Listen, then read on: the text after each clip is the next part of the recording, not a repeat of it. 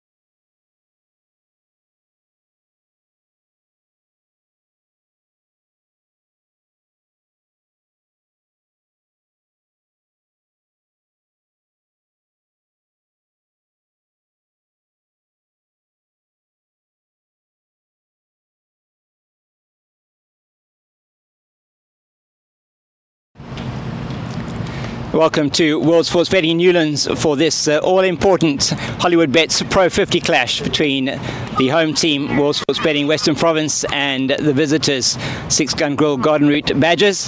And it is the sixth round of competition for these two teams. And with me I have the captains of Western Province, Leah Jones, captain of the Badgers, Zintle Kula, and umpires Wilma Jones and Brent Pitt is going to be the home captain. Leah Jones is going to toss the coin. Heads is the call, and it is a tail. Zintle, you come and have a word with me first. Oh, you won. So sorry, my mistake. Sorry about that. So, Leah, you won the toss. What have you decided to do? We'll have a ball first. Gonna have a ball first. Reasons for that? Obviously, overhead conditions is a bit cloudy. The pitch is looking a bit green, so and a bit soft in the morning. So I think, obviously, hoping to use those conditions early up. But yeah. Does look like a good pitch. A lot of grass on it. Yeah, 100%, and obviously that's one of the main reasons we chose the ball. Hopefully get something out of the deck. So yeah, hopefully make it difficult for him in the morning. Very important game for you today. Back with the second half of the season, 5 weekends in a row coming up. How's the team feeling ahead of that? Everyone's good. We know it's going to be a bit tough, and we have to start off well. So hopefully we can get going and get going on it all. I wish you all the best for the game today. Thank you so much. Thank you. Zintle, what would you have done? Actually, we wanted to bet first today. Okay, so you've got what you wanted as well, and had a good start to the season so far? So far, we're happy, but then obviously some corrections to be made. But yeah, been really happy. The girls have been doing really well, been working very hard towards this game, so yeah, should be exciting. Missing a few of your key players. I had a bit of a chat with Vainant a bit earlier on. Mika, Yolandi, and obviously Anari on international duty. Yeah, it's a bit unfortunate, but it also gives some of the youngsters an opportunity to prove themselves today. So we're very excited. We are a very capable squad, so I'm very excited to see what the youngsters are going to be doing for us today. Julia Hole's had a fantastic season at the top of the order as well. How happy are you for her? I'm very happy for her, and definitely know she's still going to come on top. So. You beat Western Province when you played them in Oudtshoorn. Are you looking forward to your first victory here in the Hollywoodbets Pro50? I mean, definitely a victory is always something to look forward to. So, yeah, we're definitely going to come hard today. Well, all the best for your match today. Hope it goes well. Thank you so much. Well, thank you very much to the captains and the umpires. From the toss here, we hear that it is World Sports Betting Western Province that have won the toss, and they're going to have a ball first.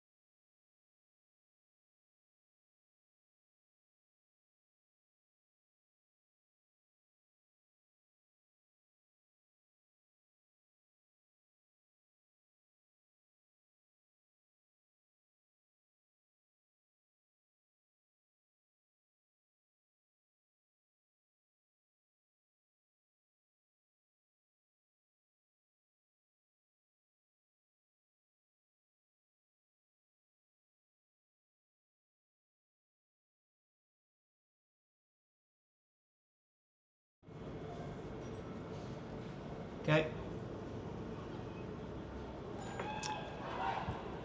Welcome to World Sports Betting Newlands for this Hollywoodbets Pro 50 clash between the hosts of World Sports Betting Western Province and the Six Gun Grill Garden Route Badgers. It is a very important game for both of these teams. The first game in the second half of the season. Both teams still having 5 weekends to play, and they're going to be playing those over the next 5 weekends to see which teams get to that all-important final at the end of the season. First time we're having a final in the Hollywoodbets Pro 50 at the end of the season. And so a warm welcome here from myself, James King, and with me this morning, the Rhino, Jeremy Fredericks. Jeremy, wonderful to have you here at Newlands this morning.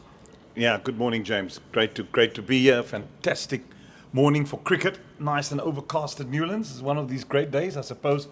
That's why Western Province won the toss and decided to bowl first. They say you look up, and then you look down, and then you make your decision. So winning the toss, they'll have to make first bite of this World Sports Betting Western Province. But the Badgers, there they are. Also in good contention. If one looks at the log situation, you see that the points are very close there. Western Province in fourth place on 12 points, and the Badgers. So 5 games have been played by all the sides, and some have played. They've got a game more in hand, like the Lions and the Hollywoodbet Dolphins, who have played 6 games.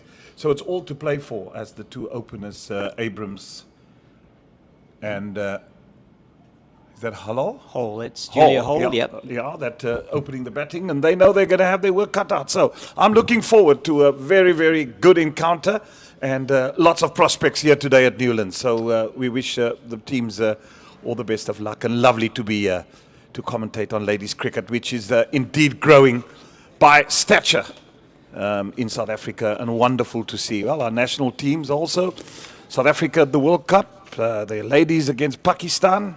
So it's drama, and here at Newlands in the Hollywoodbets game, it's the Badgers Western Province, and looking forward to the first ball of the morning. Well, it's going to be the South African under-19 bowler, Mia Lawler, a 16-year-old, running towards us now from the Kelvin Grove end. And she starts off with a delivery outside the off stump, which Giselle Abrams plays very nicely over the slip down to the boundary fine for 4. So a very good start down to third for the Garden Route Badgers. And just a little bit of width, and she's able to pounce on that one. And is this opening pair for the Badgers, Julia Hall, has been in outstanding form so far this season, and really has taken to this opening role incredibly well. It's a better line this time. Right on the money. That's where you want to be. First ball could be forgiven. Loosener, wide outside off stump. And Abrams was quick to pounce on that. Lovely to see. I mean, I spoke to the coach also of the... and it was good to see also Jolandi van der Westhuizen, who's the assistant coach, and to Wynand de Ridder. The amount of 16-year-olds and young ladies that are playing, that's wonderful to see. And making their debut in provincial cricket. That's a slower delivery. In the air, just tailing back a little bit.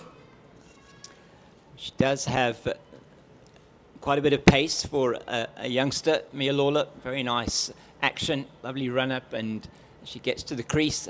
Certainly can only develop from here. Part of that SA Under-19 team that won that tri-series in January against Zimbabwe Under-19 and the CSA Youth 11. A little bit of width once again, left alone this time by Abrams. So Julia Hall, Jeremy, is the leading run scorer in the Hollywoodbets Pro 50 so far this season. 247 runs, an average of 61.75. She's got 2 50s and her first Division 1 century that she made earlier on in the season. So she really has had a very, very good season so far. That's play and a miss. Excellent line and length from Lawler. Just that first delivery that was just a little bit too wide and too short. So it was very interesting chatting to Vainant de Ridder earlier on just about Julia, and he was saying that just given this role in the team, she's really taken to it, was always in the middle order.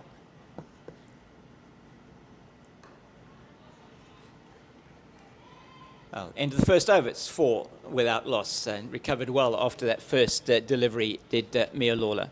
Yeah, probably just the loosener, and you tend to go a little bit wide. 16 years of old, you're learning your trade. That's the lock standings at the moment. The Lions are firmly up at the top of that table. Hollywoodbets in second position, and then the Badgers and World Sports Betting Western Province third and fourth, respectively. Not much to see. Well, the Dragons, they're lingering at the bottom of that log. A lot of work to do to try and get to those top teams. The Titans are on 10 points, so it's going to be interesting to see. Is it just straight up top 2 in the final, James? Or? Yeah, that's correct. Yeah, top 2 at the end of the season will go into the final. It's a new addition for this season. Last season and the prior seasons, it has always been the team that finishes first on both the Pro50 and Pro20 logs that wins the title. This season, just a change to that, as we're going to see the experienced Tatum LaRue is going to bowl from the Weinberg end, bowl her medium paces. First time Julia Hall facing. Just outside that off stump, but a bit of swing, umpire widening that one. And just also missing on a mark early on. It's important that you hit your straps early. Tatum LaRue are very experienced. I saw on the field picking a ball. Made sure she took something with a strong seam. That's what you want, because if you're swinging the ball, you want your seam to be strong and pertinent.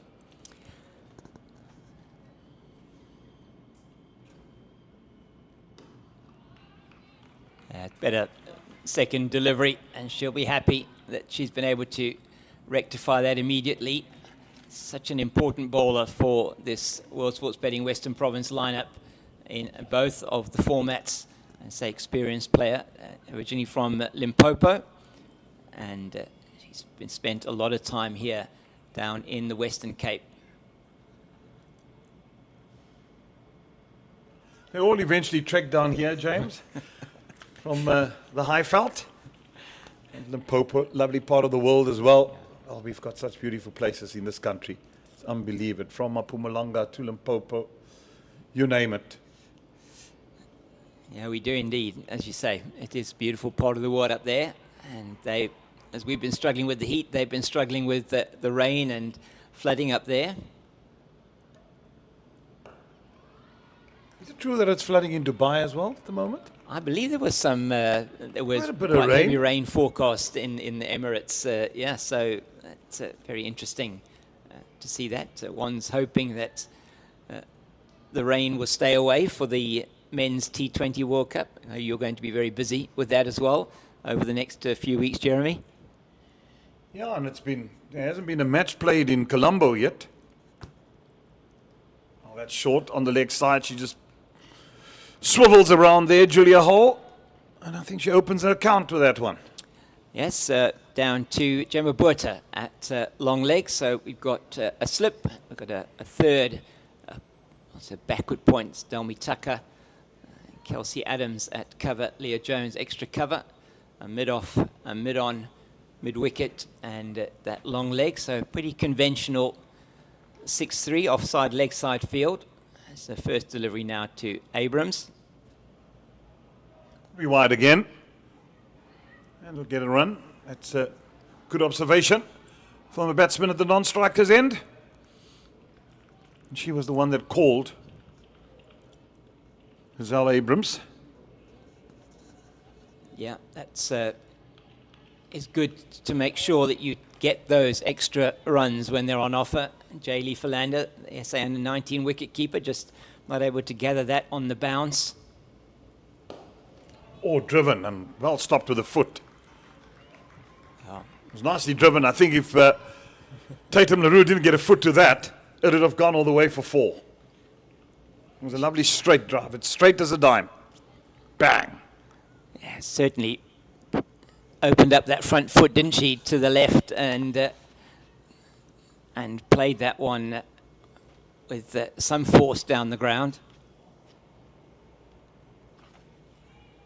And not much carry there. Jaylee Philander will probably want to be taking a couple of steps up. So 4 off that over as well. And at the end of 2, it's 8 without loss. That's a good start. That's what you want. And to get in early. That's are the top run scorers for the Badgers. Zal Saliers in second place there. Mignon Dupree.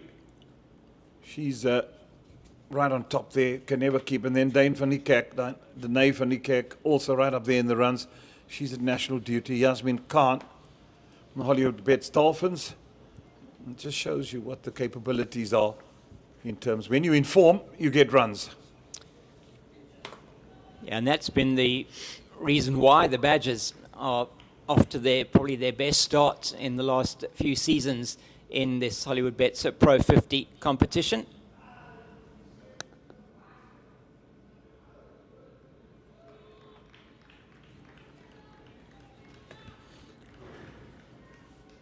It has been, as I say, a very good start for them. Isel Salia has been in outstanding form as well. And as a result of that, got the call up to that national camp that took place in January at the High Performance Centre up in Pretoria. That's cut away. Protection in the deep.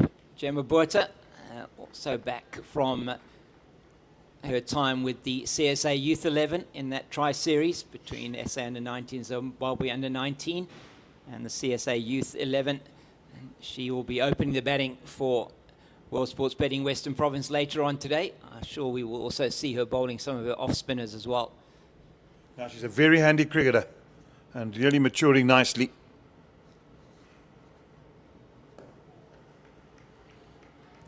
On the money there. Yeah, she's found her straps. Yeah, she has. And just broken into this World Sports Betting Western Province team this season. Youngster, say 16 years old, from Redham, Constantia. Part of the title-winning Western Province Under-16 team at that National Week. Neatly played by Julia Hall into the leg side. Yandiso Mangala will do the fielding. And, not the neatest bit of fielding that she would be happy with, but does the job. And it is they're through for a single. Just keeping the scoreboard ticking along. Very important not to lose wickets early. We haven't seen too much from the wicket yet, have we, Jeremy? No, we haven't. It looks a good wicket. Looks a belter. And that's what you want in one-day cricket. It's got a bit of grass on, but no demons. Now, I like what I've seen here. 2 slips in place as well. That's Kelsey Adams, the second of those 2. Just on the bounce from Giselle Abrams.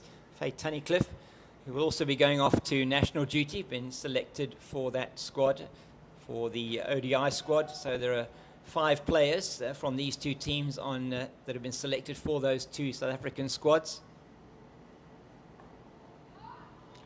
Oh, ball, that's a slower delivery. Inviting the drive, but Abrams, or Hall, Julia Hall at least, wasn't tempted. She knew if you go that drive and you're reaching for it, and drive it uppish into the cover region area. And that's what Western Province would want. It's been a solid start by these 2 openers. I think what's been good is they've been playing no-risk cricket at all. Very important that they get their team off to a good start. Julia Hall, she hails from these parts, product of Fairmont High School in Durbanville. Did play for Western Province at the start of her career, then moved to the Boerland and then to Southwestern Districts. Nicely glided to a 3rd-man region. Just the one. But you can easily, with just normal cricket, get 5-6 runs and over. Yeah, well, she's been around, hasn't she, Julia Hall?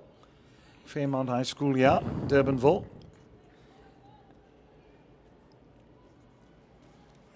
Yes, she's made her home there at Oudtshoorn the last few seasons. Much better start to the over here from Tatum LaRue. And as I say, this season, the first season that she's been opening the batting for the Badgers. Previous season, she's been in the middle order, almost been used as a utility player in the middle order. And Coach Wynand de Ridder saying that he just felt that the role that she was given, very important. Oh, there's an appeal, and umpire unmoved. But that was a good delivery. Just a hint of a bit of a way swing. Well, had the beating of Giselle Abrams, as Jeremy says. Having a look at this one again, umpire Brent Pitt indicating it came off the leg. And immediately she's looking back, is Abrams. That one through to Philander. Western Province players all up in appeal. Good decision there from umpire Brent Pitt. That's in the air, gone! Well, there we go. That is the first wicket. And Leah Jones is not going to miss that one. Giselle Abrams perhaps a little bit undone by that previous delivery that got her squared up. And this one, she just chips it in the air to the captain, Leah Jones. And the first wicket goes down. Let's have a look at this one again, Jeremy. Yeah, it was a good delivery. She tried to go on the drive, not totally in control, and managed just to get a leading edge more than anything else. So Abrams gone for 5, and the Garden Roots Badgers lose their first wicket. Yeah, very important wicket that is for World Sports Betting Western Province, deciding to bowl first here, as we see the former Gauteng player Palesa Mapo coming to the wicket, and she will have a role to play here as well. Don't think she will be keeping wicket. She did keep wicket for the Lions a few times, did Mapo, but she's in this team now down at the Badgers. A good move for her, and she's in at number 3. No, players certainly do move around, do they?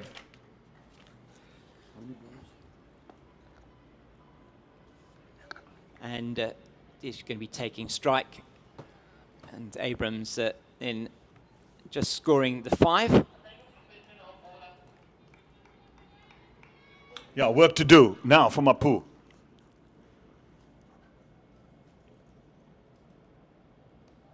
It's left outside that off stump.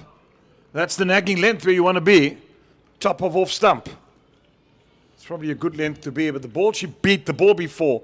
Just had Abrams guessing. Because what happened there, the ball just seemed to straighten up on her. And just a little hint of swing. She played and missed, and the next ball out.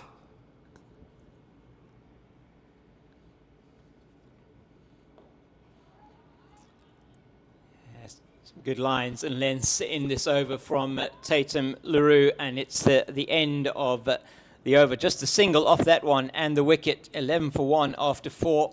And Western Province's decision to bowl first, you feel at this stage, certainly vindicated.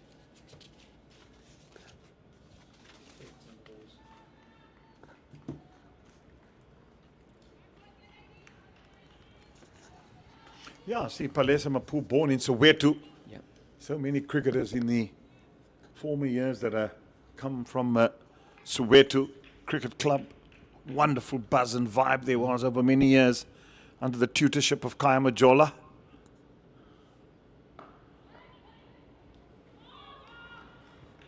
Well, Kelsey Adams fielding well there in the covers. She almost went down a little bit too early to field that one, and did manage to parry it away. And she's having a good laugh there now in the covers with that one, but no harm done. So Julia Hall just playing that one more forward of many of the shots that she's played this morning. Just that one very nice straight drive that was stopped by Tatum LaRue. Oh, that's a dangerous shot to play. That's just too close for comfort. I think what drew her into the shot was that knowing that Mia Leila has the tendency to go a bit wide, she chased a few, she cut the previous ball, and she got a boundary down to the third man region also early on in the innings. But, no, that was Abrams, but there she just got drawn into the shot and almost got the outside edge.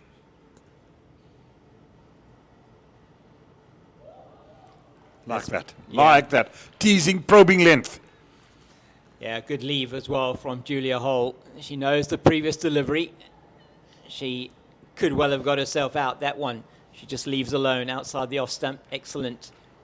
And she's just trying to set herself here, the leading run scorer for the competition this season.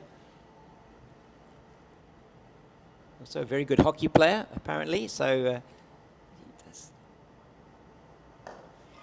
Oh, that's in the air. Dangerous, that type of shots early on. Tatum LaRue up at mid-off. So, very similar field, 6-3 offside, leg side field for Mia Laura. In fact, identical to the field that Tatum LaRue has from the other end. Just a single slip in at the moment for Hole.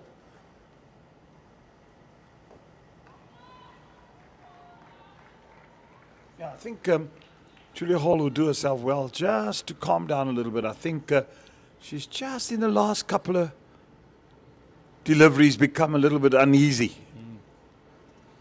And it's a good thing. Sometimes, you know, you do get bogged down. You got to respect good bowling. You knuckle it down. You pace yourself out. You know that you're going to get a bad ball at some stage which you can dispatch for 4. Like there. Well, there we go, Jeremy. You called it as if on cue. The fuller ball from Mia Lawler is played beautifully down the ground by Julia Hole. And that will be just the 4 off the over of the last ball. Just lost her length here, Mia Lawler, and is dealt with very well by Julia Hole. She's in outstanding form, and she'll be hoping in the second half of the season to really continue with that great start that she's made to the competition. Well, she just hit that from whence it come. And no better place on the cricket field, straight past the bowler. It was a nice shot, though. So now Mapo will be facing up once again to Tatum LaRue. It's an identical field as the sun starts to peek through here at Newlands. Gosh, she wanted to get off the mark. And well spotted by Julia Hall to send her back. Could have been trouble. Yeah, very good there from Faye Tunnicliffe at slip, running across to her right and diving full length to prevent the single. It's a good move from Western Province. They just saw there something that she's playing outside off stump, get another slip in. That's what you want to batsman that's on strike, not off the mark yet, pressure. Because she does bowl the one that straightens and she does bowl the one that's just moves off the seam. Yeah, once again, it's that length and the ball angling in towards the middle and leg stump. It's just played in the air. It's no danger on this occasion. Bounces once or twice before it gets to Seo at mid-on.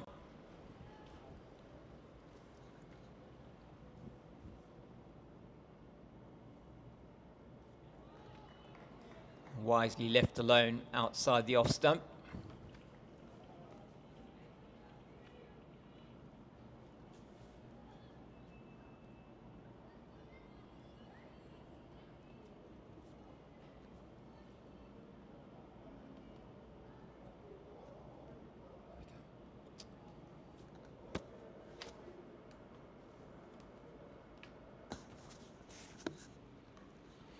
Leg side-ish this one. And Palesa Mapu opens her account. Yeah, just drifting down onto the pads. And that's easy meat for any batter in the top order. It's been a good start for Western Province, you feel, with that 1 wicket, and they've kept it really tight. Just the 16 runs nearly at the end of the 6th over. This is the key wicket that we're looking for, Julia Hall. Once again, wisely leaving alone outside the off stump. And that's perhaps not something you would have seen her do in previous seasons. Likes to feel bat on ball. She's really taken to this role at the top of the order for the Badgers this season. Well, the big thing at times it is, you want to be attacking, and that's a good start. But let's have a look at this first. Oh, and then just as I'm singing the praises, she succumbs to a very, very meek departure, straight back to the bowler, and Western Province have struck again. Well, that couldn't have been a softer dismissal. You're right. It looks like almost, if that's a slower ball, it actually does look like it is a slower ball from Tatum LaRue. And Julia Holes, too early on the shot, pops it back up to the bowler, who says, thank you very much, I'll have that one. And she has to make her way back for 7. And off 16 deliveries and the end of the over. Another successful one for Tatum LaRue. She is on fire here this morning, 2 for 6 in her 3 overs. It's 16 for 2. Well, I was just about to say that sometimes you just got to play the situation.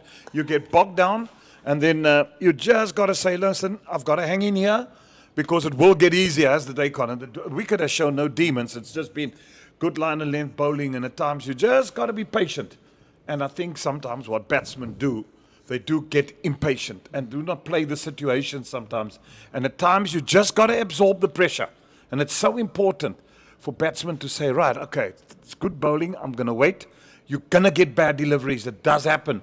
And then you can dispatch it for 4. But while they're bowling well, let's absorb the pressure. And 2 wickets down, our Western Province would be tails up. Badgers, work to do. Yeah, plenty of work to do. And the lady that's come to the crease at the moment has been doing some fantastic work for them this season. Is El Sulia. She's at the non-strikers end, though. It's Palesa Mapua facing up to Mia Lawler. It's a good delivery outside the line of the off stump. And it's going to be very important for the 2 batters here, for the Badgers to just consolidate here. Celia's been in outstanding form. She is a second on that run scorers list of 236 runs, average of 59, top score of 83.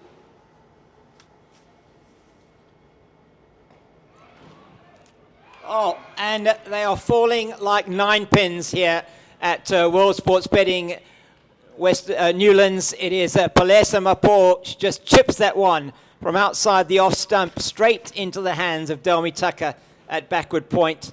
And Jeremy, that's the 3rd wicket down. Oh, this is disappointing, I must say. The Badgers, and that just straight to the fielder at backward point. And another one bites the dust, as now I'm afraid the Garden Route Badgers ladies are in all sorts of trouble. And there has to be something special. They've got to dig deep, and they've got to ride the storm here. It's important. Otherwise, Western Province, who is all over them at the moment, are in commanding position. As there's Nicolene Janse van Rensburg comes out to join Isel Salia in the middle. No Nadine Moodley yet. We would have expected her perhaps to have come out, the very experienced South African, former South African player.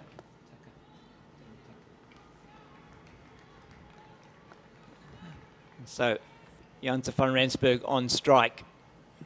Both batters yet to get off the mark. In fact, so far yet to face a ball. And now 3 slips in place to Janse van Rensburg. This is unusual to see early on in women's cricket.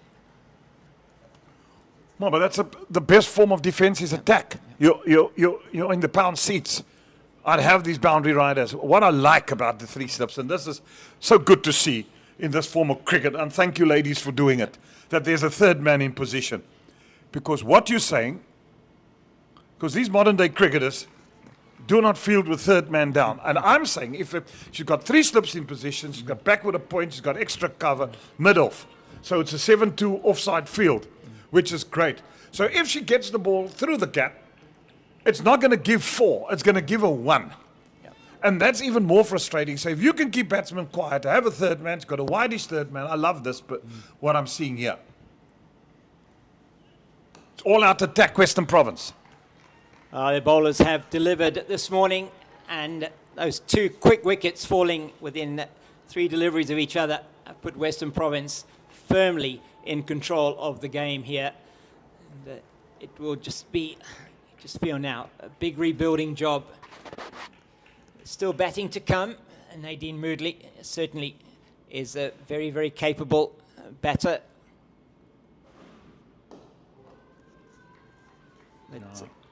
Nicoline van Rensburg, she comes from the former Louis Trichardt. Wow, educated at Secunda High School and studied at the University of Pretoria and ETA College. She made a debut for Mpumalanga, 2016-17 season. And also represented the Titans. It's a lovely little teaser outside that off stump, isn't it? It is, and she's done well. Well, you've got the youth and experience of Mia Lawler and Tatum LaRue. And I'll be leaving you now. Brendan will be coming in to join Jeremy. And talking of youth and experience, got Jeremy's youth and Brendan's experience coming in now. Youth, I love that. James, if only I could have been another 30 years younger. I told you yesterday I went for an 8-kilometer walk down at Muizenberg with my good friend Dale Santon. And I must tell you, I was stiff after that walk as Brendan comes in next to me with Western Province firmly in the saddle here. Good morning, Brendan. Good morning, Mr. Jeremy Fredericks, a.k.a. The Rhino. Yeah, I can really say I was looking at the wickets falling now, and I'm going, are there going to be any wickets left for me to commentate on? There's still a second innings. Anything can happen. Cricket, it's a funny old game. Let's hope for the Badgers' sake that there's a partnership, because that's what's needed at the moment. And it doesn't matter. There's a heck of a lot of overs. There's 43 overs left. So they've got to build a partnership. So if these two can spend the next, they got to work it out and say, right, we got to be there the next 5 overs and plan it 5 overs. You get much more comfortable at the wicket. And it's the 2 opening bowlers that have caused all the damage here. Tatum's taken 2, and so is Layla, the other 1 wicket. And it's poor batting, I must admit, too. Some poor shots played to the batsmen to succumb to the pressure. But there's work to do.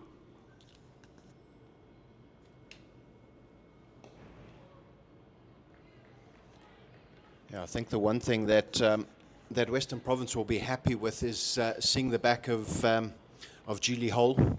I mean, she scored a half century in Oudtshoorn when the Badgers were all over Western Province like a bad rash. It was a very good win for the Badgers. But in terms of the log, Jeremy, you and James were talking about it, and with Western Province in 4th and the Badgers in 5th, it's a vital game, this. And get singles. That's, if the bowling is good, try and work the ball into gaps, get singles. You're 4-5 runs and over. Suddenly you're batting 10 runs. You've got 40. You haven't lost a wicket. You're certainly starting to get much more comfortable, confident, and then suddenly the bowler thinks, all right, now, do something different. Short ball or a wide ball, bang, 4. Suddenly pressure released. It's going back to the basics, isn't it? Yep. Rotating the strike, keep the bowlers guessing, keeping the fielders under pressure. And as you say, the bad ball will come and you can put it away.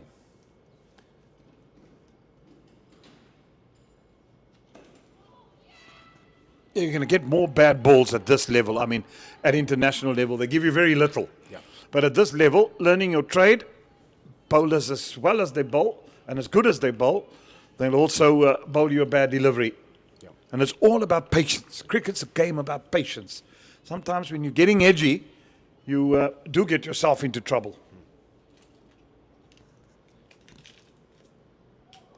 Also, one thing you see from cricketers sometimes, they think that, it's the modern game, and I think this is where T20 cricket has encroached in the longer format, is that they think, we just need to hit ourselves out of trouble.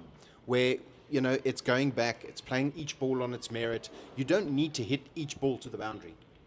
And I think this is where cricketers these days have fallen short. You look at T20, you look at Markram that in the match he played now against India, the warm-up?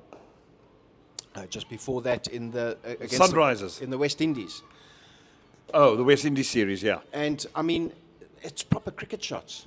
You don't need to go and play, like England call it, baseball cricket. It's playing proper cricket shots. And he scored did a wonderful innings. 17 for 3. Yeah, they did see their backsides playing baseball. Yeah. Look, nobody says, yeah, you want to create a brand and a way of playing in any team. But then you got to look at when does the situation allow me to play that type of cricket? That's the big thing. Yep. If the situation doesn't allow you, you can't. That's it. You can't be backswinging and banging on a green top when the ball is seaming, swinging, and nearly taking your ears off. Then it's time to knuckle down. And I think sometimes where I find, all the T20 in the modern day, where I find where batsmen are really lazy is the longer version. Yeah. Gone! Oh. Yes! That was wide outside the off stump. She had a big flash at it, and I could hear the nick from here. And wow, Badgers. What is going on? 17 for 4.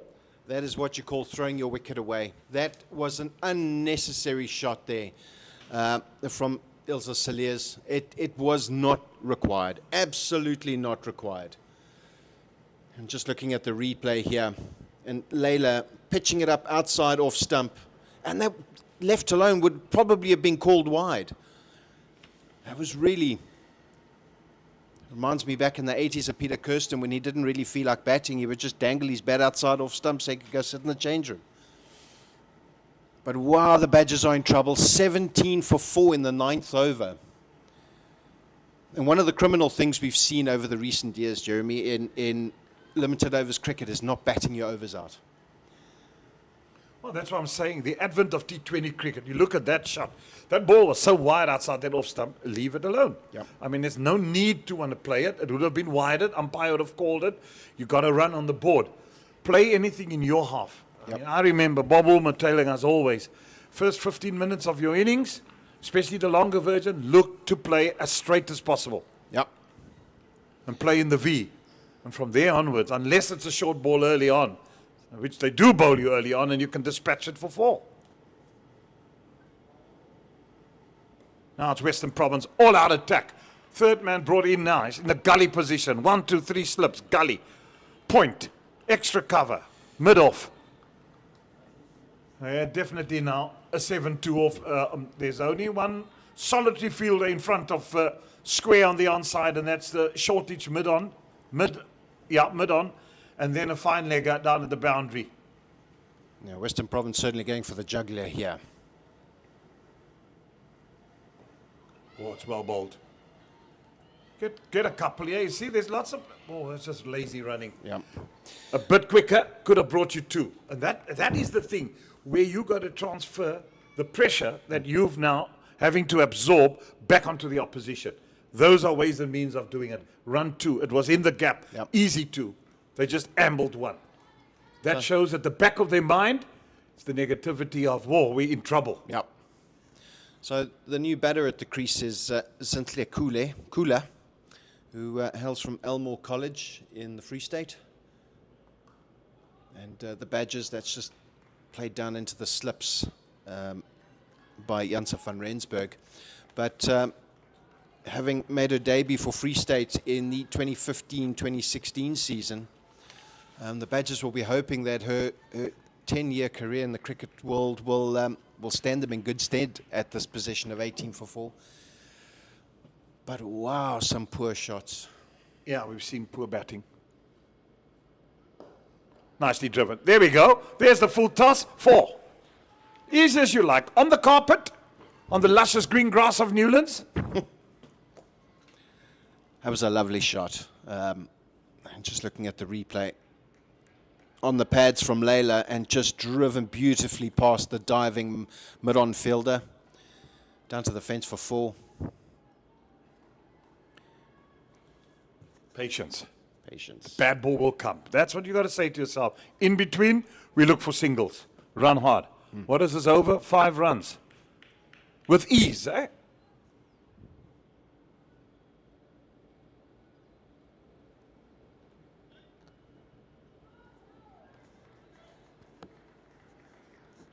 I know your instinct is that you want to get runs. Yes. And I'm with that. I'm with that mindset.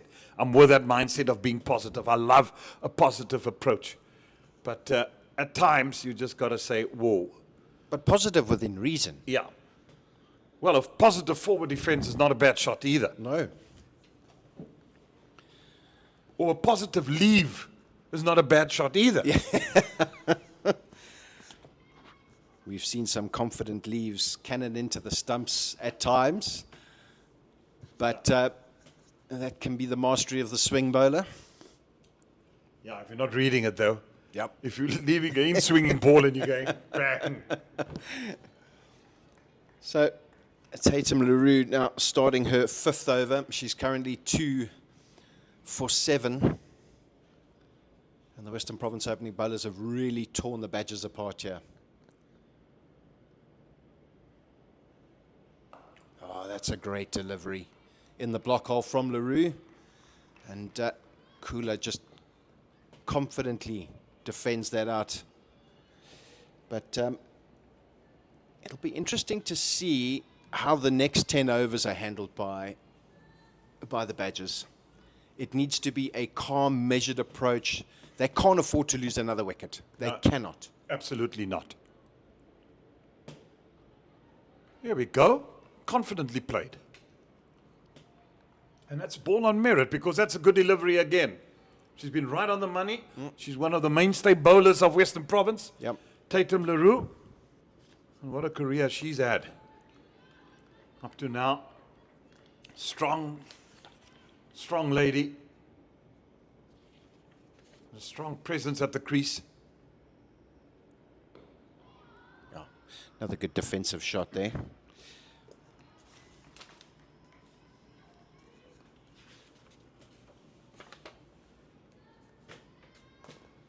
Years ago, you wouldn't have seen ladies pumping weights in the gym like these ladies do nowadays. They get taken through their drills, and some of them are strong. I watched earlier a throw coming from the boundary from one of them, and I just heard it thudding to the wicketkeeper's hands, and I thought, oh, there we go, that'll be 4.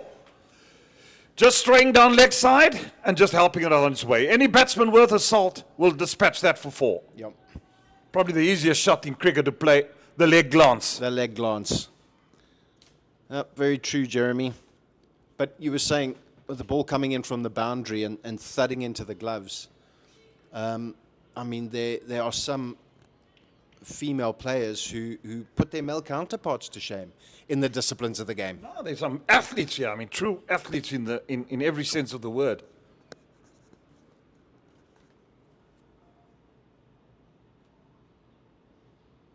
Oh, it's a good delivery. Yeah, and also, if you're preparing and you want to take it further, and I mean, I remember where ladies just played, you know, and people had jobs. Now it's become a business. Cricket's a business. And these ladies, some of them are on contract. Yep. So it's their job to perform. You know, they're playing World Cups and IPLs and what do you call it, and there's big money in it. Yep. So it's wonderful to see that the ladies are also playing their part in world cricket, and where it was to where ladies cricket is today. What a marked improvement. And the one thing that I'm happy about, and I've beaten this bush to death over the last few seasons, is the support that Hollywoodbets have brought into the women's game. Yeah, they're just wonderful sponsors. You just look at the owners there. I mean, Darren Heffer and his dad. What a wonderful family. What a wonderful bunch of people. They humility, and he loves his cricket, Darren. I saw him last week at the Met, and one of his horses won in the 4th race, and so he was an elated man. So yeah, and talking about Hollywoodbets and what they do for cricket. And especially down at the Dolphins as well. Yep. And at the Sharks. And the Sharks. Edged! Go! What a catch. That's a great grab, that! Why is that Tunnicliffe? Fade Tunnicliffe? Fade Tunnicliffe, what a catch. And that is the 3rd wicket for Mia Layla. She is having an astounding start to her career. And that is That's a Kule gone. Yeah, that ball flew. It came at lightning speed. And Look at the grab. Wasn't it magnificent? And although that ball was slightly wide, it was in that uncertain corridor outside off stump where she could have left it, but it almost was looking like a half volley. And Kule was looking at, I can smack this through the covers, but didn't get her foot to the pitch of the ball, found the outside edge, and wow, what a catch from Tunnicliffe. And now they are reeling. And I'm sorry to say, the backbone of this batting lineup has been broken in two. And in all sorts of trouble. But that just shows you, we talk about ladies cricket and you think, we're not taking ladies cricket that serious. Catches like that. Yep. That shows you how much they've improved. I mean, they field hard, these ladies. They work hard. They are put through their drills. And it's just marvelous to see. But I'm sorry, Nadine Moodley in now at 27 for 5. It is absolutely chicken murder taking place at Newlands. Yeah, it's his 10.1 overs gone, 27 for 5. And we were talking during the 10th over, that was the final over of the power play, where the Badgers couldn't afford to lose another wicket. And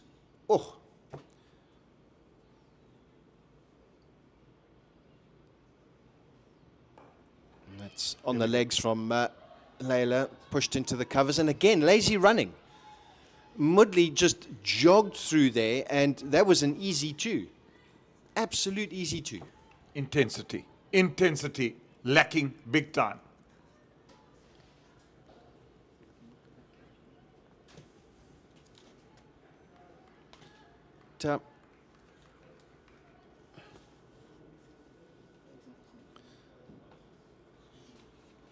Well, the one thing we can say is that the Badgers have passed their lowest score against Western Province in the Hollywoodbets Pro50. Their lowest ever total was 27. But that was some 15 years ago. Yeah, lots of work now. Nicoline Janssen van Rensburg knows she has a work cut out here. Oh my goodness gracious me. Wow. What a delivery. That's a peach. Absolute peach. She does get them in the proper areas. This Maya Layla. Wow, look at that. What a ball.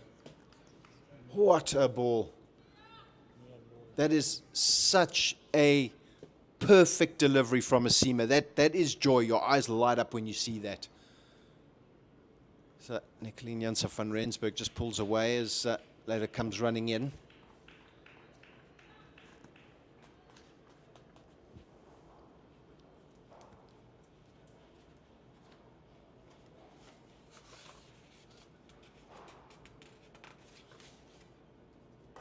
Driven. One. Here we go. That's the intensity we're talking about. Nadine Moodley was born in Durban. And she attended the University of KwaZulu-Natal and then came down also to the University of Cape Town. Wicket-keeper for KwaZulu-Natal, and she made her debut for the Natal Coastal team 2005-2006. And then she represented Western Province before going back to the Dolphins. And the beginning of the 23rd, 24th season, she trekked down to the Badgers. So she's been around. And well, I mean, she's obviously got one test match and 9 Yeah. T20 internationals as well Yep. behind her belt. So she's got some experience, making her debut at the ripe young age of 15. And it's at the end of the 11th over, 29 for 5. But it's here, Brendan, where you've got to draw on your resources now. You've got to draw on that experience. What got me? Now you've got to say in your mind, right, I've played 9 T20s with her. I've played a test match with her. What got me to that situation? Now's the time as a batsman in the situation where we are, in all sorts of trouble, I've got to draw on that and then find solace and look to build with a partner and to say this is where we want to be, this is where we want to get to.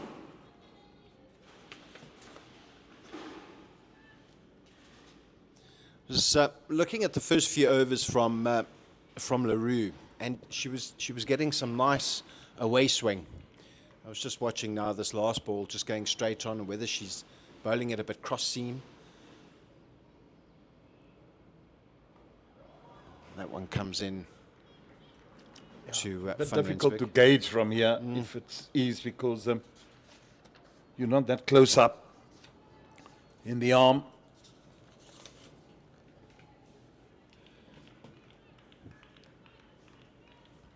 I just love the way Western Province have gone about their business this morning. I think it was a good toss to win. Bowling first under some cloudy skies. Oh, that's pulled away. That'll go for 4. Short and got the punishment it deserved. It's Van Rensburg's second boundary, but and I think probably the most confident shot of the day so far. It's pulled through mid-wicket. But just going back, you and James were saying earlier this morning, you know, when we were downstairs, we were looking at the pitch. The pitch might have a few tinges of green to it, but there are certainly no demons in this pitch, and definitely not a 33 for 5 pitch at all. I think it's just been a lack of application from the Badgers' batting lineup. Hugely. Just look at the dismissals, and that tells you a story.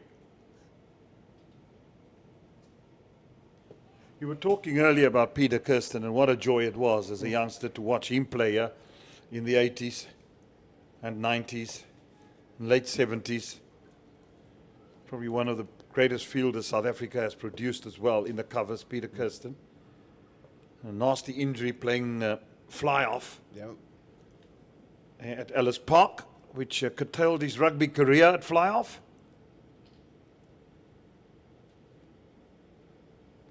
He coaches at Saks these days. Cricket coach there. Okay. Peter Kirsten. He spent some time, I think, in the Isle of Man, if I'm not mistaken. But goodness me, he was a good player. But and when I was out there with the toss, just looking above, thinking back of Bunter Barlow, LaRue and Jeffries. Bunter would win the toss in overcast conditions and definitely send the opposition into bat. And you'd watch a steaming Garth LaRue from the Wynberg end. Yeah. And Stephen Jeffries coming in, bowling left arm quick. And there were certain times where he was extremely erratic in his line. And my dad used to joke and say that the only time Stephen Jeffries used to get a wicket was when he confused the batsman by actually bowling at the stumps. Well, he had a brilliant delivery that could come back at you. I've seen a lot of batsmen being castle shoulder arms, and that ball would just nip back and take middle stump or off stump. Good cricketer. Very good Jeffries cricketer. and LaRue. Yeah, I took 10 in innings. I think that was against Free State here at Newlands, 1989, with Alan Lamb in that team. Oh, is that gone? Yes, given. Wow. She says no. Umpire's given it. Sorry, my dear, you have to depart. Gone. Moodley gone. Gone for 1. And now, I'm afraid the Badgers in all sorts of trouble and actually in disarray. That was a confident appeal from the Western Province ladies. And just looking at the replay here, What else could it have done? probably just flicked the gloves, if anything. But it's 33 for 6. And that's 4 wickets now for the young Layla, 17 years old. 16, my apologies. I'm thinking it's 2026. I've jumped into the future. Careful.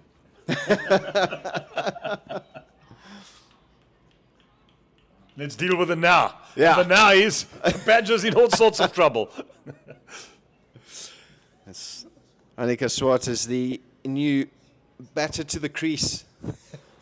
And she's 20 years old, hails from Potch Gymnasium in the Northwest. She's played for the SA Under-19s, Northwest Free State, and now for the Badgers. And has also got 2 Under-19 ODIs under her belt, so clearly a good future ahead for Annika. Yeah, but the batting has been abysmal, to say the least. Western Province has piled on the pressure, and they're not relenting.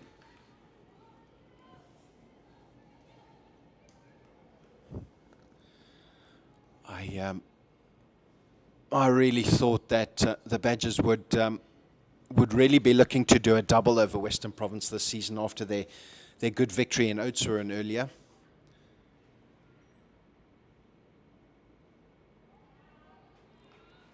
But I think the key wicket was getting Julia Hall out. And she is their leading run scorer, a very big wicket for Western Province.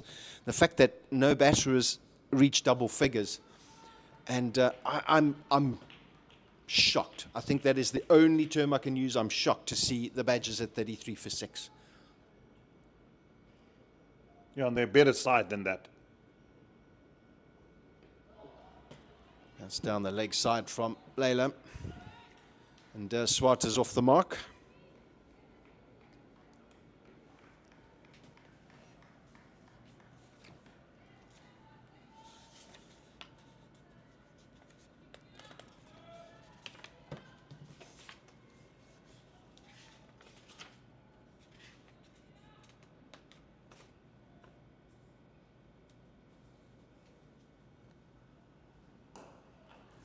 Driven, Shot. and that'll go for 4.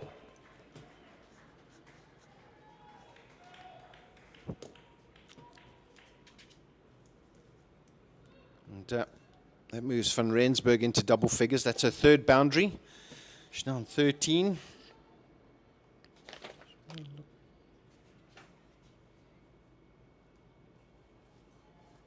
Could this be a little fight back here? It's needed in the context of the game.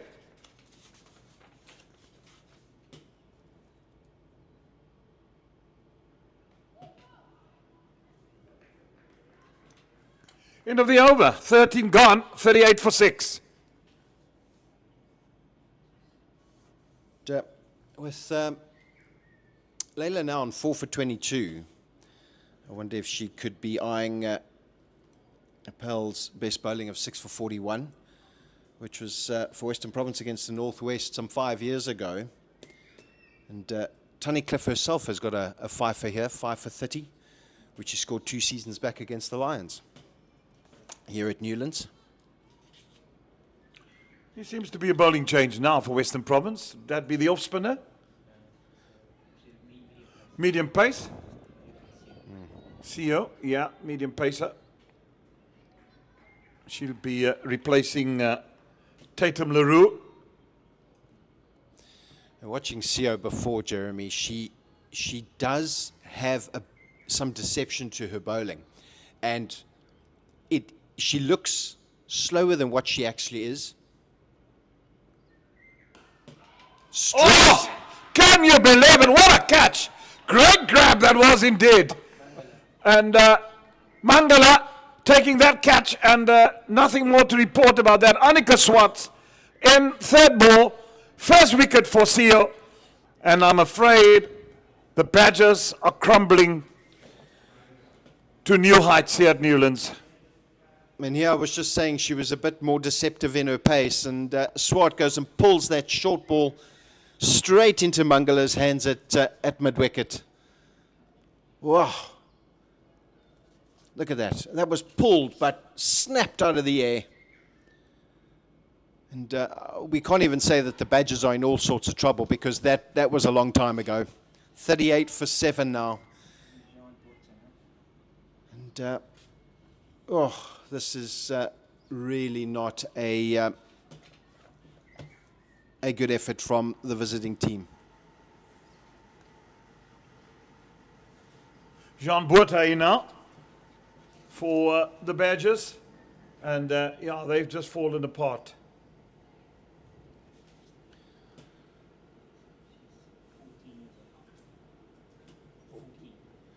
"14 years old is Jean Boertje. Huge pressure.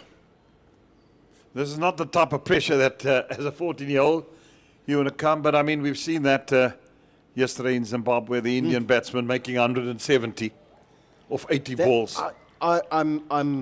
I don't believe that. I mean, when I was 14 years old, I was kicking a soccer ball around my backyard playing with my dogs, not hitting 170 off 80 balls in a cricket match in an under-19 World Cup. And a final, no doubt. Yeah. He's got a bright future ahead of him, that youngster. If he is 14.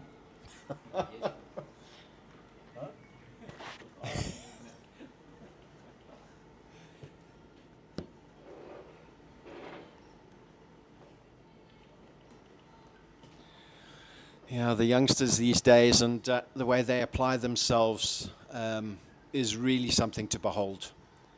When you've got these youngsters with talent that come through and make a name for themselves, make a name for their families. Yeah, for some of those cricketers in India, it's really a matter of getting them out of poverty, eh? Yep. Just looking for that opportunity to, because I just seen him when I was with the South African A team in India, and 2 tours I was, just to watch that academy at Bangalore, and I just saw hordes and hordes and hordes and hordes of kids turning up. And out of 1 billion people, only 11 can make it to play for India. So it's huge when they make it. You look at a guy like Jaiswal, who doesn't come from affluence, but has made it into the Indian team. And it's a way of getting out of poverty. But there are some brilliant cricketers from that country, that's for sure. Oh, I think that would be just going down leg. But what a period of play this was. it was a bit of a stifled appeal from Siam. Yeah, it was missing leg. And a bit high. Just going back to the wealth of talent in India, and as much as I'll chat about this at the end of the over. Yeah, before you chat about it, time for me to depart. And the wily old fox, the Cape Fox, will be joining you. Thank you, Jeremy. Yes, his new name is now Mr. -6. That's taking into account his beloved Leicester City in the championship has been deducted 6 points for breaching financial rules. Good morning, Mr. King, Mr. -6. Morning, I'll give you my bank account details later. Yeah, what a start this has been for World Sports Betting Western Province. And the lady on strike at the moment, Nicoline Jante van Rensburg, she has a massive job to do. Mia Lawler continuing with her 8th over in her spell. Yeah, just going back to that chat that Jeremy and I were having now, James, with the wealth of talent in India, and as much as I don't like to say it, but I think the IPL's success has really driven the talent expansion in India. And taking that after a successful SA20 that we've had, we're hoping that the same will be said for us. Oh, what a catch! What a catch by Faye Tunnicliffe at first slip. Waiting for the umpire at square leg to saying? indicate that it actually bounced before it went into the hands. Umpire Brent Pitt indicating there that was brilliantly picked up. Hopefully we'll be able to see this again. I don't know if we're actually going to be able to see this. Very difficult to tell from that. She didn't know herself whether it had bounced. Immediately, umpire Brent Pitt saying that had bounced short, but good grab on the bounce, just falling short of Faye Tunnicliffe. Mia Lawler nearly getting a fifer with that wicket. Would have been a wicket. It's driven into the covers. Well, it's amazing what wickets and being on top does. Great fielding there again from Gemma Buerta. So we're looking at this again. It's in slow motion now. Just give us a chance to see whether it did actually carry. Yeah, you could see Tunnicliffe had turned her head away as she dived forward for the catch. Yeah, that's a very good view from our producer. Thank you very much for that, showing clearly that the ball was on the ground before it went into the hands.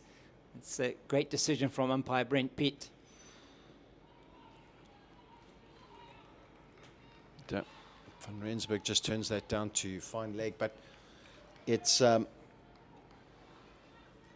interesting to see. I mean, winning the toss, we were talking about it earlier. There's no gremlins in the pitch. Yes, there is a bit of grass, but it's not as if the ball has done much off the pitch.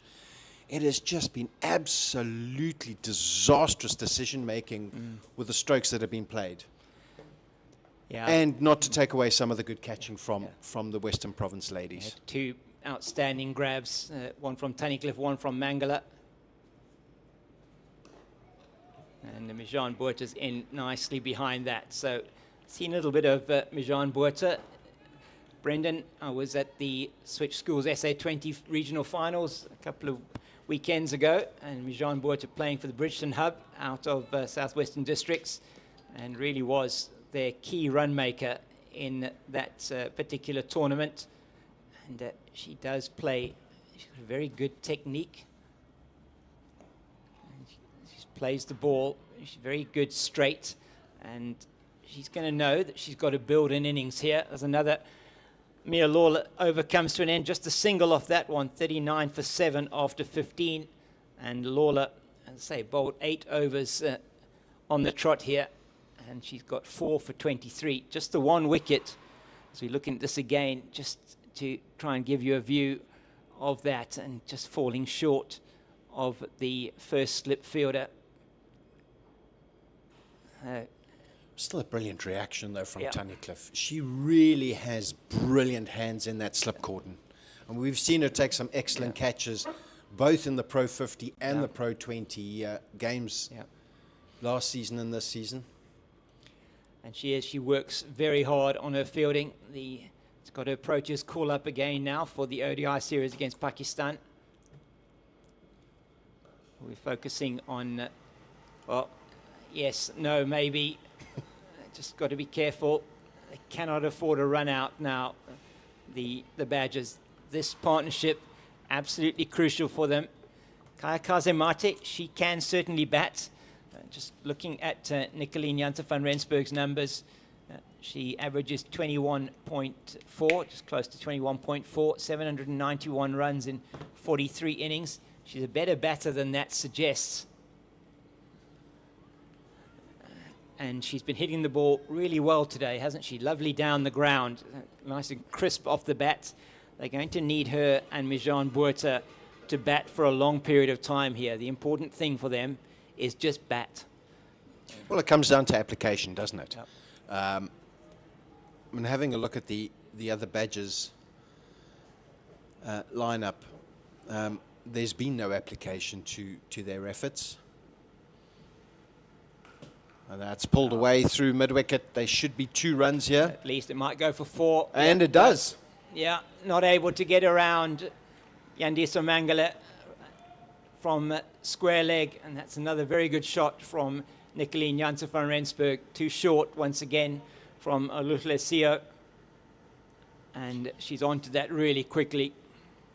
I think Sio was hoping to utilize she was trying to replicate her first delivery to get a catch from Mangala, but Janse van Rensburg has really looked good today. She looks like she's playing on a different wicket to everybody else at the moment. Yeah, she does. And it's can only be good from a Badgers point of view. They want her to bat, ideally, if she can, get support at the other end from Mijan Botha, Kaya Kazemate, and Kiara Fisher. Then they could at least put something on the board that they may think they could defend. It's a long way away, though, at the moment, Brendan. Yeah. Look, I mean, at 43 for 7 in the 16th over, Western Province will be hoping to wrap this up as quickly as possible. And I think if Janse van Rensburg, I think from a Western Province perspective, Janse van Rensburg wicket is key to an early end to the Badgers innings. But if Janse van Rensburg can find a partner in Botha and Mate, That's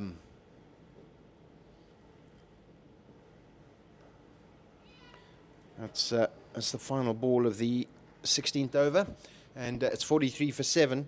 But just going back, James, with regards to Janse van Rensburg, she's hit 4 boundaries at the moment, and if my old memory can serve me right, they've all been through the onside. There have been 2 drives through mid-on, and then 2 pulls through mid-wicket. But they've looked confident as the players just take some drinks. And looking at that, it's that application. It's looking at the confidence. She's rotated the strike when needed. Yes, there's been 2 singles that she's taken, but she's played each ball on merit. She hasn't looked to be in trouble at any point in time. And Botha and Mate need to take that into consideration when they're batting and they're facing. Because otherwise, the Badgers could be up against a 60 all-out. Yeah, I think you hit the nail on the head there. Very important now that they bat out their overs as best as they possibly can. And 43 for 7 after 16. Players are taking a little bit of a drink, and gives us a chance to just recap on what's happened this morning. If you are just joining us, World Sports Betting Western Province winning the toss and deciding to have a bowl first in overcast conditions here. Nice and cool at Newlands today after a very hot week. And the wicket with a little bit of grass on it. And looked a good wicket also to bat on. Zintle Kula at the toss saying that they would have batted anyway. But it's been a disastrous innings so far for the ladies from Oudtshoorn. And started with the wicket of Giselle Abrams just playing and getting a leading edge through to Leah Jones at extra cover. The next over from Tatum LaRue, it was Julia Hall chipping one back to the bowler, just playing a bit early on the shot, perhaps a slower ball from LaRue. And then there were 4 wickets for Mia Lawler. Palesa Mapo chipping it to backward point where Delmi Tucker took the catch. Zell Salia caught behind, driving outside the off stump by J. Lee Philander. Then a brilliant catch at first slip by Faye Tunnicliffe to see the back of Zintle Kula, the captain, for 6. And then Nadine Moodley caught behind as well off Lawler by Philander, just off the glove through to the keeper, also off Lawler.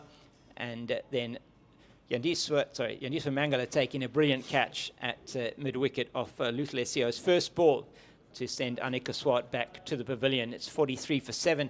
Mia Lawler 4 for 23 in her 8 overs, and she's going to potentially bowl through here. She's going now to bowl her 9th over. Tatum LaRue started with the wickets 6 overs, 2 for 16, and Lutlesio 2 overs, 1 for 4. It's Mia Lawler from the Kelvin Grove end.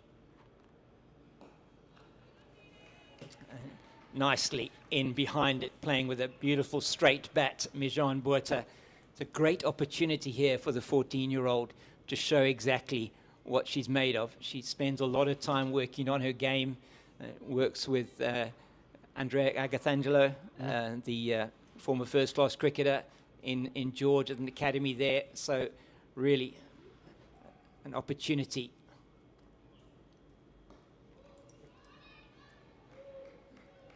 And there's nothing quite like having the opportunity to be out in the middle to build your game, and as a youngster to put a marker down.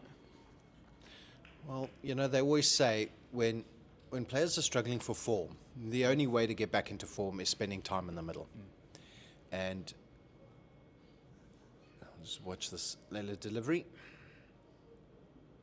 Oh, just outside that off stump, and Jean Botha prods at it, but fortunate for the Badgers, doesn't find the edge. Oh, that was a beauty from Mia Lawler, just straightened on the right-hander as she came forward, just evading the outside edge.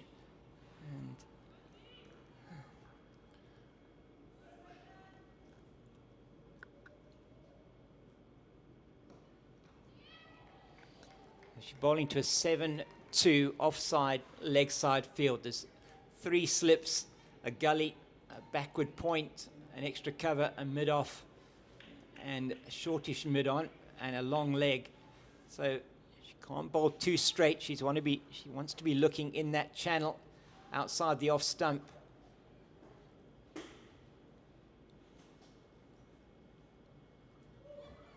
It's well judged by Buerta outside the off stump, just going through on a fourth stump line. This is a fantastic contest. You've got a 16-year-old here bowling to a 14-year-old and just the future of women's cricket. This is the future of South African women's cricket right here in front of us here. You've got Jaylee Philander as well, 18 at wicket keeper. And sorry, James, but that's the first maiden of the day. That's second one, I think it is. Oh no, Lutlesio got a wicket maiden. Oh, she in her did. first Yes, over. yes, So, yes. You see, I told you, there we go. my brain is old and tardy, but it's fine. I'll be popping some memory pills later on today. Yeah, But, no, I took my fair share of those this morning, so it's no problem at all. So, But yeah, you were talking about the age of the girl, which is fantastic for women's cricket. I mean, I thought I was watching a schools game. yeah. You know, but it is really fantastic to see the young ladies coming through and making a mark in provincial cricket. Yep. And as I was saying to Jeremy earlier on, is the fact that we've got Hollywoodbets sponsoring both the Pro50 and the Pro20 game. It's lofty and wide outside the off stump, but driven straight to. Is that Kelsey Adams is Kelsey Adams on the covers? Yeah, as she often is, and quite a different field for Nicoline Janssen van Rensburg. So just to get back to what you were saying, though. Yeah. Yeah, no, with regards to the sponsorship in terms of domestic cricket.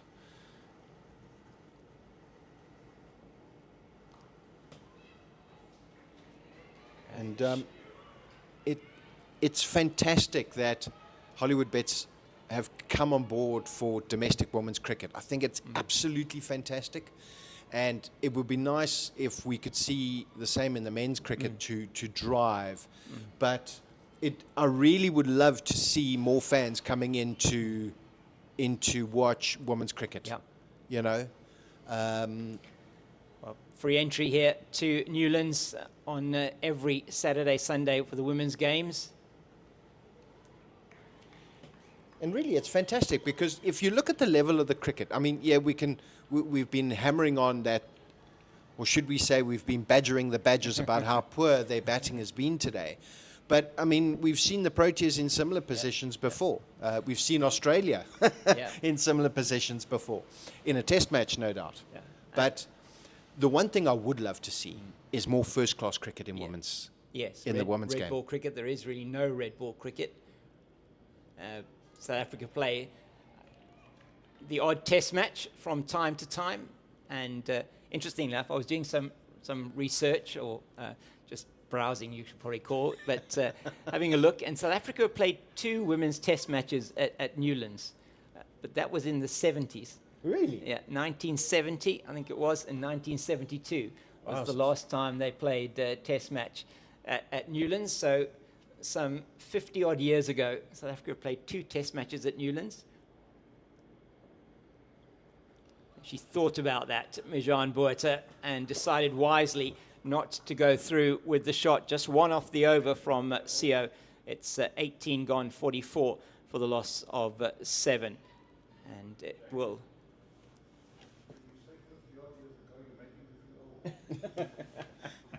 Jeremy, I think we're all like that. Although the one thing I can say is that if the second test was 1972, it was 3 years before I was born. Well, there we go. But yeah, well, Jeremy. So I'm certainly the senior citizen of the 3 of us here today. So it's Sio just aborting that run-up. But very interesting. I mean, I was just having a look and seeing what was happening. South Africa have only ever played 2 one-day internationals at Newlands, which is a surprise, and only 3 ever in Cape Town itself. One at the Greenpoint Stadium, the track, yes. Wow.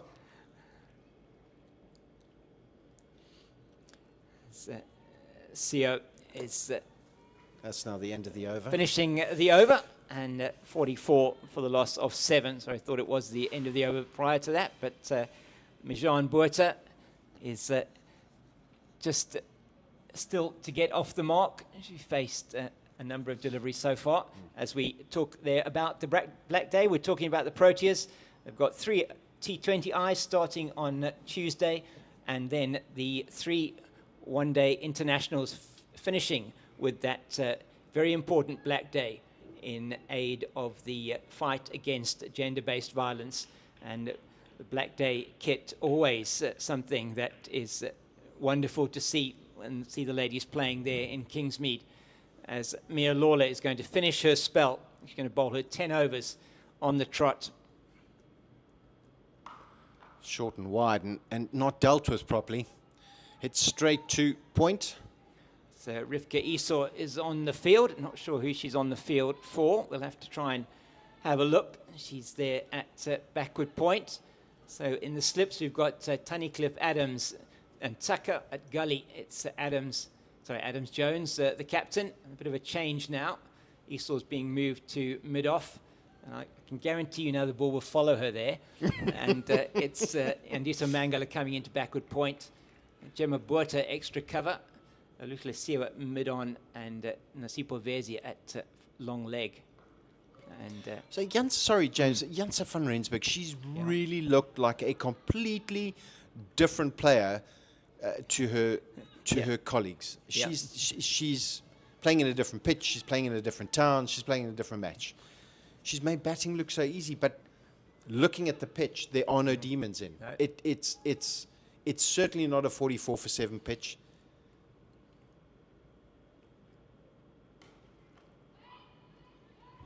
Well, Mangala does the fielding at backward point. So Janse van Rensburg, she's just got to be careful here that she doesn't, that all these dot balls that are building up are not impacting her, just in terms of how she's approaching this innings. She's just got to absorb that pressure.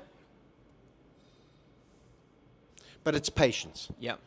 And that is what I've noted since the introduction of T20 cricket, and I harp on it all the time. I sound like a broken record sometimes in the media box, but T20 cricket has taken the patience out of the player. Yeah, absolutely. You know, you're in a 50 over game. You can face 20 balls without scoring. It's fine. Oh, that's the slower delivery, fuller from Mia Lawler. And she's just one delivery away from finishing her spell of 10 overs. And what a spell it has been. Prior to this, in her Pro50 career, she bowled, I think it was 24 overs and taken just the 1 wicket. And now she's taken 4 in this match. And she's going to end with a maiden. That is outstanding work from the 16-year-old World Sports Betting Western Province pacer, and she's getting the applause from those that are here at the ground and from her dugout. And well, she might, from an outstanding spell, getting high fives from the rest of her team, and take a bow.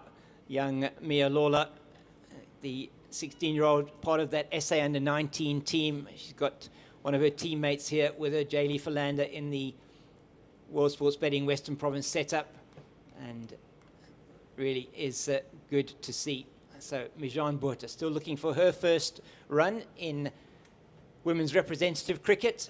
Has played 2 games prior to this and didn't get a bat in the one, and got I think a naught not out in the other.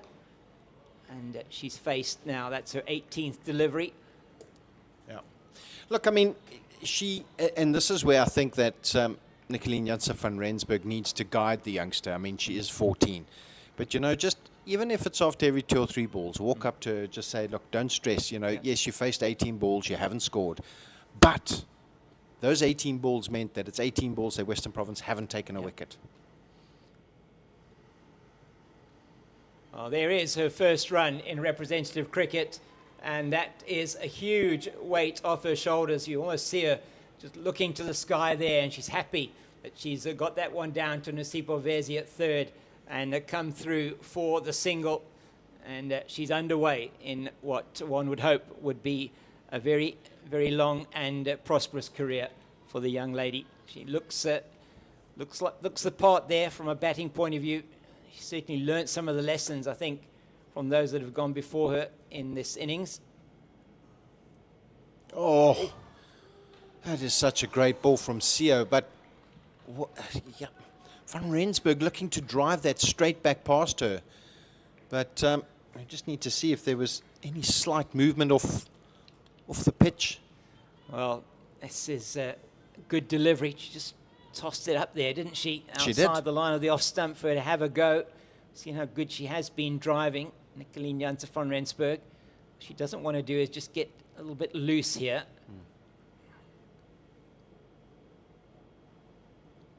And that's better there from Nicoline Janse van Rensburg, playing that ball on merit, defending it out to Leroux at Madon. But yeah, just going back to Jean Botha now, getting off the mark in representative cricket, and at 14, do you think she'll make a TikTok about it? I don't think so, but you never know these days. You never know. Had the chance of chatting to her parents. It's onto the pads. That'll probably be leg byes, and is being signalled by umpire Brent Pitt. And it really was great to meet her parents, Vili and Renee Botha, at that Switch Schools SA20 a couple of weekends ago, and just chat to them about cricket in the southwestern districts and some of the youngsters coming through, and Mijan, obviously, importantly, and her future. Oh, it's neatly played, but straight to Jones at mid-wicket. And another good over from Sio. Just the 2 off that. It's 46 for the loss of 7. So, but very importantly here, and you speak about it, nearly 7 overs, this partnership now. 13 overs, and first ball of the 14th over, the last wicket fell. So they've actually done the hard yards in terms of being able to stem that flow of wickets. I think that's been very important. So I think what we're going to do now is we're going to see either the captain or Tatum Leroux coming on. It is going to be the captain. I thought that would be the case. Leah Jones replacing Mia Lawler. So there won't be any let-up for the Garden Route Badgers batters here. It is the newly capped Protea, Leah Jones. She's not in that ODI squad or the T20 squad for the Pakistan series. Made her debut for South Africa against Ireland at St George's Park, and what a debut it was. 3 wickets in her first ever ODI, and great reward for her. Just still only, I think she's just trying to, only 23 years old, Leah Jones, and already at this level, a fantastic record, and we just hope she gets the opportunity here.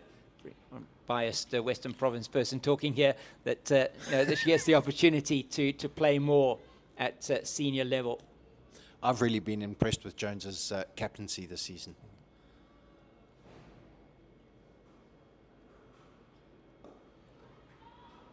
Now she's also bowling to the 7-2 offside leg side field. That one she just starts a little bit straight with her first delivery, and it's just nicely tickled into the leg side where Sio does the fielding. So now this is going to be a big test for young Botha and Leah Jones, just to see how she's going to work with them. She does possess the ball that goes away from the right-hander. Ball hasn't been flying around to the boundary. It's probably still in pretty good condition.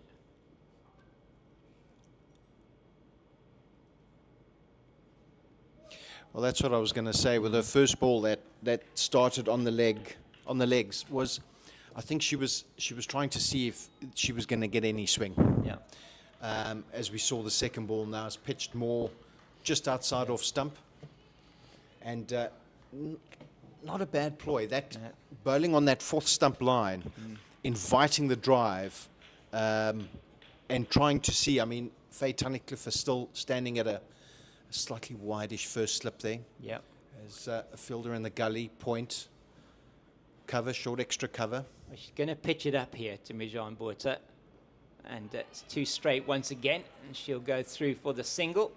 It is just the one. That's also another thing that we picked up earlier with the Badgers running between the wickets has been very lazy. There have been quite a few opportunities where they could have run to, but it's been a lethargic jog through for a single. Well, you mentioned it, that one run that Nadine Moodley took, which should have been two, and it just, sometimes what happens is that again creates the kind of pressure that you don't want, and lost her wicket not too much after that. And It's two straight again from Jones. I think she's searching for the one that is going to pitch sort of on middle and off and move away from the right-hander. And with the field that she's got, she's actually changed it now to a 6-3 offside leg side field. I still think that Jones would be better bowling on that off stump, fourth stump line. That's where I think she probably would be wanting to bowl. It's still straight, but she's in nicely behind that Mijan Botha.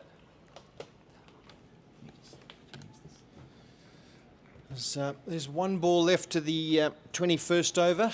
Jones is going to bowl, and I'm going to be moving out of the hot seat. And all I can say has been a childhood dream to, I won't say childhood dream because more of an adult dream. As that ball's fielded on the onside, and that's the end of the 21st over with the Badgers 49 for 7. And James, I'm going to hand you over to the esteemed endangered species, Jeremy Fredericks. Esteemed. I feel honoured today to be praised. Yeah, we do what we do because we love what we do. So 49 for 7. Thank you for those kind words, Brendan. And Nicoline Janssen van Rensburg. She's really played a part. Yeah, she's looked like the only one that actually has managed to pick up the pace of the wicket and just played very well straight down the ground as well. She looks like she's batting on a different surface to everybody else at the moment, does Nicoline Janssen van Rensburg. And she's found a willing partner in Mijan Botha. They've been together now for nearly 8 overs. That's cut away. That will run away for 4. Once it had the beating of point, renew, because you get value for runs here on this well-manicured turf and outfield. And that's a good shot. And 50 up as well with that shot. Well, at one stage we didn't think they're going to get past 30 at the rate wickets were falling. But as you said, Van Rensburg has found a willing partner, and hopefully this partnership can shine, because it's needed for the Garden Route Badgers. They've got to show fight. Fight and flight. Yeah, short wide. She dealt with it very well. What's the comeback from Sio? Much better from the World Sports Betting Western Province pacer. Probably the most impressive spell that I've seen from Aluthle Sio. As we look at this again, as I say, short wide, but you have to make them. You have to make that count as a batter when you get a delivery like that. She gets it past Delmi Tucker at backward point. Yeah, Aluthle Sio, getting my tongue twisted here. Yeah. That first over got the wicket. And since then, she's into a stride here now. She's into a 5th. Just 10 runs conceded, 2 runs and over almost. That's what you want at this level. And she's been economical. And the good thing always is that you have a follow-up bowler. You've had your 2 opening bowlers. And I mean, Mia Lelo, 10 overs, 4 for 23, outstanding.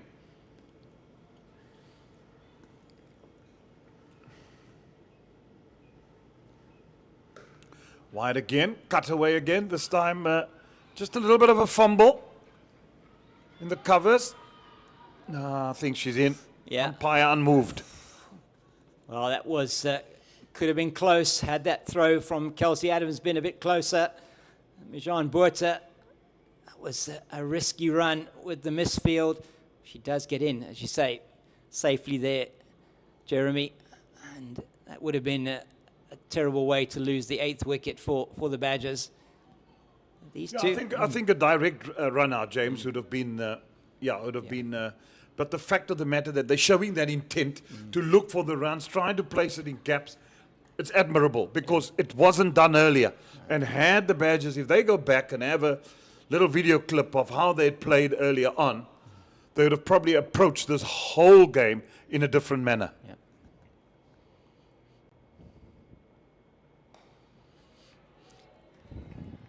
I've been impressed with Mijan Botha, just in terms of her technique and how she's getting in behind the ball.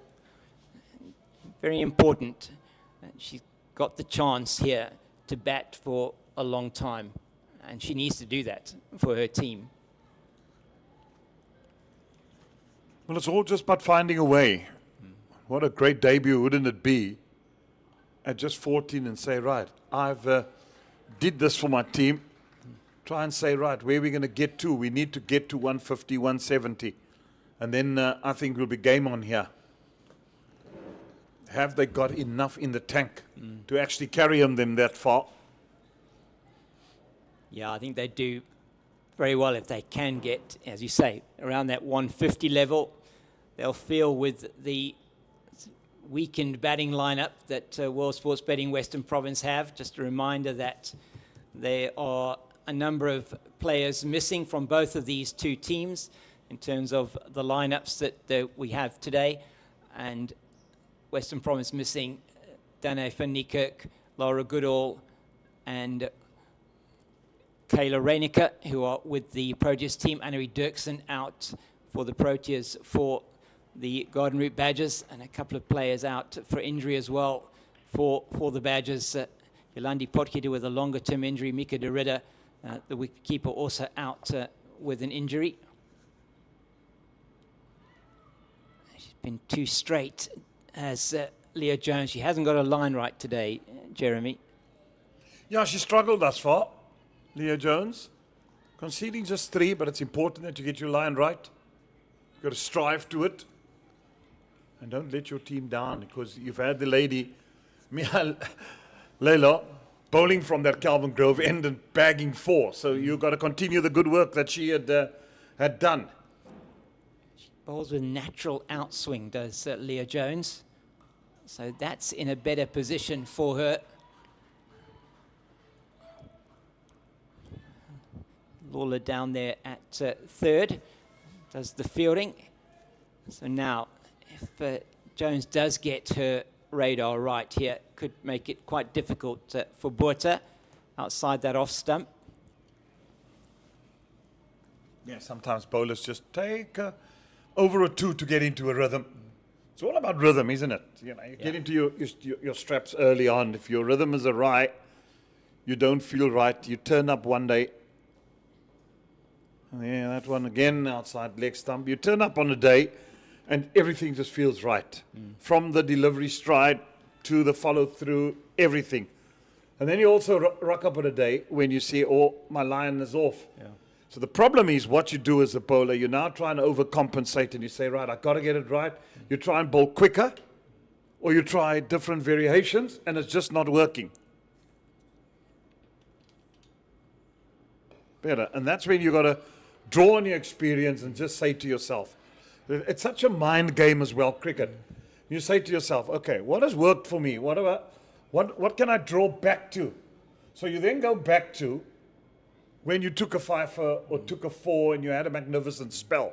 And you say, right, what did I do right that day?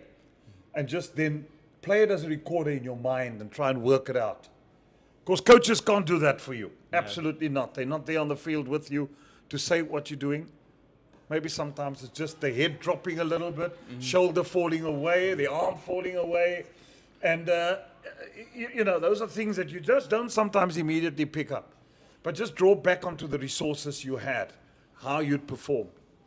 And I'm sure the analysts and all that, because these days coaches will say, listen, just take a video of me. I want to see this spell and how she's done. And then you can correct that in the nets.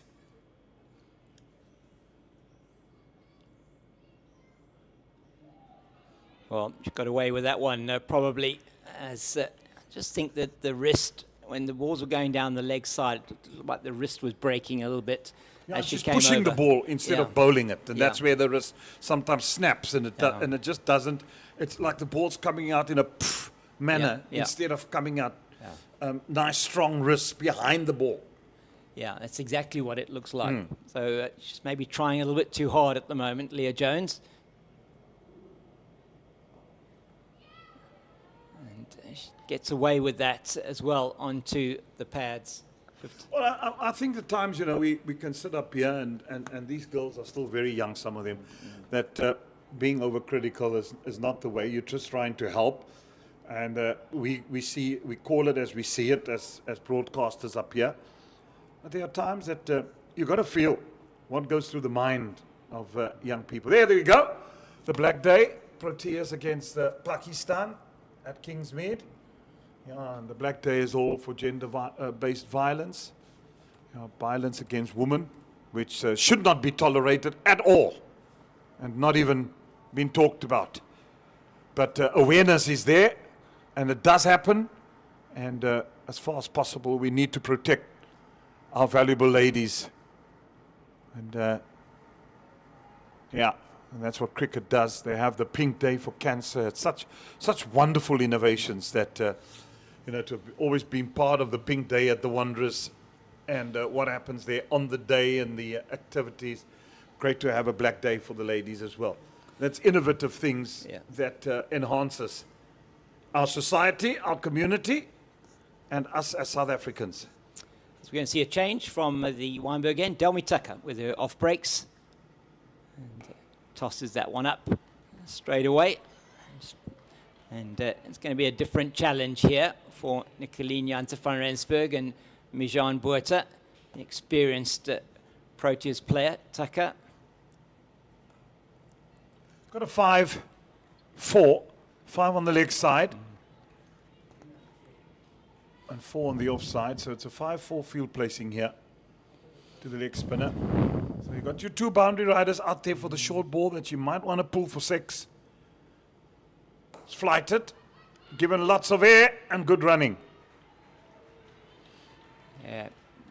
Sharp early call from Janse van Rensburg, and Botha comes through. Now, The good thing that I like about this field placing, she hasn't got long, she's got mid on up in the sense. She hasn't got it down to long on. So if you want to hit me, you've got to come and hit me over my head for 4, which batsmen should do.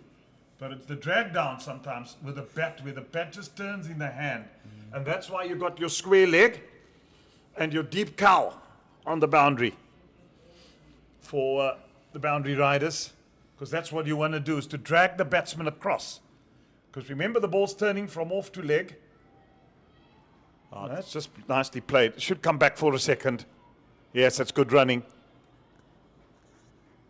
That's the intensity that was lacking earlier.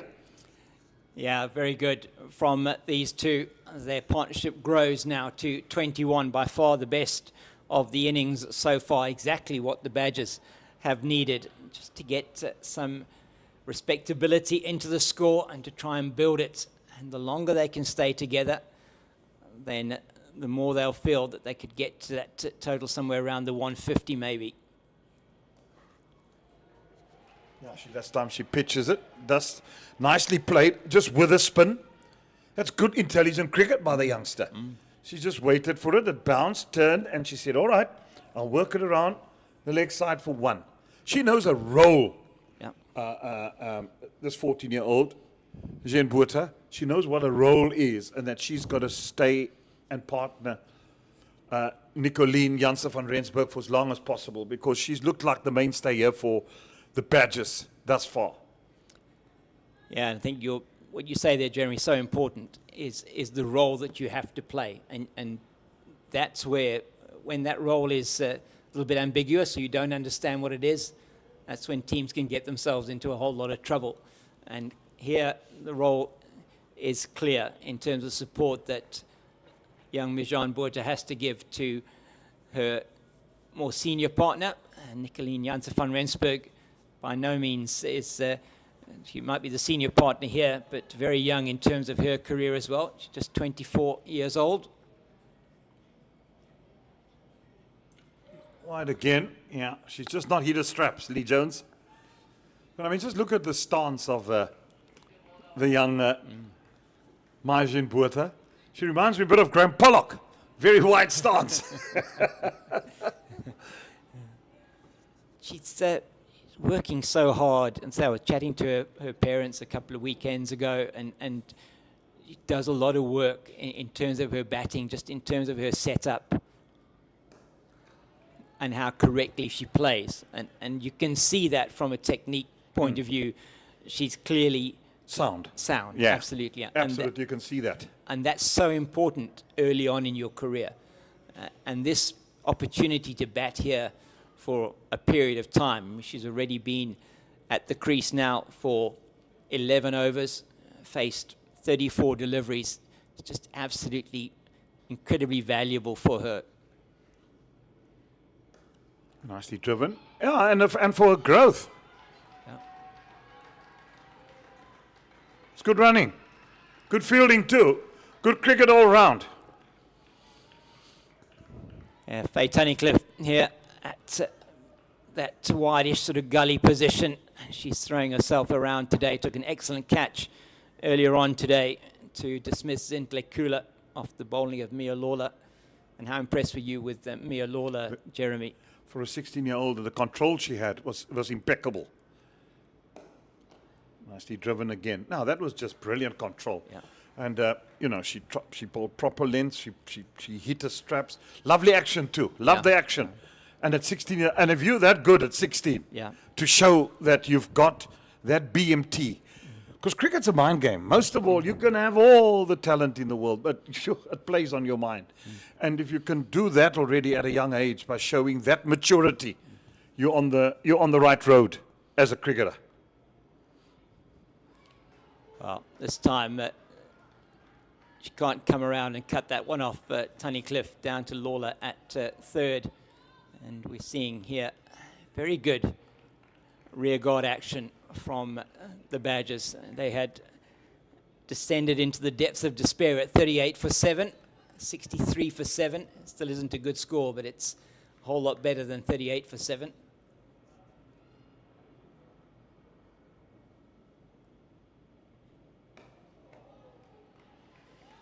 Yeah, they know they've got work to do, and the two of them can say, right, let's fight this to the end.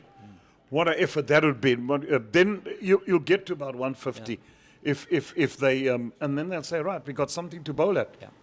Big thing is always to have runs on the board. The runs is not a problem. It's the other column on the right-hand side, the 7 down. Ideally, you'd have liked to be 63 for 2. Yeah. Maybe at the halfway stage. And if they were 2 down, it wouldn't have been 67. It would have been probably 97. Yeah. But all praise to this Western Province side for showing the eagerness, the willingness.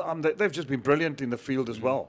There's been a fumble here and there, but by and large, they've been good. The catching has been extraordinary. It's been brilliant. It's been top draw.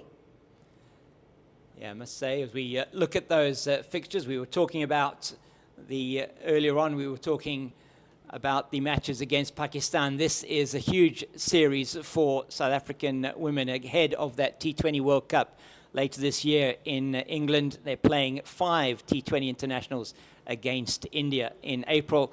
Friday the 17th of April, the 19th, the 22nd, 25th and 27th. 2 in Durban at Kingsmead, 2 at the Wanderers, and the last one at Willamore Park. And that is going to be an exceptionally interesting series as they prepare for that World Cup. The World Cups are just happening too quick and fast for me. I mean, every year there's a World Cup, and just the other day the women were involved in a final, weren't they? And then suddenly there's another World Cup. Yeah. So, well, we've got to 2 finals now, and both times we've come unstuck. I came here just as a spectator, which was wonderful to watch a couple of years ago, the ladies' final against Australia at a packed house here. It was about 25,000 people. And let me tell you something, just the atmosphere, you know, you're so used to the atmosphere with the ladies and the way they've performed. It was just magnificent. It was a magnificent day for me, for women's cricket, and I think that's where women's cricket really showed their mettle. And since then, the South African team has gone from strength to strength. We look at Laura Wolfhard, and you think of Chloe Tyron, and she'll probably also one of the Marizan Cup. Yeah. What wonderful cricketers they've been, Zunay Lias and others, Matlamba. Very well played by Mijan Buerta, down to third, and she'll come back for two. She's getting into her stride now, is the young Buerta. She's gone into double figures, only the second player in the team now to be on double figures, and really this partnership just going from strength to strength, up to 30 now. She's shown some delicate touches too, which is great. You want to have that. There we go. Worked again. No, it's not going to pass the fielder. But I like the way she just dabs it down to third man with a little bat, and then works it around the corner. And the spin bowler. Nice to see. Well, she did exactly what was required when she came in. She stopped the rot from a wicket's point of view, and that was exactly what she needed to do. Took her, I think, nearly 20 balls to get off the mark, but that doesn't matter. In this context, that's exactly what she needed to do. Showing great maturity, guided by her more senior partner, Nicoline Janse van Rensburg, and they've done a good job for their team. Thus far, it could have been worse. But they have done. So the One-Day Cup also starts on the 21st of February through to the 22nd of March. And yeah, still a lot of cricket ahead of us. It's the World Cup also. Then the Women's T20 after that. Then the IPL. When does it ever end? Cricket every day of the week, every day of the year. Yeah. Just trying to get that. You're talking about the World Cup, and we have got that result from the Netherlands-Pakistan match. Pakistan just getting over the line there against the Netherlands, winning in the final over. Can you believe that? Yep. Chasing 147, got to 148 for 7 after 3 balls of the 20th over. Yeah, the Netherlands are no pushovers in T20 cricket. They've beaten us in Australia, the last World Cup we played there. South Africa. They really humiliated South Africa there. So they're not easy opposition. Pakistan getting into their stride. Lots of politics around the cricket. So one just wonders what sort of mindset do some of these players really get into the World Cup. But albeit, World Cup has started in all earnest today now. So we're hoping that South Africa can get through to the semis and the final and win it this time. Neat again from Nicoline Janse van Rensburg. Leah Jones just 2 straight once again.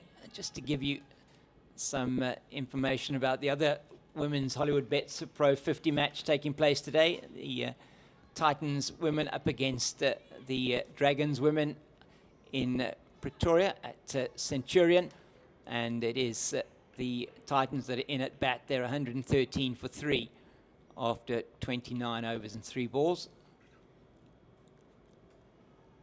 Neatly played again by Mijan Buerta. So just there in terms of that, it is Tebogo Masheke having a very good season. She's on 57, not out. The wicketkeeper, and with her, Annika Bosch. And they're putting together a very good partnership after they fell to 64 for 3.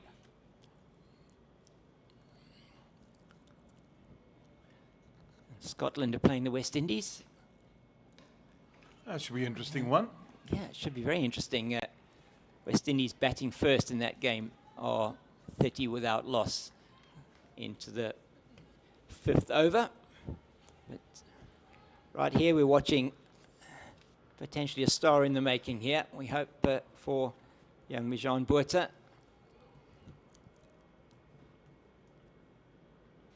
James, where would you say? It's a question to you. You've now given scores of around the world almost. Yeah.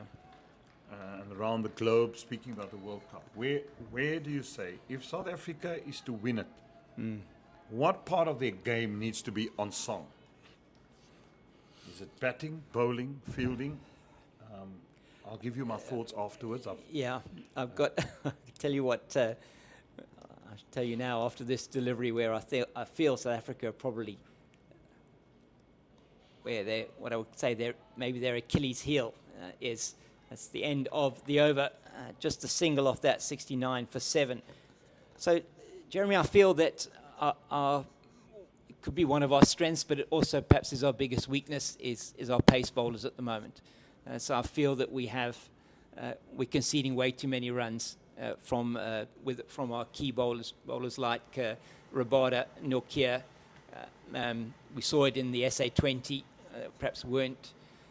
He was brilliant in the SA20 Nokia, but at the international level, he has been struggling to just keep that economy rate down. I think Ngidi is very good with his variations, and he's probably going to be a key bowler for us. But certainly, our bowling for me is an area where we have challenges. We don't have I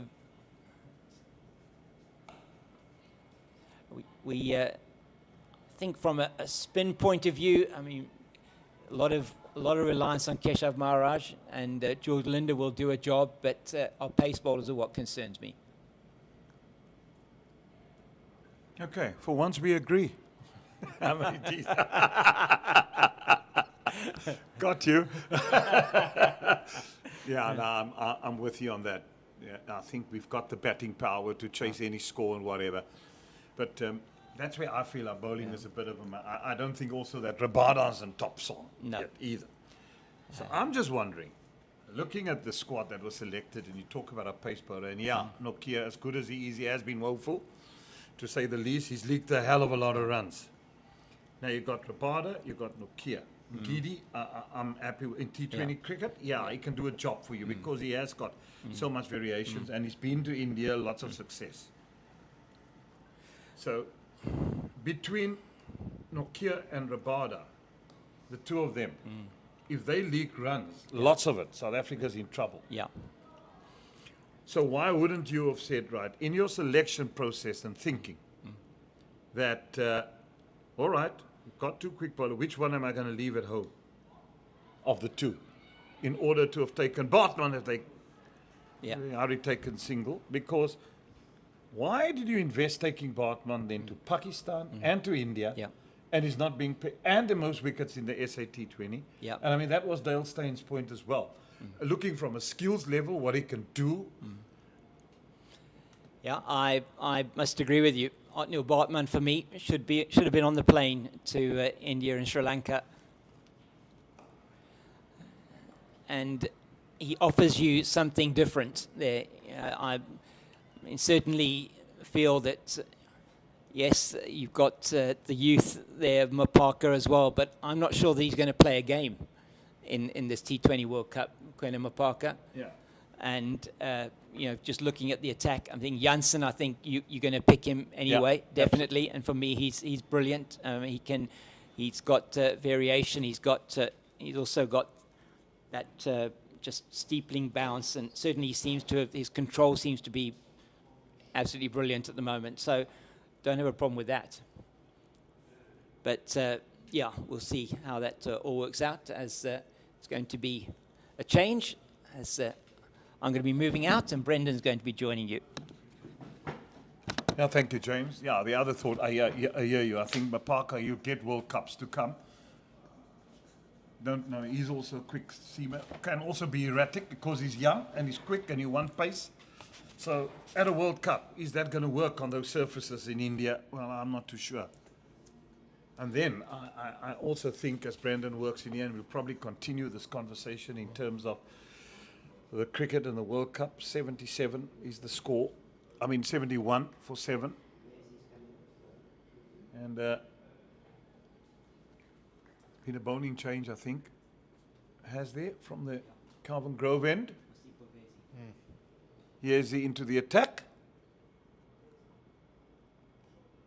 Is that especially with 3 grilling inbound tours in terms of Test cricket coming into South Africa, wouldn't you also want to spare, because you're at the wrong side of 30 now as a quick bowler? Just thoughts I'm passing around in Rabada. And I know it's money on the, but I mean, you know, when you're going to World Cup, but I mean, you say, right, you stay at home, rest well.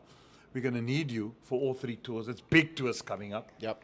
And it's also the mace on the line. Let's be honest with the 3 countries coming to tour, yeah? And say to him, listen, you'll share in the winnings if we win the World Cup, because you've got to look after him financially as well. But we want you to stay fit, and we don't want you to play, because we actually want you to give us everything you got. Yeah, I completely agree with you. The fact that Otniel Bartman was left at home is criminal decision. Everyone's been bleating about it. We can't do anything about it now, but I do agree with you. The slower bowling is going to win you the World Cup. Well, just having a discussion with this morning early on with Yolandi. Is it Yolandi? Yeah, Yolandi van der Westhuizen, who's the assistant coach. And she was telling us that in this whole league of the ladies' cricket, there are only, in all the provinces, there are only 3 left-handed batsmen, or batters, for that matter. And then she says, well, leg spinners, there are quite a bit. So I brought up the issue of all-rounders. Because that issue, I'm not talking now of bits and pieces all-rounders. A proper all-rounder. I'm talking proper all-rounder. When I talk about proper all-rounders, I talk about a Pollock, a Kloosner, a Cullis. Yeah, those are proper, Macmillan, proper all-rounders. And she says, yeah, that is one thing that lacks probably in women's cricket and in men's cricket. Yeah. You know, the talent is there and all that. And yeah, we and our strength as South Africa, because that gives you, in any selection, possibilities if you've got a proper all-rounder. Well, I mean, if you look at the balance that an all-rounder gives your side, I mean, look at the hole that Callis left when he retired. You've got a batsman coming in at number 4, who is probably one of the best batsmen the world has seen, and a bowler who can come in at second change, sometimes first change, swing the ball with pace, and take wickets like a frontline seamer. And and then you look at the all-rounders, and South Africa have been extremely fortunate to produce so many great all-rounders.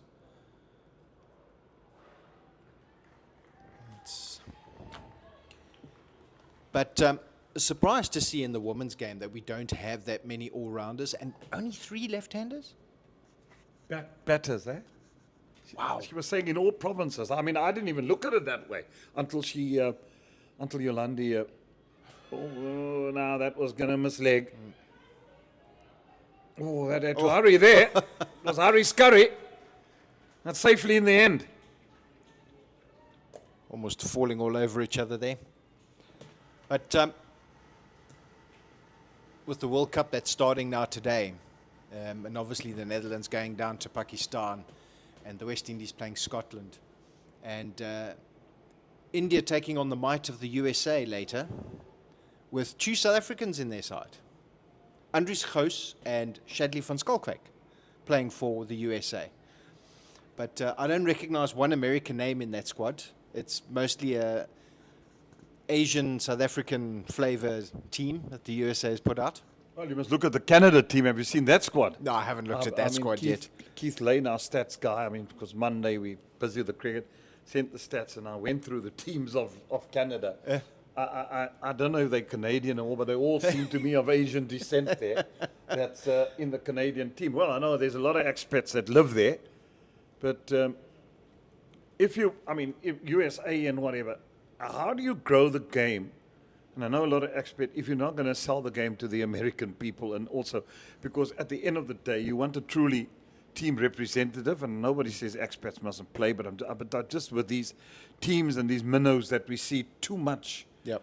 of Asian descent that come, and then you ask yourself now, what development is being done to bring through Americans through, or through Canadians through, for that matter. So one just wonders globally, how is the game evenly spread? Are there opportunities? One also understands, and if you speak to a lot of players that have played in those leagues there, I had a chat to one or two players that have played in the USA in the club leagues, and it's all controlled by foreigners in terms of the board, the executives, and all that. And then you wonder. So, yeah, it's interesting. I mean, we got John Smuts playing for Italy. I just shared a joke earlier. They said he's never been to Italy, but he's representing Italy at the World Cup. And that's true. His wife, I think it is. His wife is Italian. Yeah. And so I think he's got that through marriage. But, we've got John Smuts, and then, of course, you've got Roelof van der Merwe, who plays for the Netherlands. You've got Shadley van Skalkwyk, who's playing for the USA. So just like with England, we're exporting to the smaller countries as well. Yeah. And I'm really looking forward to this series. The first game at the JB Marks Oval in Poch on Tuesday. Proteas against Pakistan. And what a season she's had, Laura Volfart. Oh, she's been outstanding, hasn't she been? Oh. She's just immaculate, man. Gosh, she bats. And let's just hope that her form continues. I mean, she's world class. No doubt about that. Yep.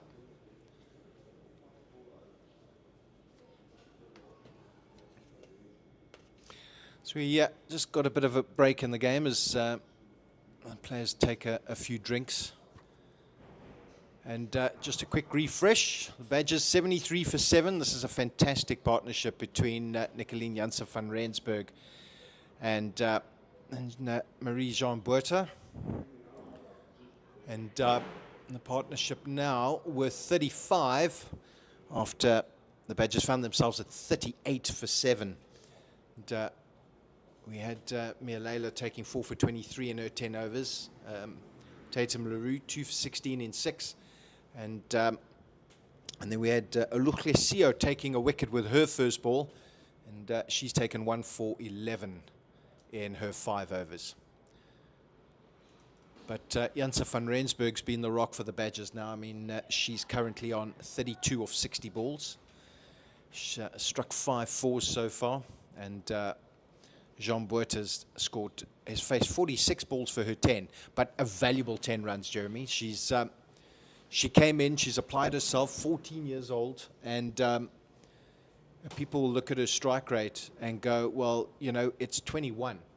But in the context of the game, and this is where players haven't done, and we spoke about it earlier, they haven't played the situation of the game. They've just come in and gone, well, I'm just going to do my normal thing, and I'm just going to do this, and I'm going to do that. There's been no application. There's been no patience. There's been no rotation of the strike properly.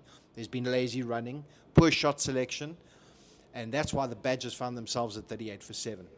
But the young Jean Botha has really done a fantastic job in partnering Nicoline Janssen van Rensburg here. Indeed, she has. And just the correctness, the way she's played, you can see that there's been concentrated. There was no wild swinging. She knows what the situation is. In a young mind, she's visualizing nicely. And that's admirable. The maturity levels, though, Jeremy, the maturity levels. He's not looking to do anything fancy. Balls on the stumps, straightforward defensive.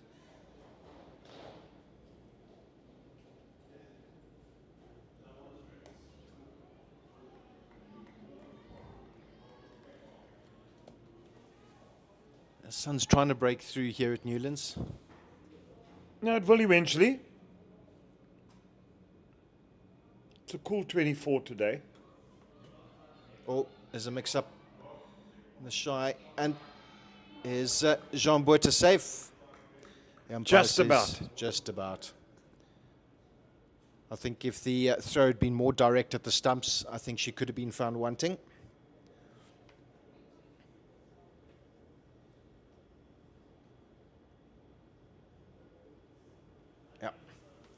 Good call there, Mr. Fredericks. It was Faye Tunnicliffe fielding at short leg who ran, turned and picked up the ball.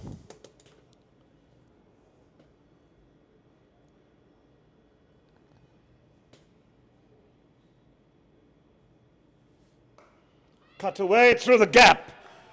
To run away for 4. Need it. Execute it. That was a wonderful way to end the over. Nicoline Tucker, Nicoline Janssen van Rensburg, that's her 6th boundary now. She moves to 36, the score to 78 for 7, and the partnership now on 40.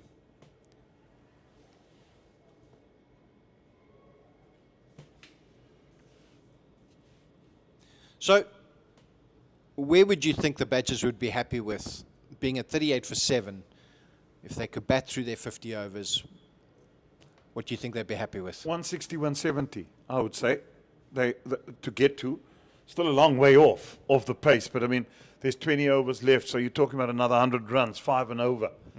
They got to dig deep, and I think the longer these two bat, so if you can get from anything between 150 and 170, I think they'd say, right, we were in all sorts of trouble. We've shown some fight back. We've shown resilience. Yep. We've shown that we've got backbone. Let's have a dart at Western Province, because you never know what can happen. You know, low-scoring games, I always fear them, because I know there's going to be ebbs and flows and drama.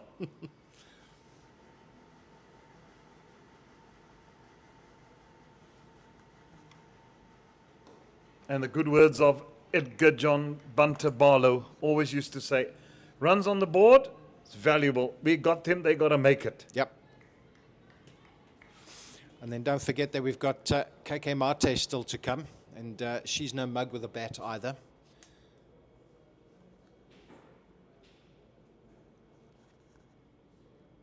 Yeah, but these two they're in now, these two. They've faced enough balls, and Majin Botha very well supporting Nicoline Janssen van Rensburg. And that's what you mean. She's done it in. I haven't seen her play any rash shot out of anger. She's done her job admirably. And just as I say it, she has a drive. Commentator's curse. I think there was South Africa against Australia, and I'm trying to remember who was batting at the time, and it was one of the Australian openers, and the comment was, he's never been out in the 90s, and the very next ball, Dale Steyn had him caught behind. Commentator's curse. Yeah, how many times don't we sing batsmen's praises and then suddenly they just do something silly? Rush of blood. And that is the end of Vezi's over. Second over gone. Second maiden in a row.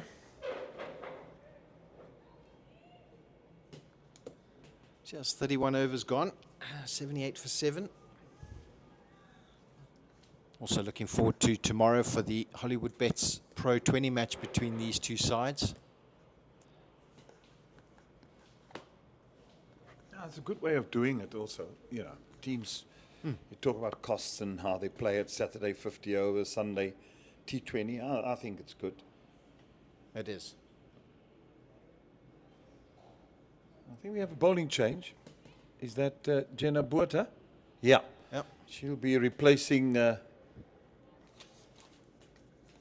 Damri Jones? Tucker, Sorry, Tucker. from you're correct, who yeah. was bowling here from the Wynberg end.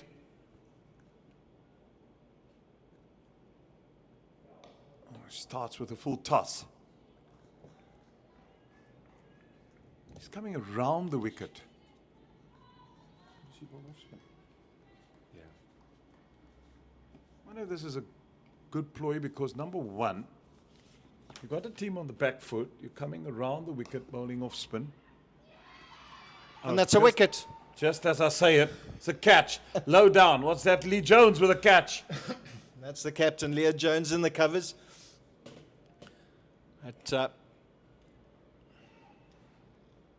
And we in the last over we were saying how well they were playing, And that is the big wicket of Nicoline Janse van Rensburg, gone for 36. And that's now 78 for 8. Van Rensburg gone for 36 off 65 deliveries, driven up, caught low down by Leah Jones in the covers. And you were just saying about bringing Gemma Buerta in, having the Badgers on the back foot. Yeah. She goes and makes the breakthrough. Yeah. I was just going to say, coming around the wicket, it takes the LBW out of the equation. Yeah. And then, poof, she hits the ball straight to cover, gone. So Kiara Fisher now, well, I just don't know what Southwestern Districts will do with the departure now of Nicolette Janse van Rensburg. She was the mainstay.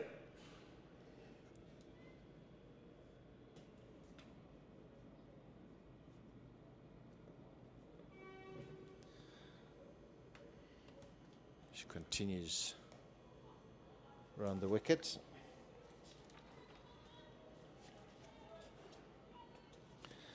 So, I mean, looking at Gemma Buerta's career record, that's just her 18th wicket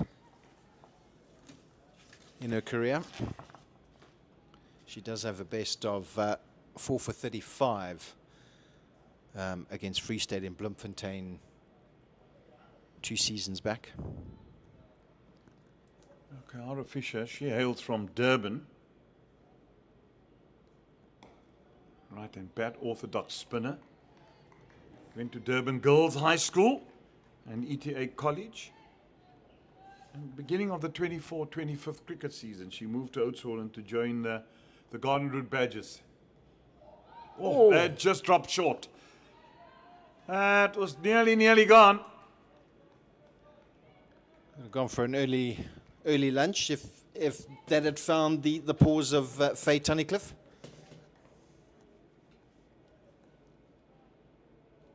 Oh. Given lots of air. Yeah, Good over. Very good Buerta over. succeeds. 78 for 8. That's another wicket maiden for the home side. 78 for 8. You wouldn't say that a 14-year-old is now the senior batsman at the crease. No.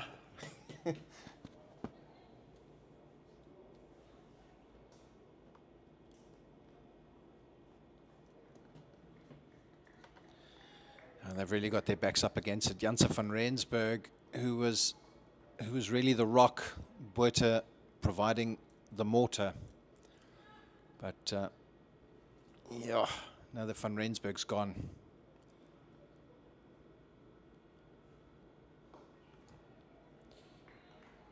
As Nosipho Vezi continues from the Kelvin Grove end. She hasn't conceded a run. She's 2 maidens in a row, and she's into a third. Nosipho Vezi.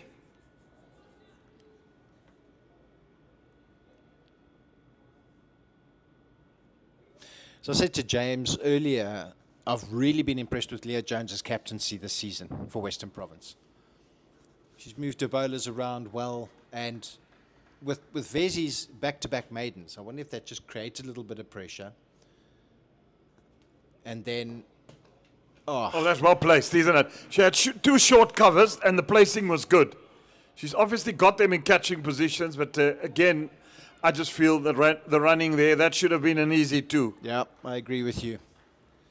We were saying, and then bringing Gemma Buerta on, coming round the wicket, because it almost looked like van Rensburg was wanting to go out. She had the full toss first up, and then she just drove her straight. She thought, well, easy bowler, easy runs. And I think Leah Jones bought that wicket.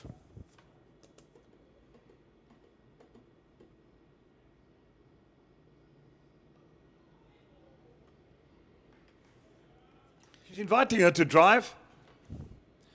Well, that Nosipho Vezi. that offside is really packed. It's Faye Tunnicliffe at a 3rd position on the circle.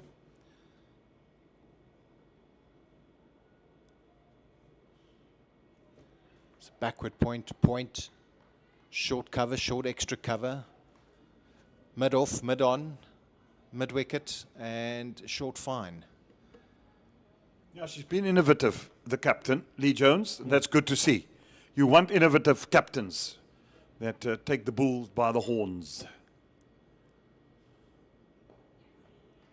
Much like Clive Rice used to do back in the day with the mean machine. And when he got you into a corner, it scrambled. This is where you got, this is what I like. I mean, you just tie that rope tighter and tighter.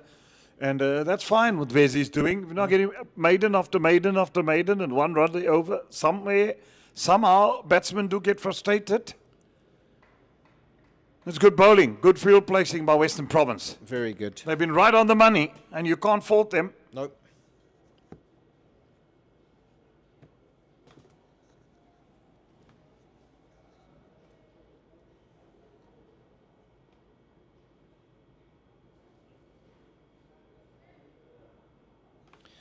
So I think now, I mean, from this position, 79 for 8, still 17 overs left in the innings. I'm struggling to see the Badgers batting out their 50 overs. It'll just be interesting to see if they can push past 100. Lowest score this season is 90.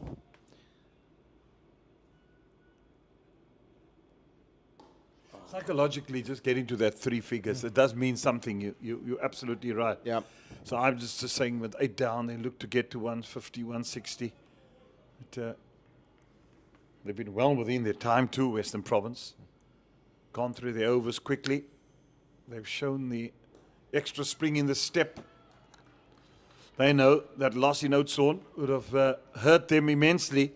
So they're out here to pay revenge. Yep. And that's why I thought, when looking at the log and having the Badgers just 2 points behind Province on the log, it's 4th against 5th. And the Badgers, having won in Oudtshoorn, would have looked to come here and going, let's do the double over Province, move above them in the log. But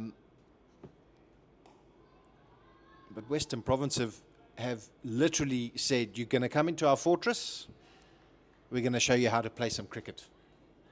And they've really done that with the ball this morning.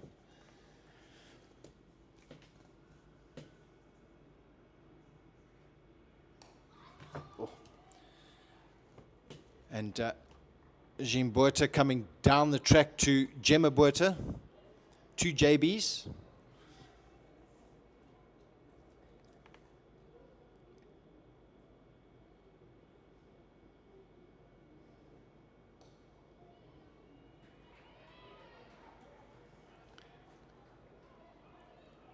Oh, looking for a second was Jean Botha there, but sent back.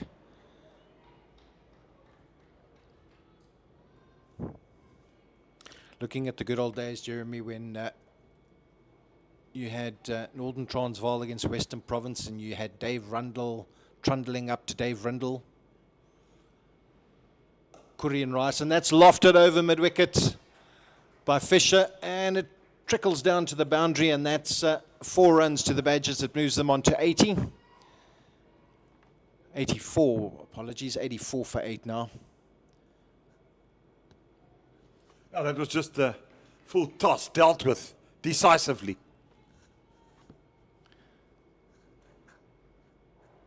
No wonder if Gemma Botha shouldn't consider coming over the wicket in her next over. I feel much comfortable if she does that. Because I think she'd be a bit more threatening. Well, the thing is, with her coming around the wicket, and you look at her previous over, she's opening up that arc for the shot over mid-wicket. The first over was fine. She bought the wicket.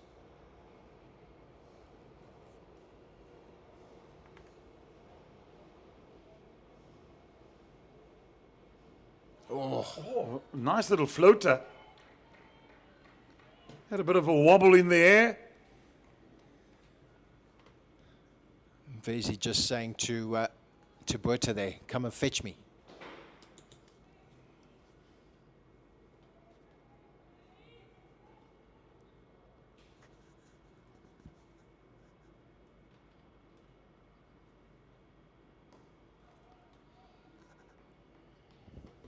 And one always looks in cricket over the years is how the funny deliveries get a wicket. Mm-hmm. It's a knee-high full toss, or it's a donkey drop, or I remember back in my first cricket match in high school up in Johannesburg. And my dad was there to see me. My brothers had been to the school as well. The principal was there. He knew our family. And we were playing on a matted pitch. And this guy, I was playing in the C team, and this guy came in to bowl. I think I walked in at number 6 or 7. This guy bowled donkey drop, and I saw this ball coming above my eye line, and I went, just watch after this delivery. And I thought to myself, this ball's going for 6. My first ball in high school cricket. My dad's watching, the principal's watching. I'm going to corner this ball out of the school grounds. And I must have swung at the ball about 15 times. It bobbled onto my shoulder, fell down my back and onto the stumps. Take that, you sports lover. Yeah, you talk about donkey drops. Yeah, guys used to say. And there's another word that I liked, in club cricket in Cape Town. It's amazing, the chirps that come out of there. And the guy would bowl licorice, all sorts, all over the show. And you just hear a chirp from slip. Hey, this guy's a spray painter. A spray painter, gosh. Yeah. Oh, but upish. Well, it's the end of my time here. I see the fox lurking in the background. Yeah, he's putting the pressure on you, Rhino. 85 for 8. Thank you, Jeremy. There's 15 overs to go in the innings, and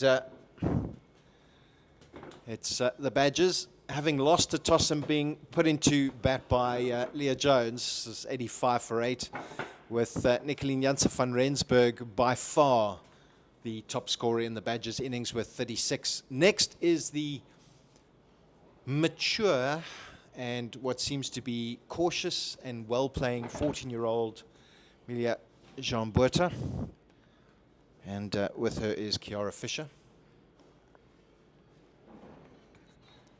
Gemma Botha. Yeah, sorry, and Jean Botha is currently on 15. There's 8 extras on the board. And Gemma Botha continues to come around the wicket.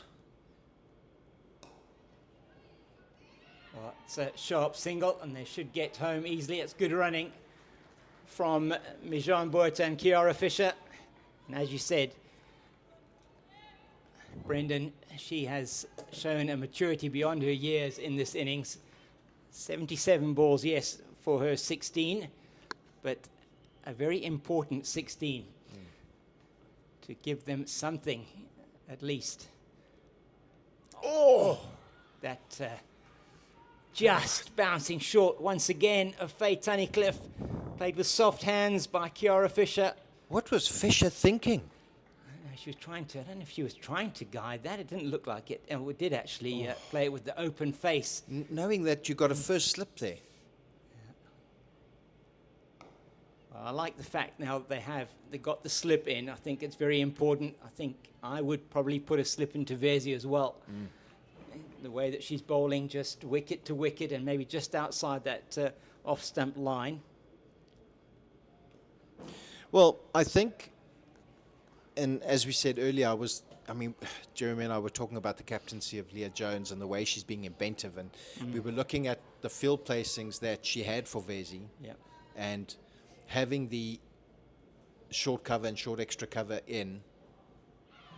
It's struck Fisher on the pad. Yeah, she gets away with that, does Gemma Botha. It's another good over, though, for World Sports Betting Western Province, 86 for 8. And you have to say the catching and generally the fielding from World Sports Betting Western Province today has been top draw. A couple of very good catches, in fact 3 very good catches. That catch from Leah Jones to get the wicket of Nicoline Janse van Rensburg also out of the top draw. Never easy to take those diving forward. And a clean catch taken by the Western Province captain, as it's their parsimonious medium pacer. But- Nasipo Vezi. Yeah. But just going back to Vezi, you were saying, okay, now she's got a slip as Tunnicliffe comes up from. Yeah. Oh, she's got some of that. Is it going to be her first boundary? I don't think so. Just pitching and stopping. That's 2 runs. But a good 2 for Mijan Buerta. She moved 17 to 18, so with that shot. So the one thing I was saying with Vezi bowling, I didn't think a slip would be needed. I liked the driving option, is because the way Vezi's bowling, it's trying to invite the drive. Like that. Yep. Trying to invite the drive. That first ball was just a tad too short, which Yeah. allowed Jean Buerta to rock back and pull that through the leg side. And she normally does get that ball up. She normally bowls on a length or even fuller of a length and makes it very hard for you to score off her.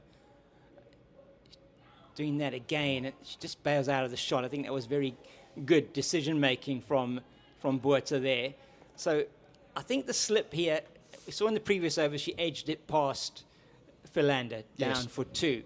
Okay, so if you're putting it up there for her to drive, maybe the slip does come into play here. We'll see.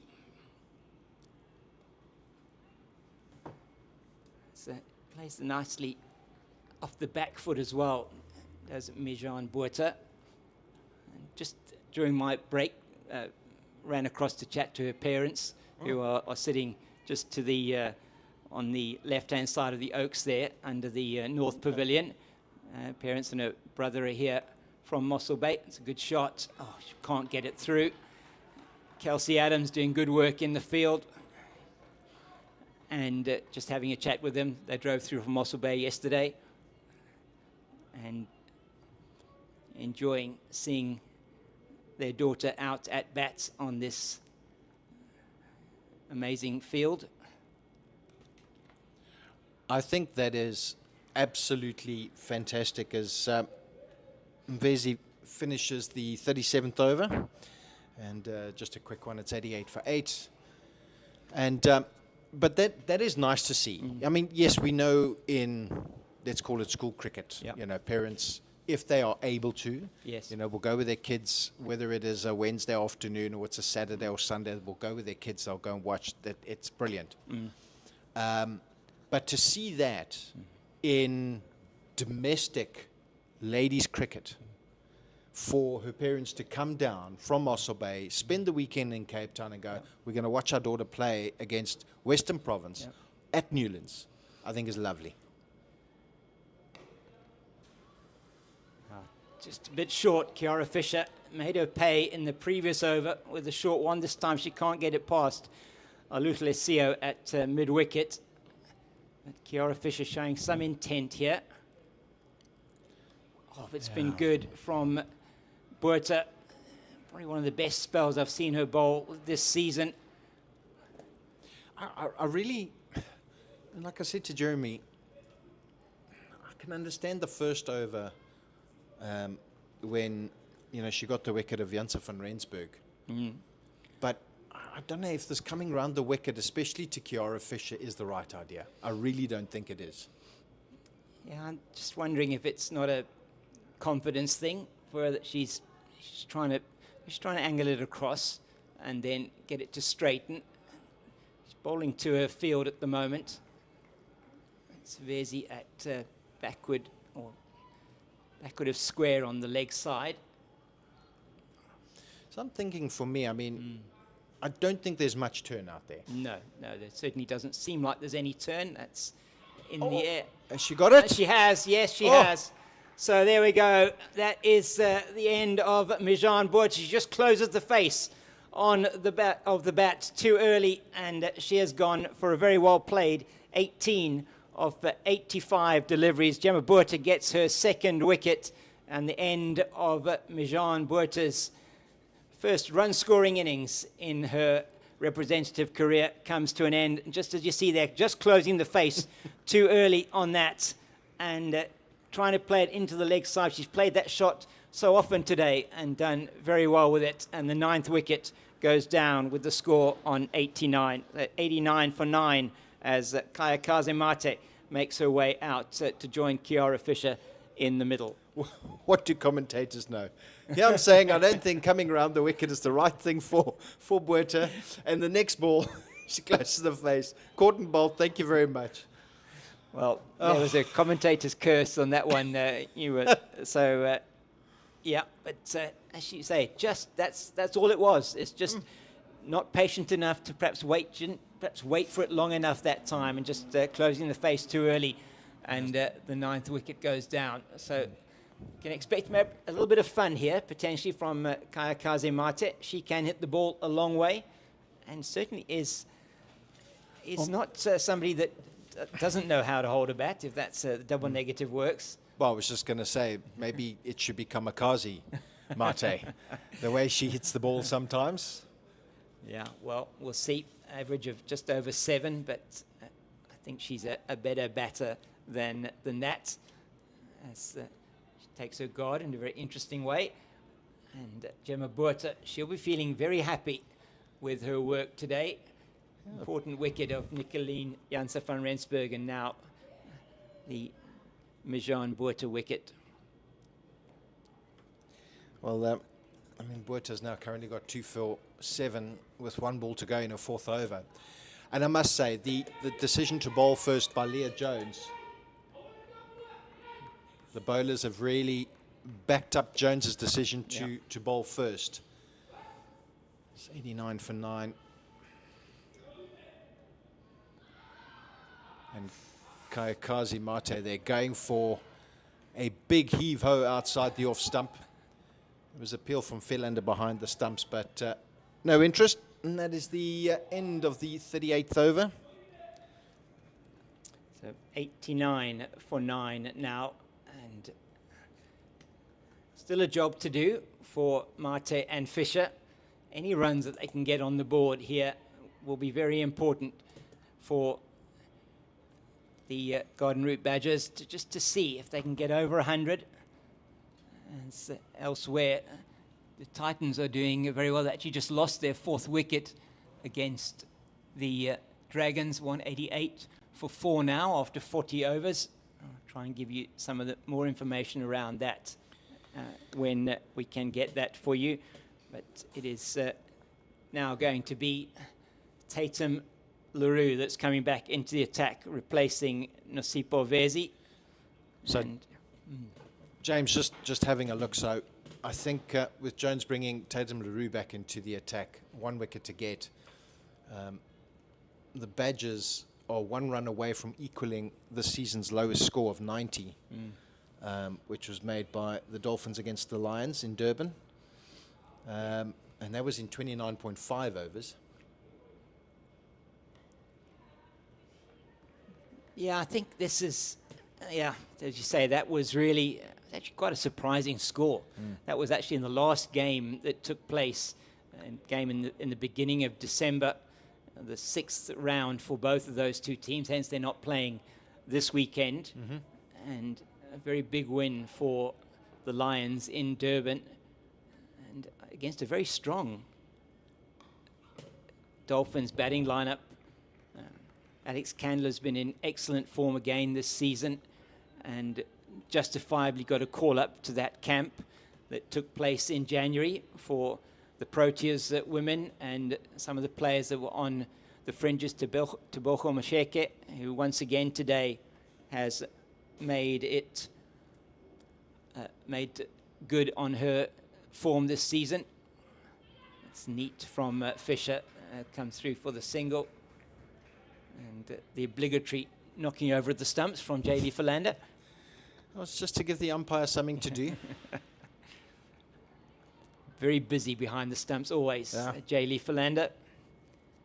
But, she is a very good glove woman, it must be said.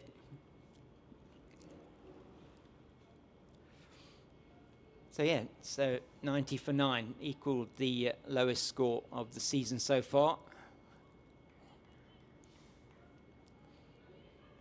But certainly Coach Wynand de Ridder will be disappointed that they haven't been able to put a big score on the board and put pressure on what is a weakened batting lineup for World Sports Betting Western Province. No Laura Goodall, no Danefa Nikirk in this team, no Kayla Reinecker. Oh. Mate didn't know much about that one. It spat off the handle. Yeah, I wonder whether that won't bring, well, maybe in the next over will bring a change. In fact, for Kiara Fisher, it is Faye Tunnicliffe coming into a second slip position. James, you were saying obviously with the 3 Western Province players that are with the national team, and that's missed. Yeah, Dami Tucker won't be happy with that. No. She prides herself on her fielding. The Proteas off spinner. And just... Yes, apologies. I think, as I was saying, I think importantly for Western Province is the fact that Faye Tunnicliffe is there at the top of the order. And obviously, I think Sio will more than likely open the batting with her. Well, I think they got Gemma Buerta to come in at the top of the order, by the looks of things, from the lineup that we did get. And Tucker at 3, Tunnicliffe at 4. So I think they've wanting to make sure that the opening pair get them off to a good start, as that's the end of the over, 92 for the loss of 9 after the comeback over from Tatum LaRue. And so, yeah, you would feel Western Province here would be exceptionally happy with their morning's work so far, as we are into the afternoon here. Gemma Buerta to continue, unsurprisingly, 4 overs, 2 for 7. I think Gemma will be looking to finish this off in this over. And she does. Oh, there we go. So you called it from your lips to the ears of the batter and the bowler downstairs, and she takes her second caught and bowled, a loopy full toss that just dipped on the batter, and Kiara Fisher, all she can do is play it straight back into the safe hands of Gemma Buerta.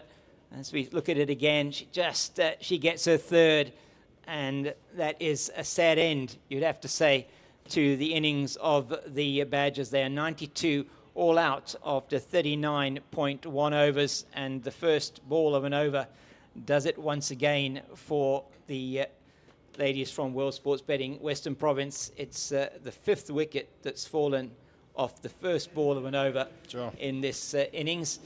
And Brendan, just a comprehensive display from the bowlers of World Sports Betting Western Province. Yeah, look, I mean, I think if we look at it, and I said it earlier, is that the bowlers really justified Leah's decision to bowl first, and the bowlers all bowled extremely well. However, that was complemented by some very poor batting from the Badgers lineup. I mean, we have a look at some of the shot selections that were done, driving at wide balls, caught in the covers. I think maybe Mudley was a little bit unlucky, where she looked to half leave the ball and maybe just gloved it through to Philander behind the stumps. Nicoline Janse van Rensburg batted extremely well for her 36. And of course, it was the introduction of Gemma Buerta that got her wicket. That was the second ball of her first over. And of course, let's not forget the young 14-year-old Mijan Buerta, who was the only other batter to get into double figures on 18. Yeah, so 92, it is all out for the Garden Route Badgers. We will be coming back. I think what may well happen is that they may well come back. We'll stand corrected on this. Hopefully we can get some information for you. It may well just be an innings change of 10 minutes, and they may well be back to bowl at Western Province before the scheduled lunch break at 1:30. And so we'll be back with you in a short while. Until then, from us here, it's goodbye for the moment. We'll be back with you shortly.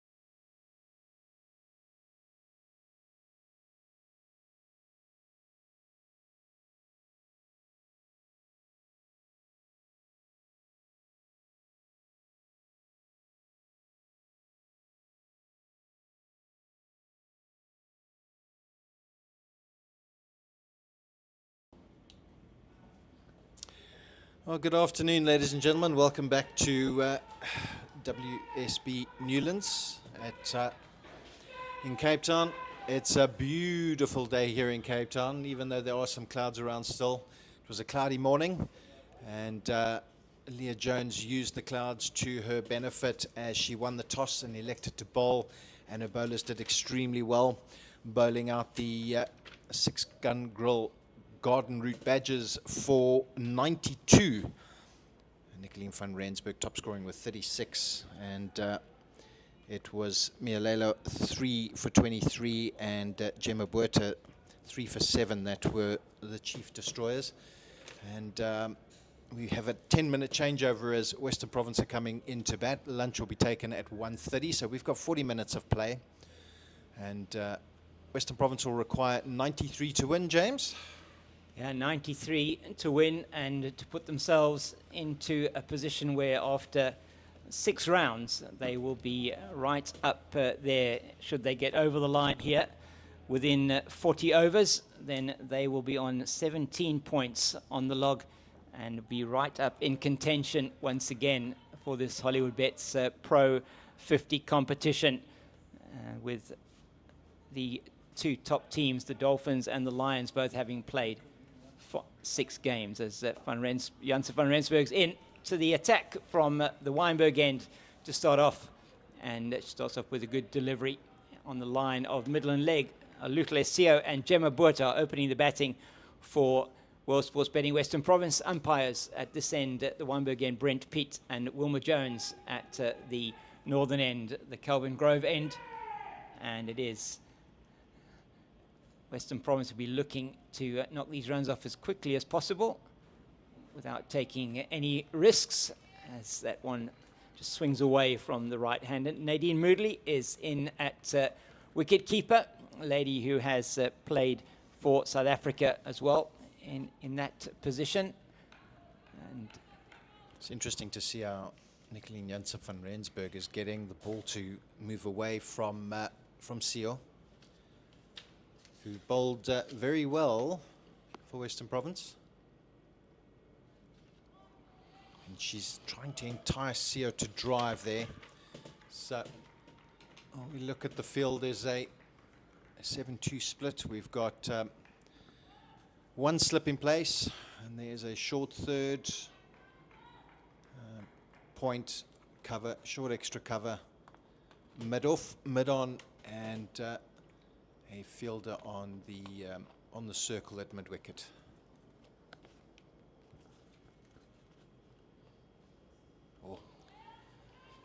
she's bowling to her field here, Nicoline Janse van Rensburg. So very interestingly, nobody at all backward of square on the leg side.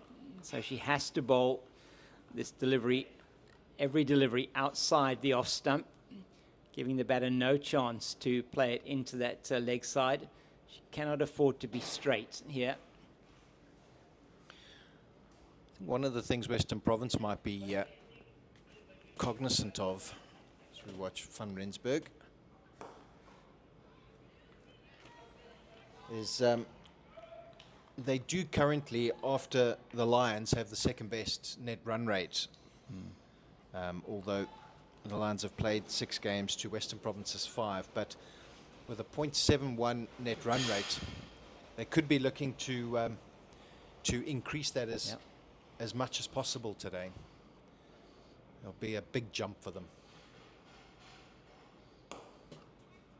Yeah. Good sound off the bat, straight to Zintle Kula at mid-on, and there is no run. It's a maiden first up for Nicoline Janse van Rensburg. So Western Province not underway yet in this chase of 93 to win this match. And as you said, Brendan, very important that net run rate, with the Dolphins having suffered that defeat, and quite a bad defeat to the Lions last time out. Their net run rate not looking very healthy at 0.15, and certainly when it comes to the business end of the season, one doesn't know how important that may be. So this is the second round of matches that have been the starting for both of these 2 teams. It's the first of those 5 games. Next weekend, it will be World Sports Betting Western Province that will be travelling. It's down the leg side. Moodley can't make contact. Is Botha going to turn for the second? No. Perhaps could have been 2 there, but they just go through For a leg for bye. the single and off the pad. And so they're on the board, are World Sports Betting Western Province. So if we look at Zintle Kula, who's coming in from the Kelvin Grove end.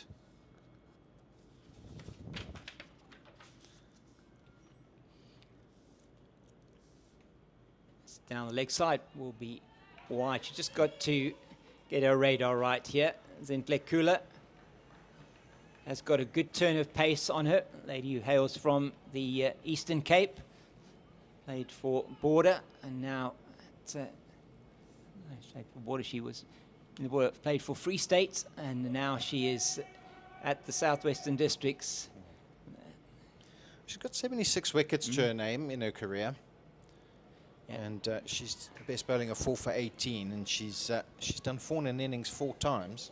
Yeah, very experienced in earlier on in the season. In fact, in that first game in the T20 in the Hollywoodbets Pro50, took a fifer against Western Province in a losing cause for the Badgers in Oudtshoorn. But I think it was her first 5-wicket haul in Pro20 cricket, and that's Gemma Botha. It's actually not. It's Lucio was expecting Botha to hit the ball over the top, but Sio just going over the top there, and she gets through for the single. First run for her. It's 3 without loss. We can actually see that Kula's trying to bring the ball back into the right-hander as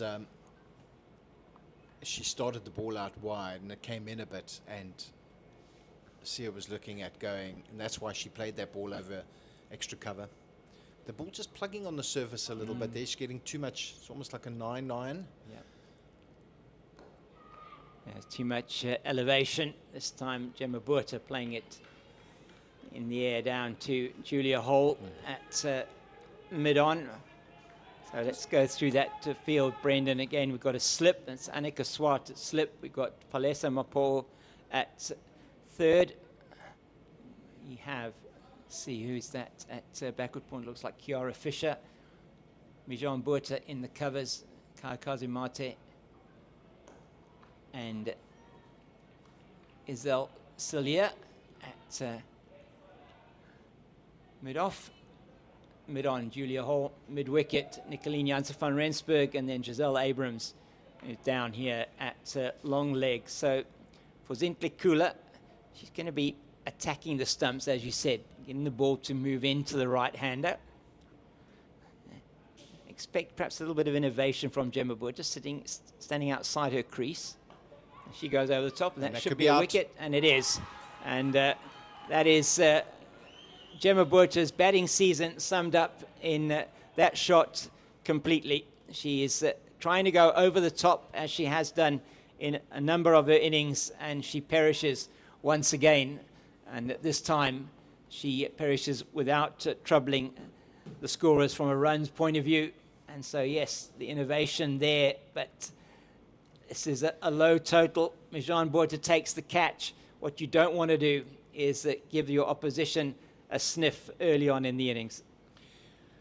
We've been talking about it during the Badgers innings, is the decision making on the shots being played. And that shot, they could see with the way the field placings were in the offside and the way that Zintle Kula was bowling, they were looking to make them drive, and there was no need for them to do it. It's not as if that Western Province were needing to bat at 7 to the over. You know, they weren't needing to go at 7 to the over. I mean, the required rate is less than 2. Play it out, get yourself in, but, you know, again, it's that we need to score at an excessive rate from ball 1. Yeah, I could not agree with you more. It was not the situation. They just have to get these runs in 40 overs. neatly played by Seo. And there's a lot of chatter out there now.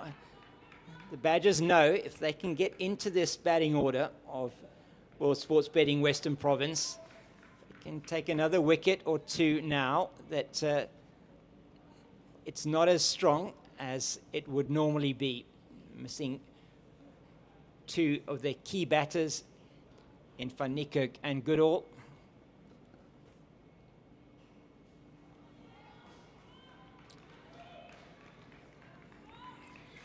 I must say, and the way the Badgers have started, the energy in the field, the way their bowlers are bowling, yes, it's only 2 overs and 2 balls.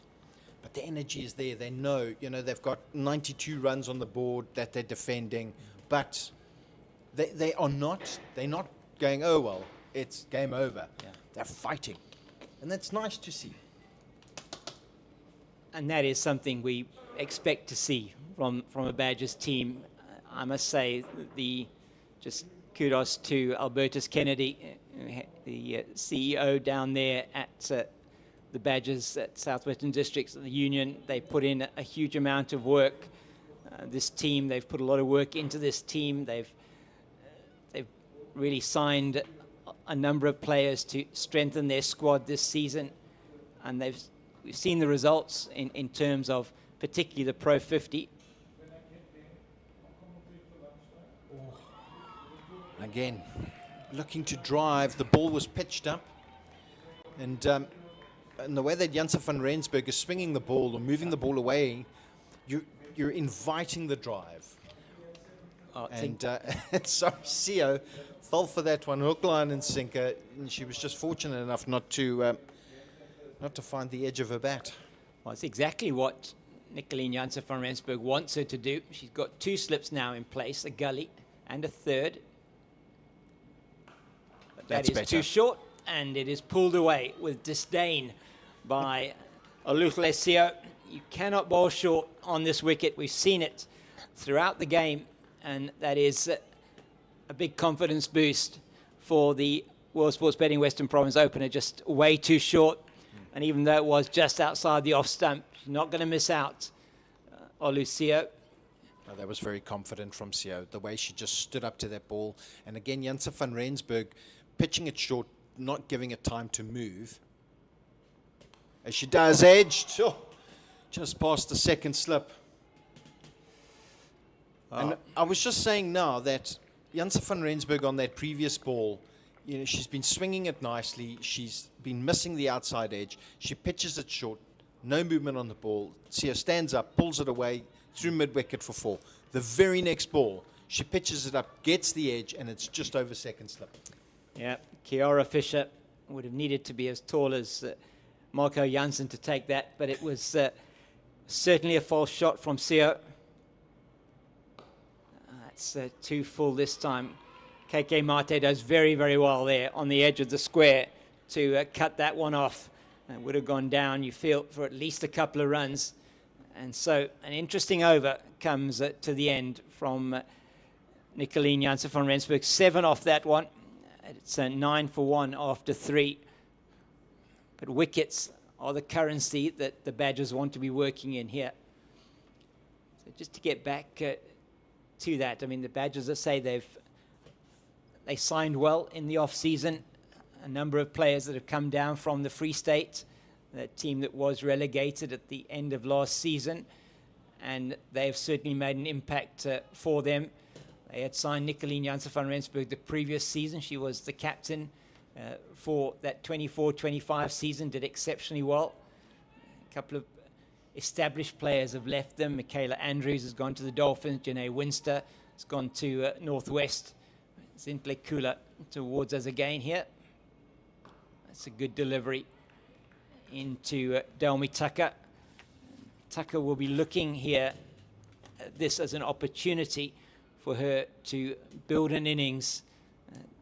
29.88, sorry, I got that wrong. Her average 23.36, her average, highest score of 91. Now this will be her 87th innings in List A cricket.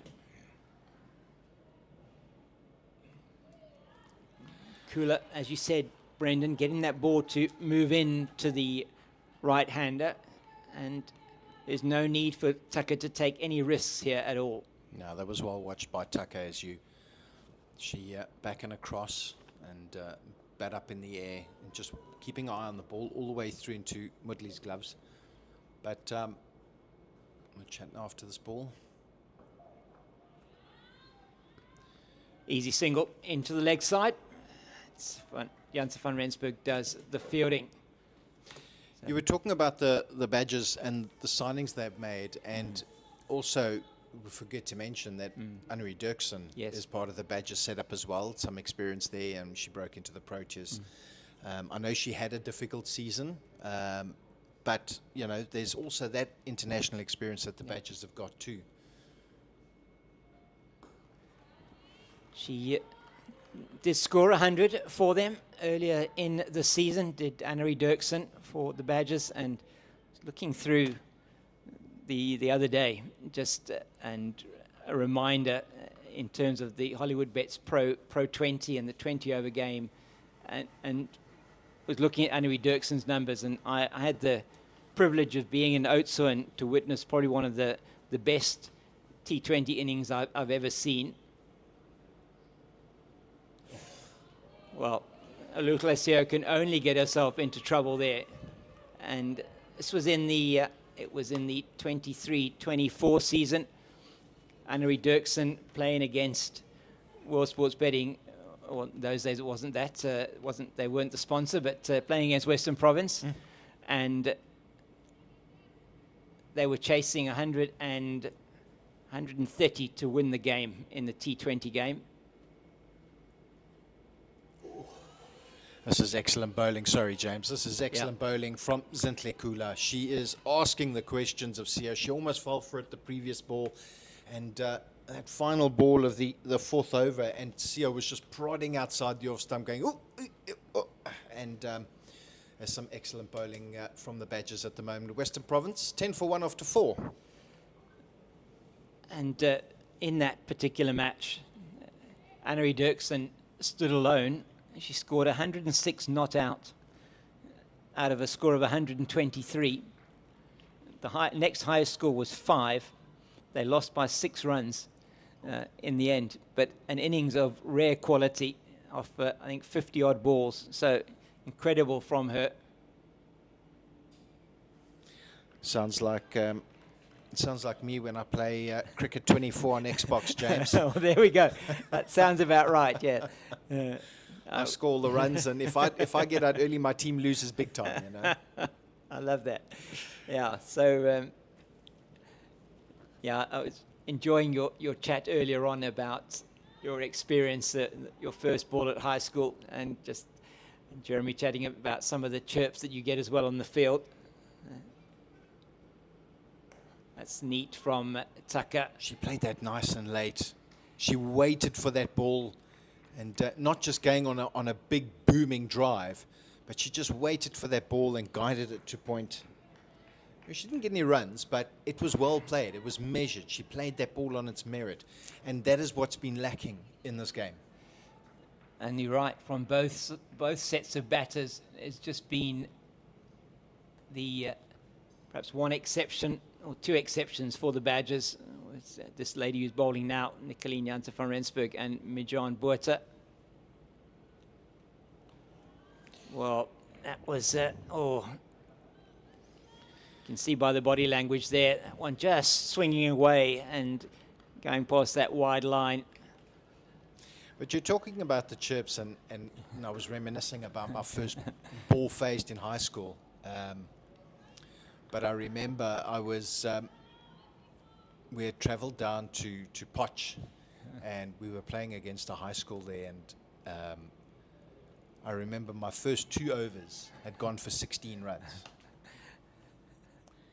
And I was a right-arm medium pacer.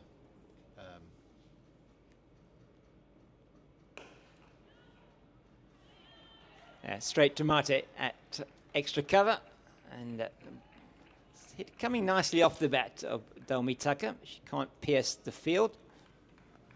I remember my captain. Now, obviously, the coaches were the umpires Yes. of each team, and my captain came up to me at the start of my third over and said to me, "Listen, 2 runs, 2 overs, 16.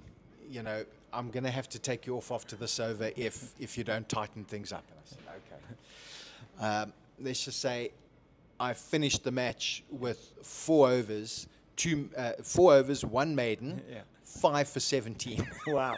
That is incredible. Shot. Glorious. And you spoke about it earlier on, Brendan, and she waited on that and just accepted the width that was on offer, and it flew to the deep cover boundary for 4. This is a glorious shot. And just a bit of tippy toe from Tucker, but she just waited, watched, and just cracked that through the offside for 4. Wow, what a shot that was! I think that word "cracked" was absolutely right. Came off the bat and just, well, that was played with some power. Oh, what a ball from Janse van Rensburg there, and that beat Tucker all ends up. That ball started on middle and off, and I think Tucker's eyes just lit up. I'm going to drive this straight down the ground, and the ball went, is it? Well, it was a perfect riposte from the bowler there. Absolutely brilliant. You cannot ask for better.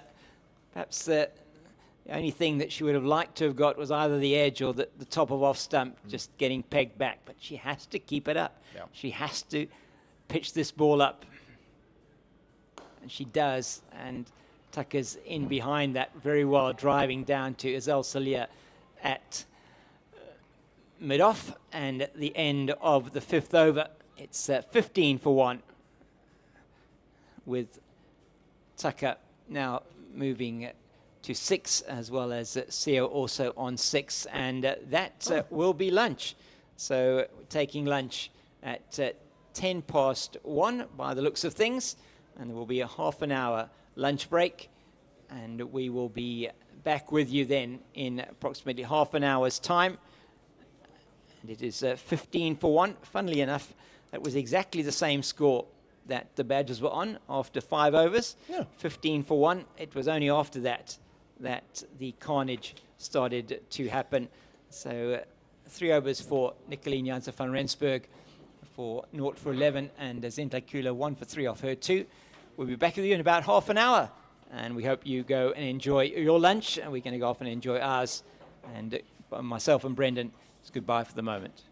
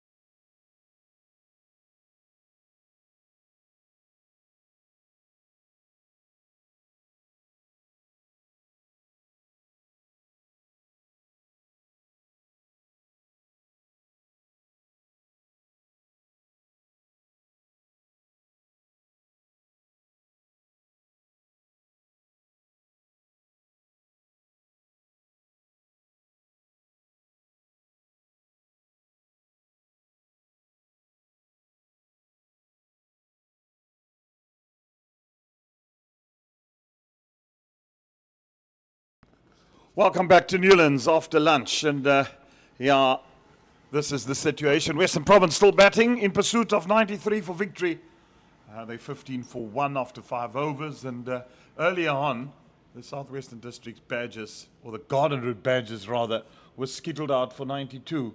And Nicolene Janse van Rensburg top scoring with 36 and ably supported by Majin Botha. And was a disappointing batting display, but the pick of the show was Maya Leila, 16-year-old, who bowled 10 overs on the trot, 1 maiden, 4 for 23. And then Gemma Botha towards the end of the innings for her 4.1 overs, getting 3 for 7. And the experience, Tatum Leroux and Oslusle Sia, she got 1 for 11 of her 5, being very, very tight. But here, everything to play for, as Zintle Kula starts from the Calvin Grove end to bowl to Siu. Outside the off stump. So Western Province, they'll be watchful, I'm sure, during the lunch and interval. Their coaches who have had a word with them and said, listen, play yourselves in, make name for yourselves, get a partnership going, bat sensibly, and then you're going to get. The only way that the Badgers can get back into this game is to get wickets. Good afternoon, Jeremy. Good day, Brandon, once again. Nice little in-swinger, gentle in-swinger. Yeah, as we saw with the Badgers batters losing their wickets consistently, we saw that with Gemma Botha just before the break as well, trying to drive an in-swinger from Kula and being caught by Majin Botha in the covers, unnecessarily throwing her wicket away without scoring. Oh, that's in the air. It's going to just bounce over the top, but will it run away? It's going to be hauled in. They'll turn for 2. And both there, a clash of titans as Dalmarie Tucker just bumps into Zintle Kula, and I think she just asking there, are you okay? Zintle walking away as if nothing's happened, and I think Dalmarie took a bit of a bash there against the helmet.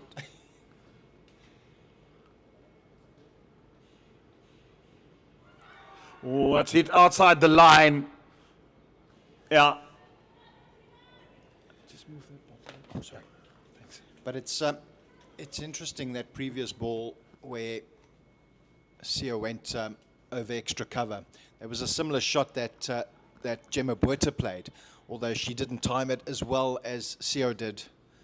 So, and that's what Zintle Kula is trying to do. They're trying to invite the drive. This is in the air. She could be out. Gone. Well. Western Province, that's just a waste of a wicket. Straight after lunch. First over, and you perish by playing shots like that. 17 for 2. That was so unnecessary. I mean, we've spoken about it all morning. And she tries to pull this ball from outside off stump, but just skies it into the air and taken on the leg side. I'm lost for words. Absolutely lost for words. But next one in is Faye Tunnicliffe, who's had a very good season. If we look at Tunnicliffe, her career best of 138, scored against Northwest in Potch earlier this season. She's got 4 centuries and 9.5 centuries to her name.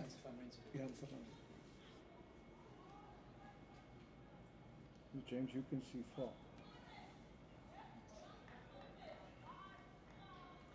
Yeah, work to be done. And Faye Tunnicliffe, we know what she's about.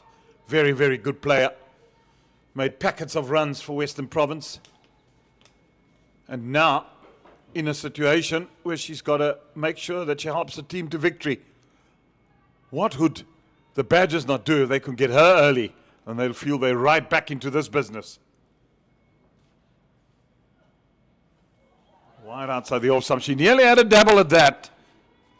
Wide called by the umpire. Well, just like Julia Hole's wicket for Western Province in the Badgers innings was a key wicket, I think Tunnicliffe's is the key wicket for the Badgers here. I think if they can get Tunnicliffe, and they'll feel that they're in with a chance. Well, just she played for the South African emerging side. She hails from Somerset College. Lovely grounds there, isn't it? And South Africa emerging team, South African team, Boland team, Western Province. So she has a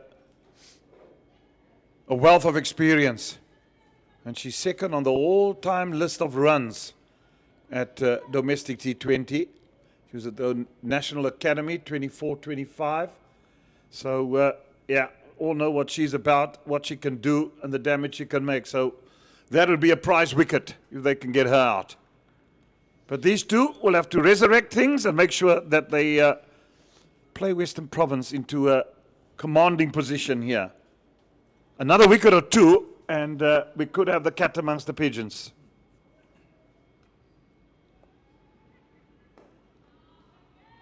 Nothing better. It sounds just better in Afrikaans when you say, die kat is in die duivelhok. There certainly are some expressions in Afrikaans that you just cannot translate into English for the same effect. Yeah. James here come and say, die koel is deur die kerk. Yeah.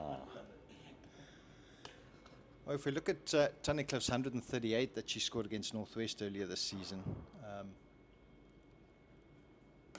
Short pulled away, that will be 4. Well, she was in position quite quickly. Dalmarie Tucker. And if you're going to earn bowling short on this wicket, you're asking to be hit. It's such a good surface and such a good wicket. You can't err in length.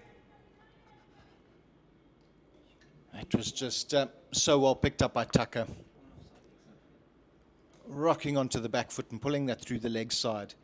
But that 138 by Tunnicliffe was the fastest, or the highest score this season, but also the fastest century this season, which came off 92 balls. Yeah, you've got an 8-1 field setting, 1 on the leg side, and then you tend bowling short to be pulled through mid-wicket for 4. Full toss, driven down the ground. That will be 4 more. Well, runs are plenty, and runs are flowing now.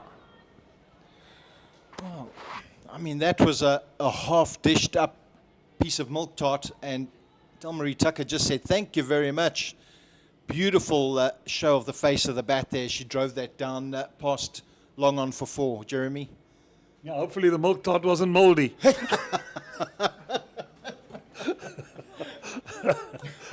Just the way you said it. I mean, you just tempted me into that.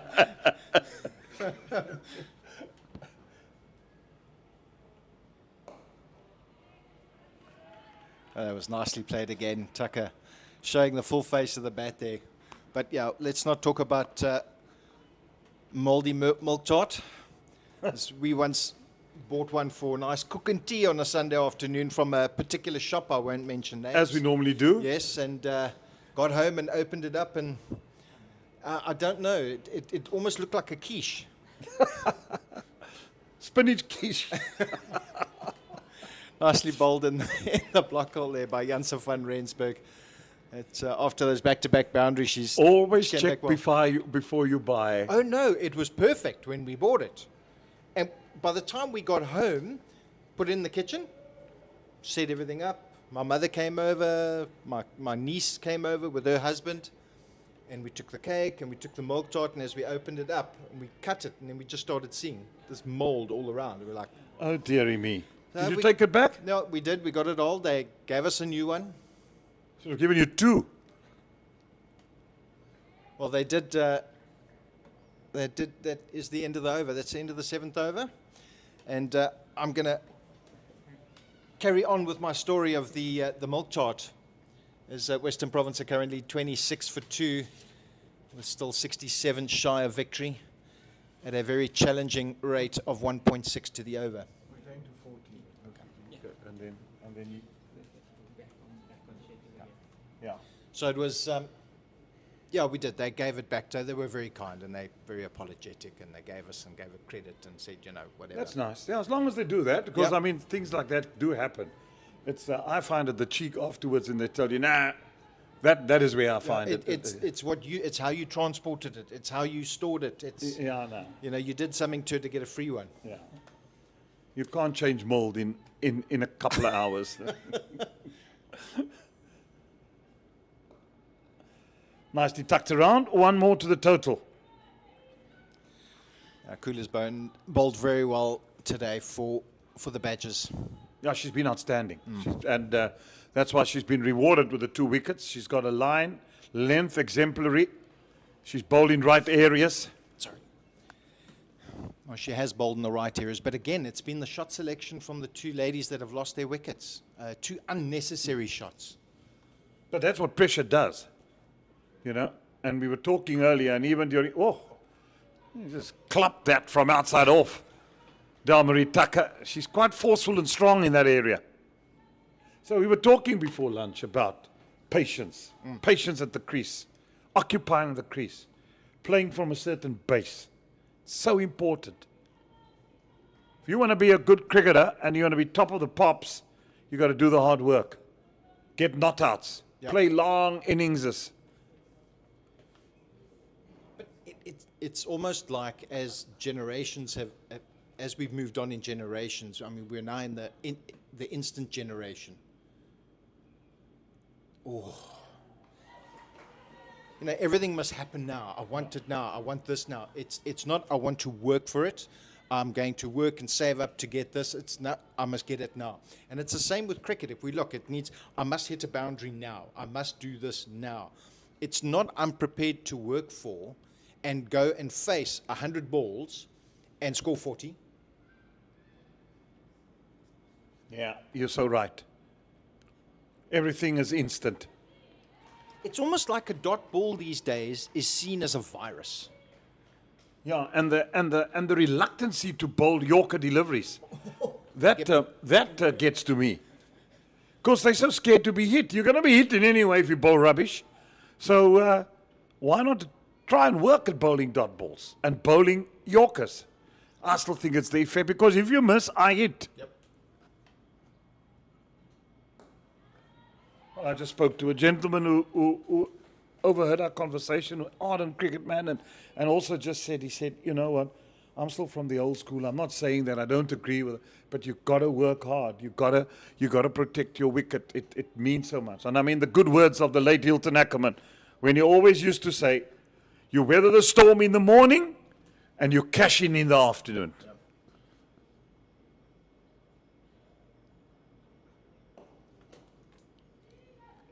You know, it's the same with the old adage in Test cricket.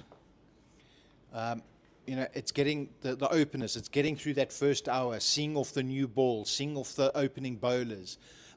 So what if you score at 1.5 and over?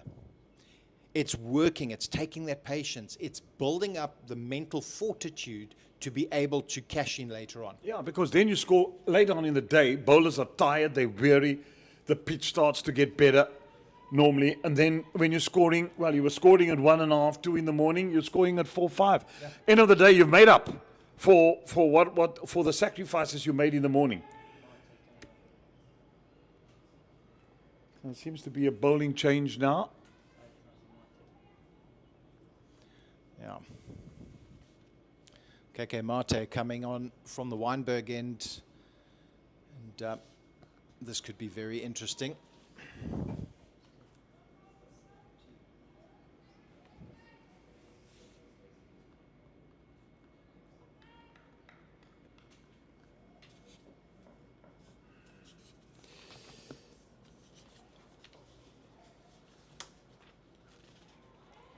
Left alone outside the off stump. Marte's got 52 wickets to her name in 50 over cricket. The best of 5 for 28 for Border in East London in 21-22 season. Yeah, she was born in Kabeja. And she went to high school in Alice.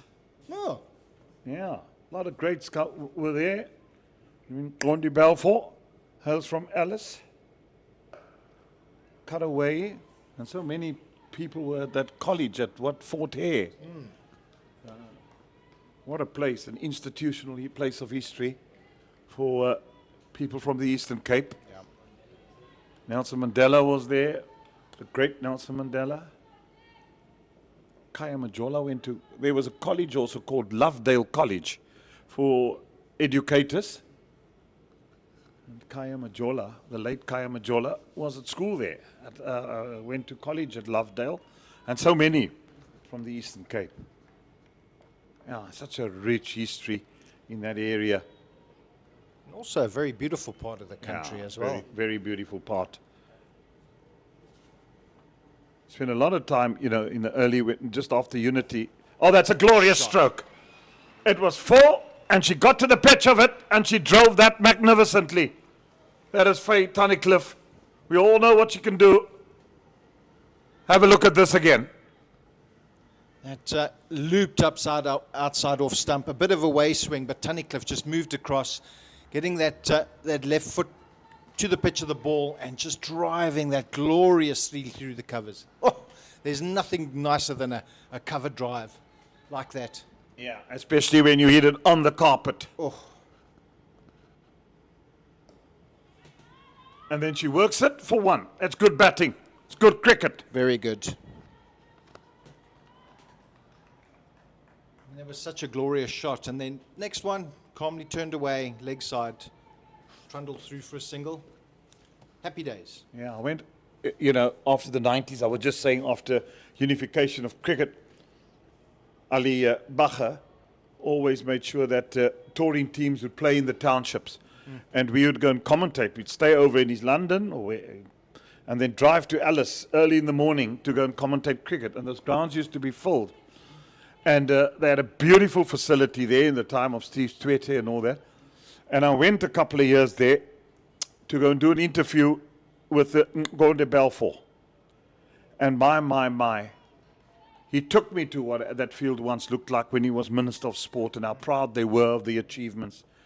I tell you what, I could almost see the tears in his eyes when he showed me how it was vandalized and what it looks like now. It's just so sad that, you know, where cricket was blossoming and in that Eastern Cape area, we used to go year after year on development tours, and that's where I spotted Makayantini for the first time, bowling with open tackies on a matting wicket in Madingi. And Greg Hayes, who's done such a lot for development in that border region, he was the development manager there then. And yeah, could speak Xhosa fluently. Even Adrian Burrell, for that matter, at Eastern Province, and now the coach at the Sunrisers. They've been successful in the SA 2020 League, or SA Betway, for the 3rd time under his tutelage. Yeah. 3 out of 4.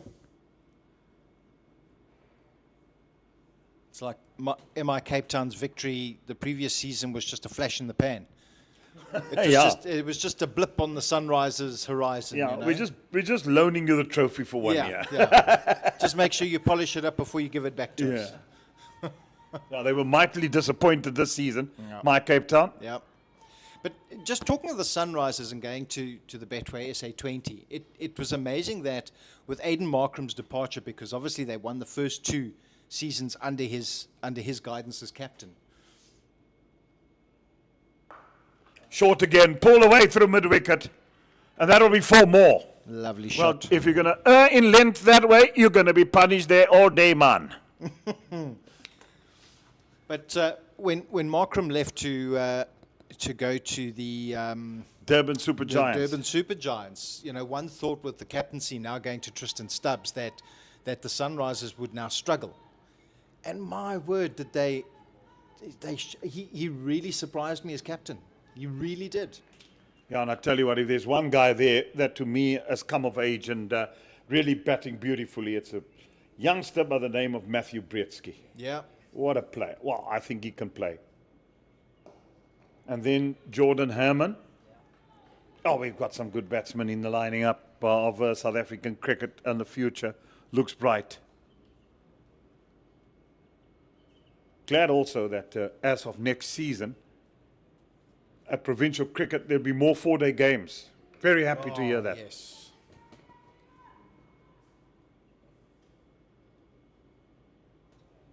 Wide. We talk about the SA20. It was so funny. I actually had a dream. I dreamt of Graham Smith last night. Why? I have no idea. I dreamt It was his birthday. When? Yesterday, wasn't it? Or the day before? Oh, maybe. Yeah, that's Maybe- why you maybe I was dreamt of thinking- him. But we were sitting. I'm across worried the if you're table. dreaming of Graham Smith. My wife should be worried. Nicely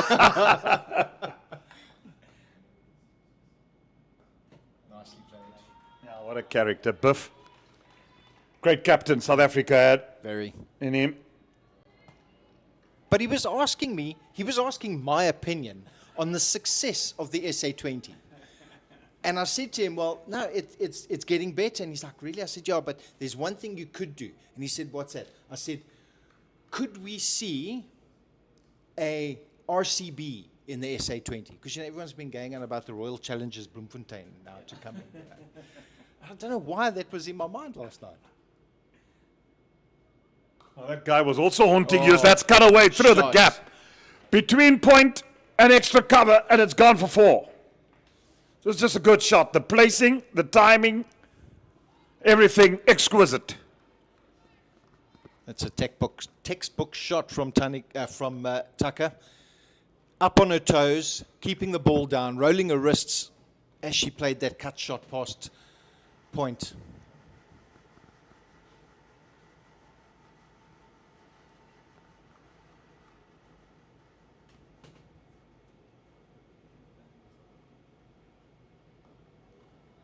I just like the way they work it. She turned it for one. They want to come back for a second.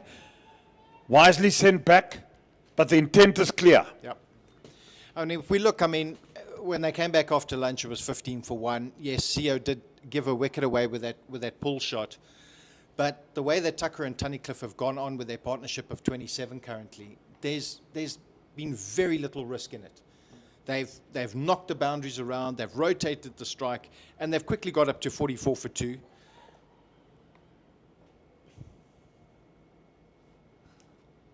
Oh, and then just driving and sparring at one outside that off stump. I give up as a commentator. End of the 10th, 44 for 2. You sing someone's praises and then they just go, is it? No. I'm going to prove you wrong.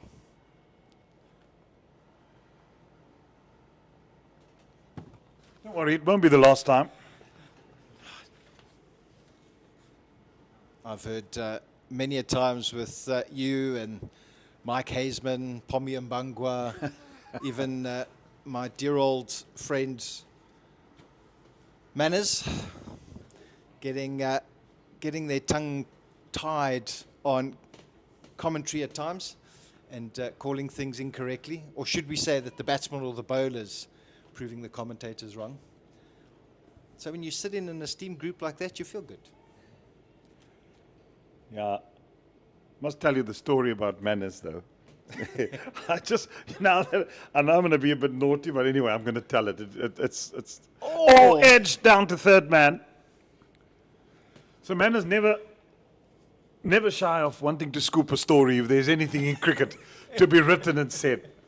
And Mike Hazeman started and came around and said, Rhino, and said to H.D. Ackerman and all of us, we started a rumor and we told Graham Smith, this is true story, told Graham Smith that we're going to start a rumor, because we got him outside of the pit, myself and Hazy before the match, we're going to start a rumor and see where the manners baits.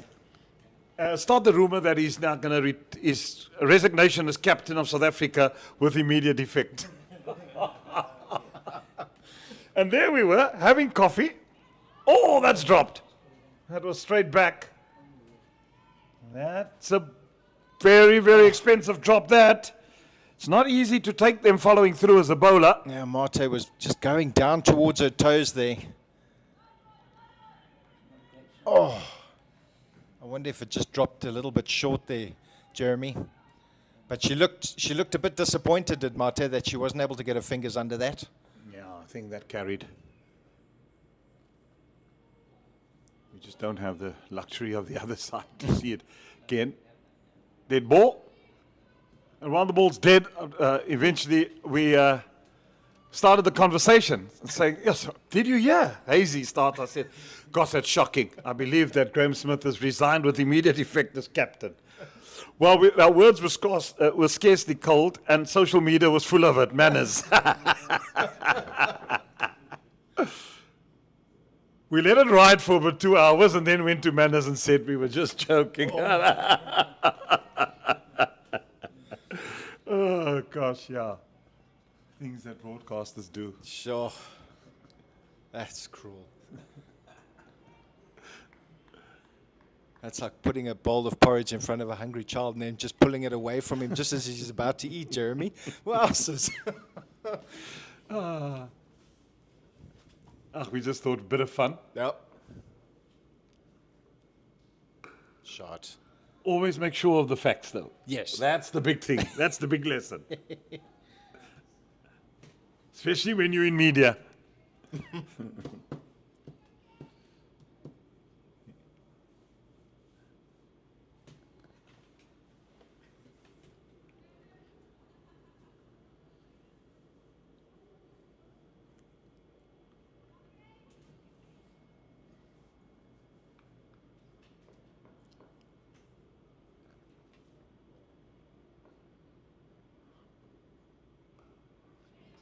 Single.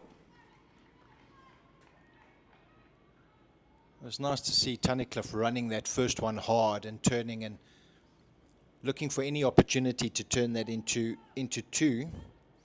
But as quickly as Tuck has gone to 20 of 26 balls, she's hit 4 boundaries so far. Tunnicliffe 11 of 12, having 2 boundaries to her name.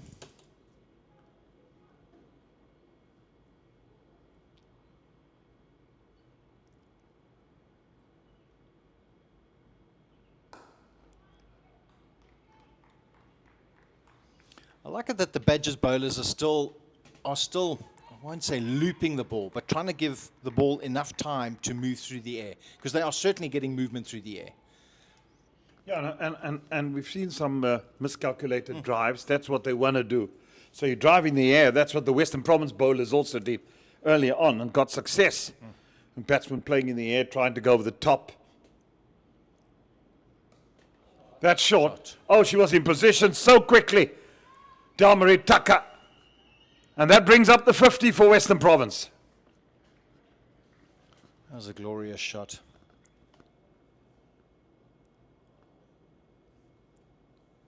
It's almost like a boxer. Just planting the final blow. But we've seen that, we've seen any bowler who bowls short. We saw Nicoline Janssen van Rensburg pull two shots through mid-wicket for 4. Anything that's been short has been dealt with. Sio's done it as well. Tucker's done it. So you've got to pitch the ball up here. You cannot be short. And we've got Fisher coming into the attack from the Kelvin Grove end.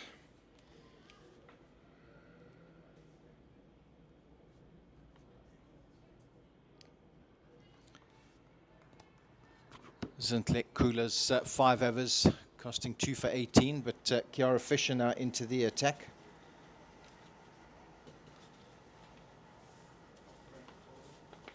And, Fisher with the off breaks.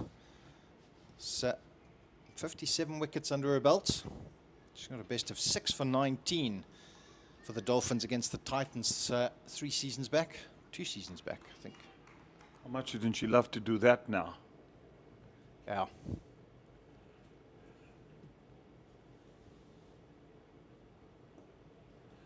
Very straight run up. Break on the money, first up. It's giving the ball a lot of air. And a short run up as well.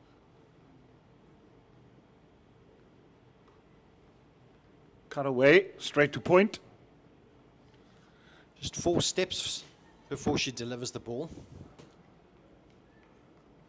Mind you, I walk that far and I feel tired.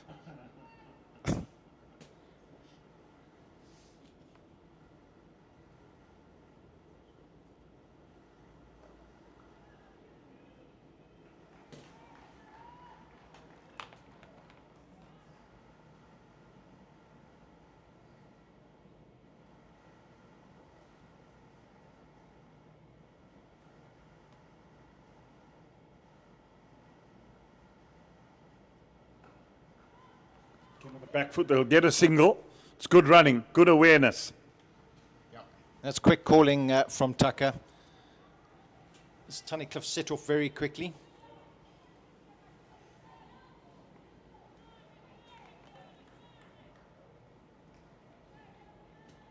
Still nice, lots of chatter out there from the from Mapu, the Badgers ladies.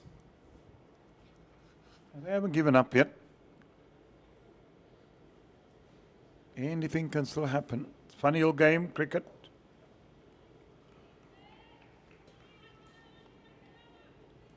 People just feel that they let themselves down in the batting department. They just felt that they had got to 170, 180. Could have been a very, very interesting game. And so far, it's only been one run of the over. Good start from Fisher. I think Tucker was a bit disappointed with herself that she couldn't find the gap with that drive. Just 41 runs to win now.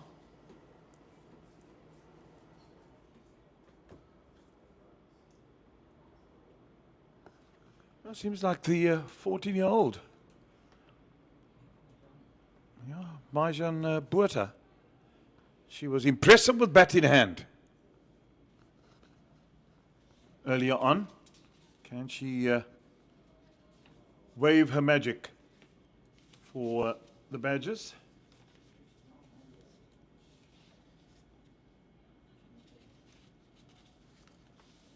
Now she's on debut. Third game.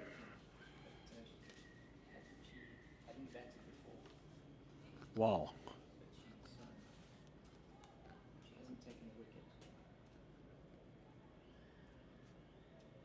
Is today her day? Well, I think if she bowls as maturely as she batted earlier today, no doubt she could be in for some success. What have we got here?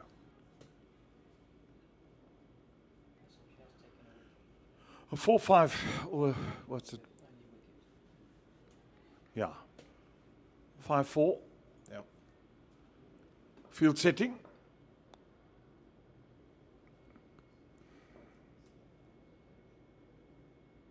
Oh, that'll be wide.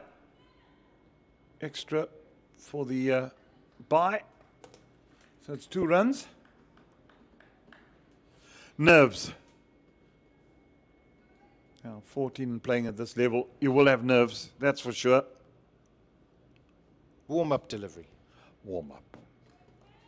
Next ball, wicket. Normally happens sometimes.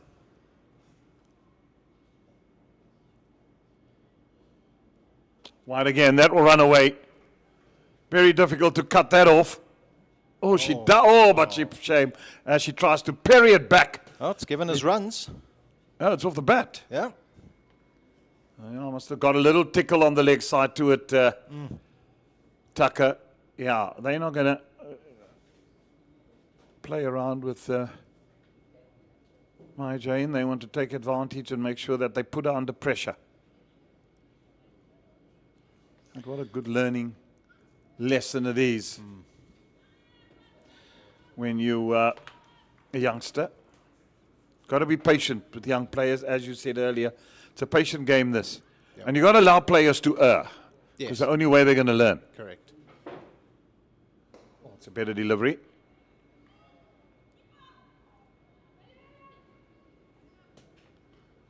Quick single there after the misfield on the leg side.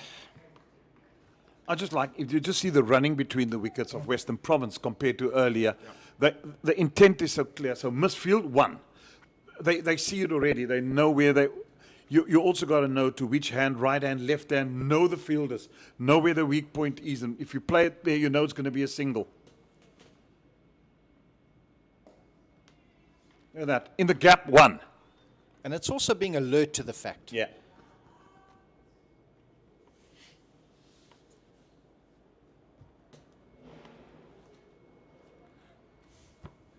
So I'm looking at this field for Botha, and I'm going, there's a 3rd position, backward point. We wide again. And then there's cover, extra cover, mid off, mid on, mid wicket, short fine leg, and then a fielder on the deep square leg boundary. And I don't know, if I was the Badgers, I'd have more of an offside field because it's almost like she doesn't know which side to bowl at. Trying to give her too much protection.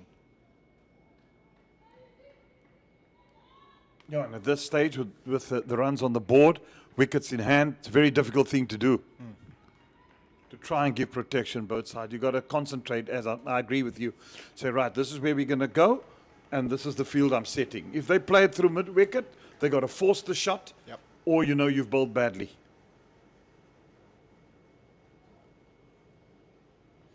Because with this field, they're asking her to bowl too straight. She's erred down the leg side quite a few times.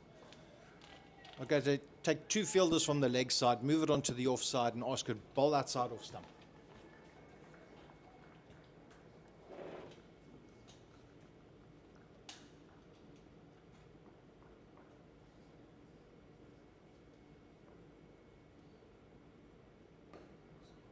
A little bit of an inducker. 62 for 2. Partnership now worth 45. It's the highest of the match so far. Beat the 40 that Botha and Janse van Rensburg added for the Badgers earlier on in the first innings.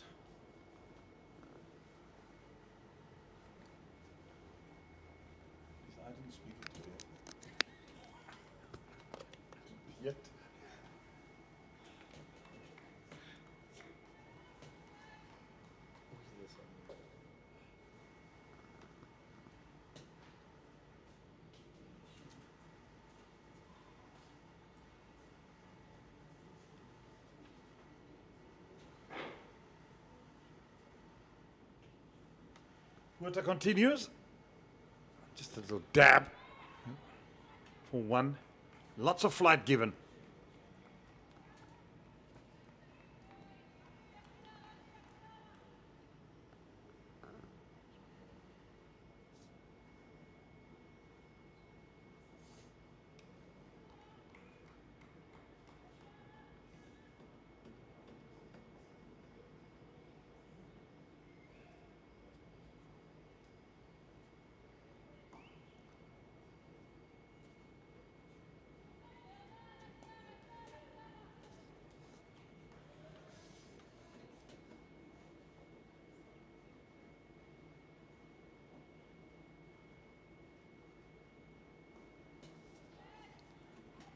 Looking at this field setting, if I was the Badgers captain, I would tend to be more aggressive with my field placings. You've got 29 to defend.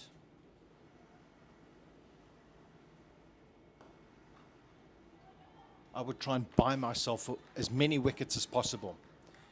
Western Province are going to get the 30 runs. There's no questioning that, but it's how many wickets would they lose in trying to get those 30. That's how I would be more aggressive. Either let them get it quickly or buy 4 quick wickets and then suddenly the nerves start settling in.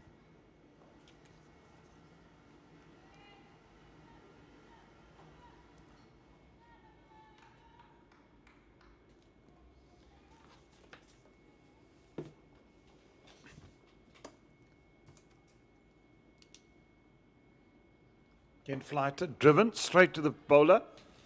Thanks, Brendan. Thank you, Jeremy. Really done a sterling job thus far. And, yeah, having a good break now after your marathon spell. And the fox quietly just slides past and glides into. That's what's happening on Tuesday, the 10th of February at 6 p.m. at the JB Marks Oval. Lovely ground in Potchefstroom. The Proteas against Pakistan.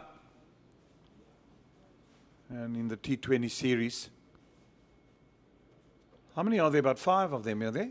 So 3 T20s and 3 ODIs in ODIs. that series, and those ODIs very important. Well, the T20 is important in the preparation for that World Cup we were talking about later in the year, and then 3 ODIs which form part of the next cycle for the World Cup qualification, as Giselle Abrams is coming in to the attack.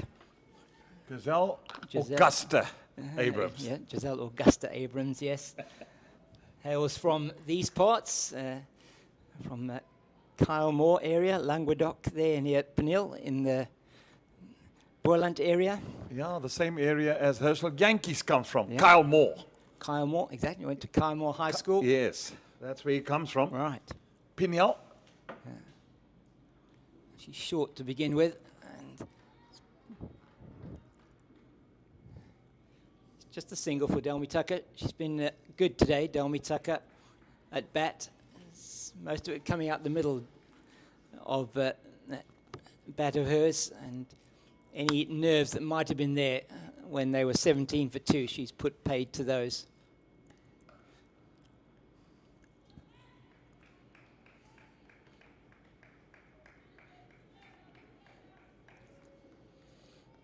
Yeah, beautiful part of the country there in the Peniel area there. Very picturesque. Yeah, it is indeed. There she goes, over the top. Couple of bounces, over the fence, 4 more. Thanks for coming. Well, she does this so well, does Faye Tunnicliffe, and just gets a foot there to the pitch, just opens it up, and just a swing through the line. And she's such a clean hitter of the ball. And she's not going to miss out with that one, just floated up by Abrams outside the line of the off stump.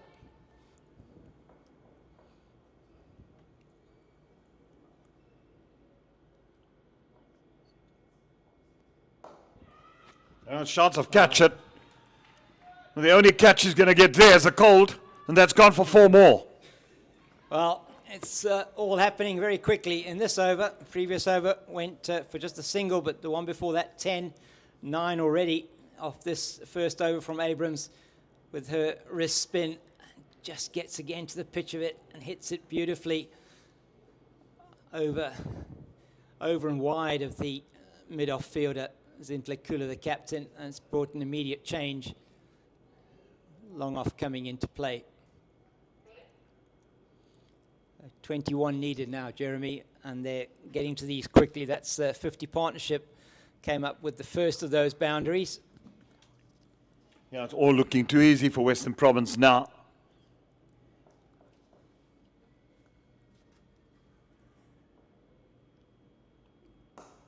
Oh, that one should have been taken, as difficult as it is.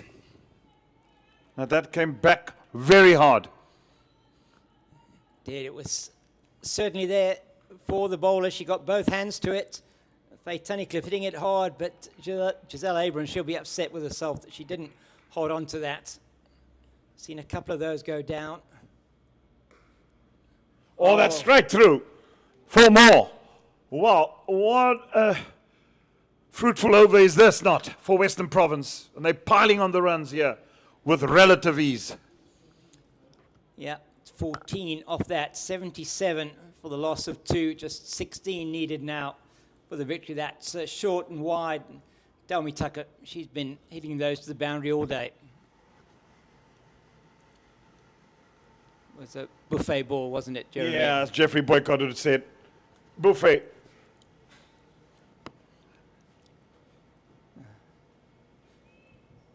You have to feel for the ladies from Oudtshoorn come down here wanting to put their first ever win at Newlands on the board, and they've had such a good season so far, but not to be today. A disappointing day with the bat and with the ball.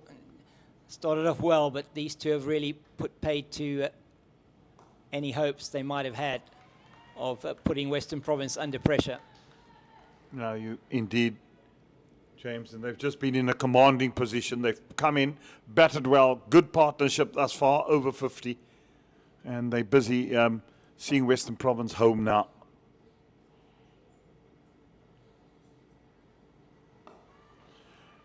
Airborne for a while. Got to watch for the spin, which he does well there on the fence. Yeah, we all know we've been caught out by those in the past. Yeah. Debray Shams, he calls it slankop. And the ball just, especially with the spinner, and it zips the other way.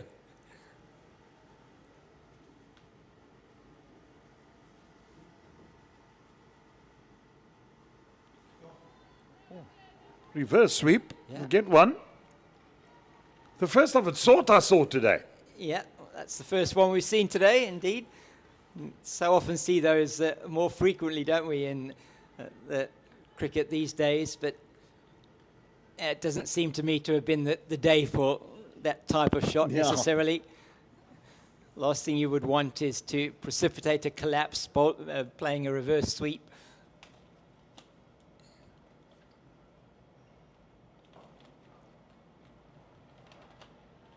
As easy as you like for Tunnicliffe down the ground.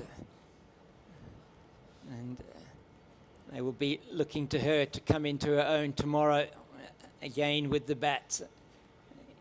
What a season it's been in the Hollywoodbets Pro50 for Faye Tunnicliffe so far as the leading run scorer. Pulled away. There is insurance on the fence. They'll only get the one. Edging ever so closely now, Western Province. 12 required. The run rate has been good. This has been to the 16th over now. So they're batting it over 5 and over.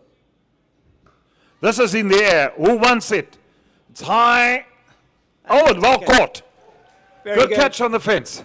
Julia Hall out there, and she has got a good pair of hands.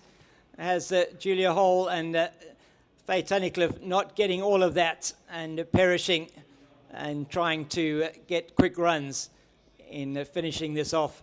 Perhaps not fully necessary, but is the way she plays, and it is a good catch. Could so easily have misjudged that one on the boundary, but Hall takes the catch, and Fisher gets her first wicket as Yandiswa Mangala comes to the crease. No, that was a good catch. Yeah, those are never easy. Yeah, I must say that the catching had been magnificent today. Both Western Province, they were magnificent catching today as well. Just in all departments, they were totally ruthless. And this high into the air, well judged, well caught by Hall. So 33 balls for that 25 for Faye Tunnicliffe with 4 boundaries. And her Pro50 season, she had quite a few of these type of scores, just getting into the runs and then not being able to convert. She would have wanted a red inker, I'm sure, today against her name. But it's not to be. Just 12 needed now for the victory.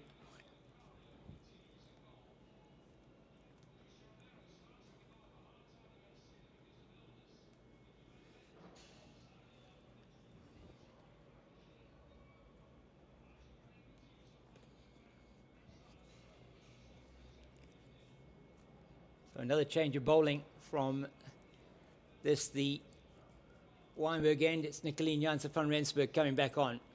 They brought back their premier bowler to see if she can perhaps get a wicket and just put a little bit of a shudder into this Western Province chase. But you would sense it's all going to happen reasonably quickly now, even with the loss of that wicket of Tunnicliffe.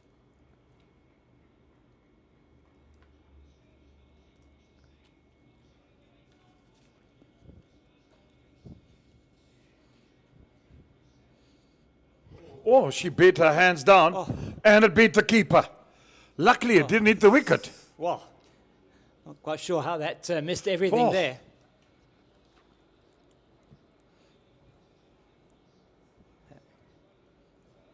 Well, cuts in, just maybe off the seam there. She's going back. Really not any kind of shot that Tucker was playing there. She gets away with that. Down to the boundary for 4 byes. Oh, standing up was Nadine Moodley not able to get her hands on that one. And that means she's just gone back now to standard and more conventional position. And that allows Tucker to bat out of her crease. Now that's just mainly to neutralize the swing that you normally stand outside your crease. So now you force the bowler to change its length. Smart.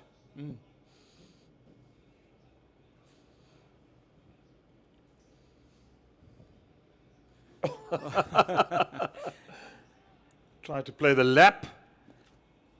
Yeah, she's bringing out all the innovation now is Delmi Tucker, but not able to get much on that at all, as it just came off the bat onto the body, I think, down to third. So just the 7 runs now needed for victory.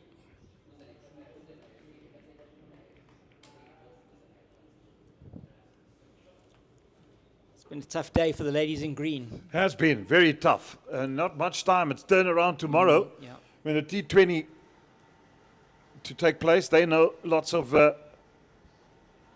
It's bowler! Gone! Off stump, out the ground. 3rd wicket down for Western Province. And Zandizwe Mangile having to make a way back for naught without troubling the scorers.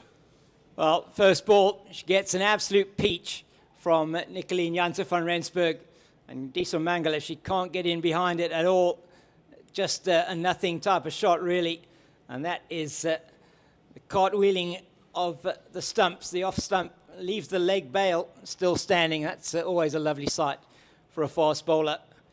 So she gets a Simone. It's a cartwheeling out of the ground. And the captain comes to the crease to try and bat with Delmi Tucker to get those last few runs needed for the bonus point victory.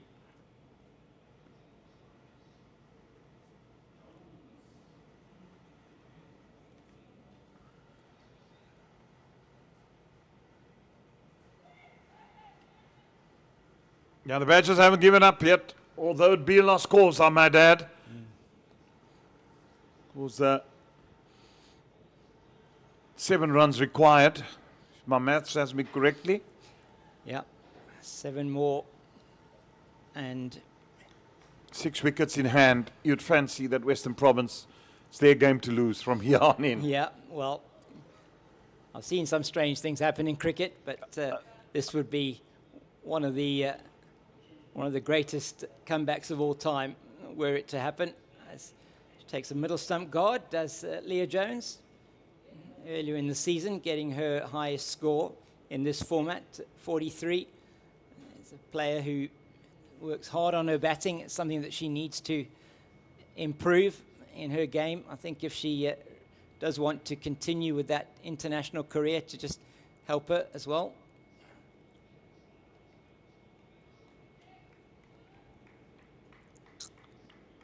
Yeah, just a teaser outside that off stump. Go if you wish.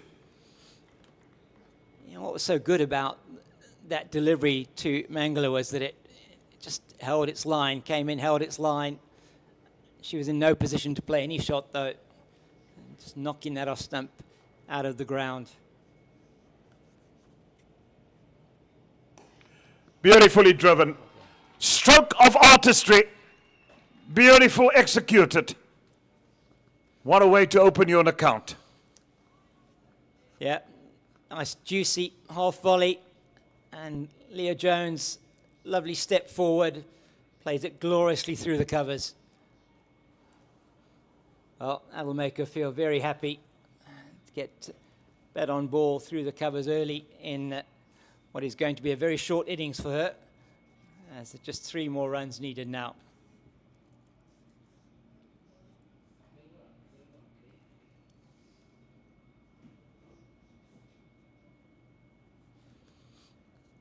Jeremy, it's been great having you here for this game today. And women's cricket certainly is on the rise, and fantastic to see some of the youngsters coming through. Mia Lawler, brilliant performance today with the ball. Young Mijan Buerta as well, showing what she's capable of with the bat. Yeah, very encouraging indeed, and it's been brilliant. It was good to see. Well, it shouldn't have been a single. Now becomes one. Just a bit of sloppiness there creeping in. 2 now required. Yeah, it's been fantastic. I've been mightily impressed about the talent here on offer. And what I'd seen, would have seen like more runs on the board for the Badgers. Yeah. Not their day though. But you can see that there is a heck of a lot of talent around. No doubt about that. The future looks bright. Mr. King? Yeah, I could certainly not agree with you more. It is women's cricket's on the rise. The Hollywoodbets Pro50 and Pro20 series, certainly that sponsorship that they've put in, really fantastic to be able to support the growth of women's cricket in South Africa. Yeah, and it's important. It's important in all sports. We've seen the growth in rugby, we've seen the growth in cricket. And it's not that it's taken forever. No. It's alarming. And the interest that ladies playing cricket at school now at an alarming rate. It's just wonderful to see. Yeah, it really is very good. I think the Switch Schools SA20 initiative is very good for that. Yeah, and just the correct tutorage would bring the necessary results. That's in the gap to run away for 4. Victory for Western Province by 6 wickets. And they've been emphatic in their dealing of this. Dalmarie Kruger going to 40 not out. Lee Jones with a second boundary, moving to 8. It's been emphatic stuff. Well done, Western Province, on a magnificent victory. Yeah, I couldn't have described that better. It has been comprehensive from virtually ball one as they decimated the Garden Route Badgers batting lineup. And in reply, they've got to the target within 18 overs, 95 for 4. Delmi Tucker playing a good hand with support from Faye Tunnicliffe. And at the end, the captain herself hitting the winning runs. And it will be on to the Hollywoodbets Pro20 match tomorrow, which starts at the same time at 10 o'clock.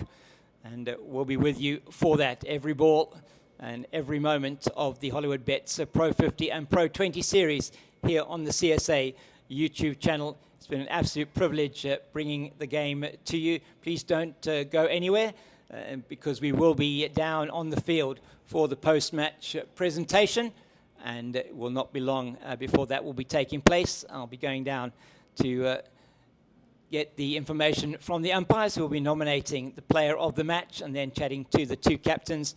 But from myself up here, James King, and from the Rhino, Jeremy Fredericks and Brendan Atwell, we just want to say thank you for tuning in. Hope you've enjoyed our broadcast, and please tune in again tomorrow.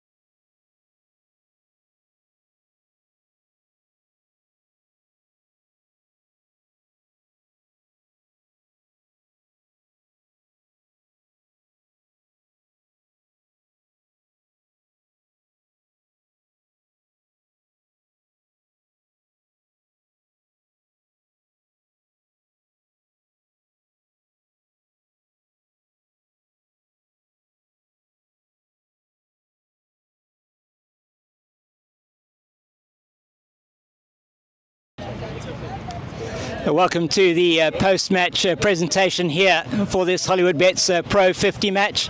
And first up, we're going to be announcing the player of the match. And for her 10 overs, 3 maidens, 4 for 23. Today's player of the match is Mia Lawler. Mia, congratulations, 4 for 23. You bowled all your 10 overs on the trot. How did that feel? Yeah, it was good. I think I just got into a rhythm and then, yeah, it just, I don't know what happened. It just, yeah. You're bowling 10 overs on the trot. Have you ever done that before? No, I haven't. But I think I got into a good rhythm and I wasn't feeling too tired, so I just carried on going, yeah. And the secret, you were getting that ball to move away a little bit outside the off stump. You just kept a very good line and length. Yeah, I think the seam was doing quite a bit work. The pitch was playing nice for me, so yeah, I think it worked in my favour, yeah. And you've had some time in January. You were playing for the SA Under-19s and in that tri-series. Was that very good preparation for the second half of the season? Yeah, it was a great experience. I think, it prepped me well for this half, and I got some good overs in, yeah. So, well, congratulations once again on your match-winning performance today. Thank you. Thank you so much. Your player of the match, Mia Lawler. And now if I could ask perhaps the losing captain, Zintle Kula, just to come and have a few words with us, please, from the Six Gun Grill Garden Route Badgers. Thank you. Zintle, not the result you would have wanted today and the performance that you would have wanted here? Definitely not. It was a bit disappointing, but I guess it's cricket. It's one of those days, but definitely not the result we wanted. Just have to go back to a drawing board from here on. After that, batting performance, I mean, you came out with a lot of spirit and heart in the bowling performance. I thought initially it was good. I mean, we told ourselves, regardless of the score on the score that they put on, we told ourselves that we're still going to go out because it's not over until the last ball. So we had to go in with a positive vibe, and I'm happy with the team that they did that. But it's just unfortunate. Like I said, it's just one of those days, yes. And just positives to take out of today. I mean, Nicoline batted particularly well. Mijan Botha, how impressed were you with the youngsters' performance today? No, I was very impressed because the way wickets were falling, they managed to just stay there a bit long, try to build partnership. So it was very impressive. They did really well. And the bowling from your side, you bowled very well as well. The ball was moving around a little bit early on and got those couple of wickets. Yeah, it was moving a bit, and I tried so much to stick to my plan and stick to my lines. But yeah, that's all I did for today. Yeah, well, hard luck on today. You got the T20 to look forward to tomorrow, and all the best with that. Thank you so much. Thank you. That is Zintle Kula from the Garden Route Badgers. And I'd like to call on the winning captain, Leah Jones, to please have a few words with me. Thank you.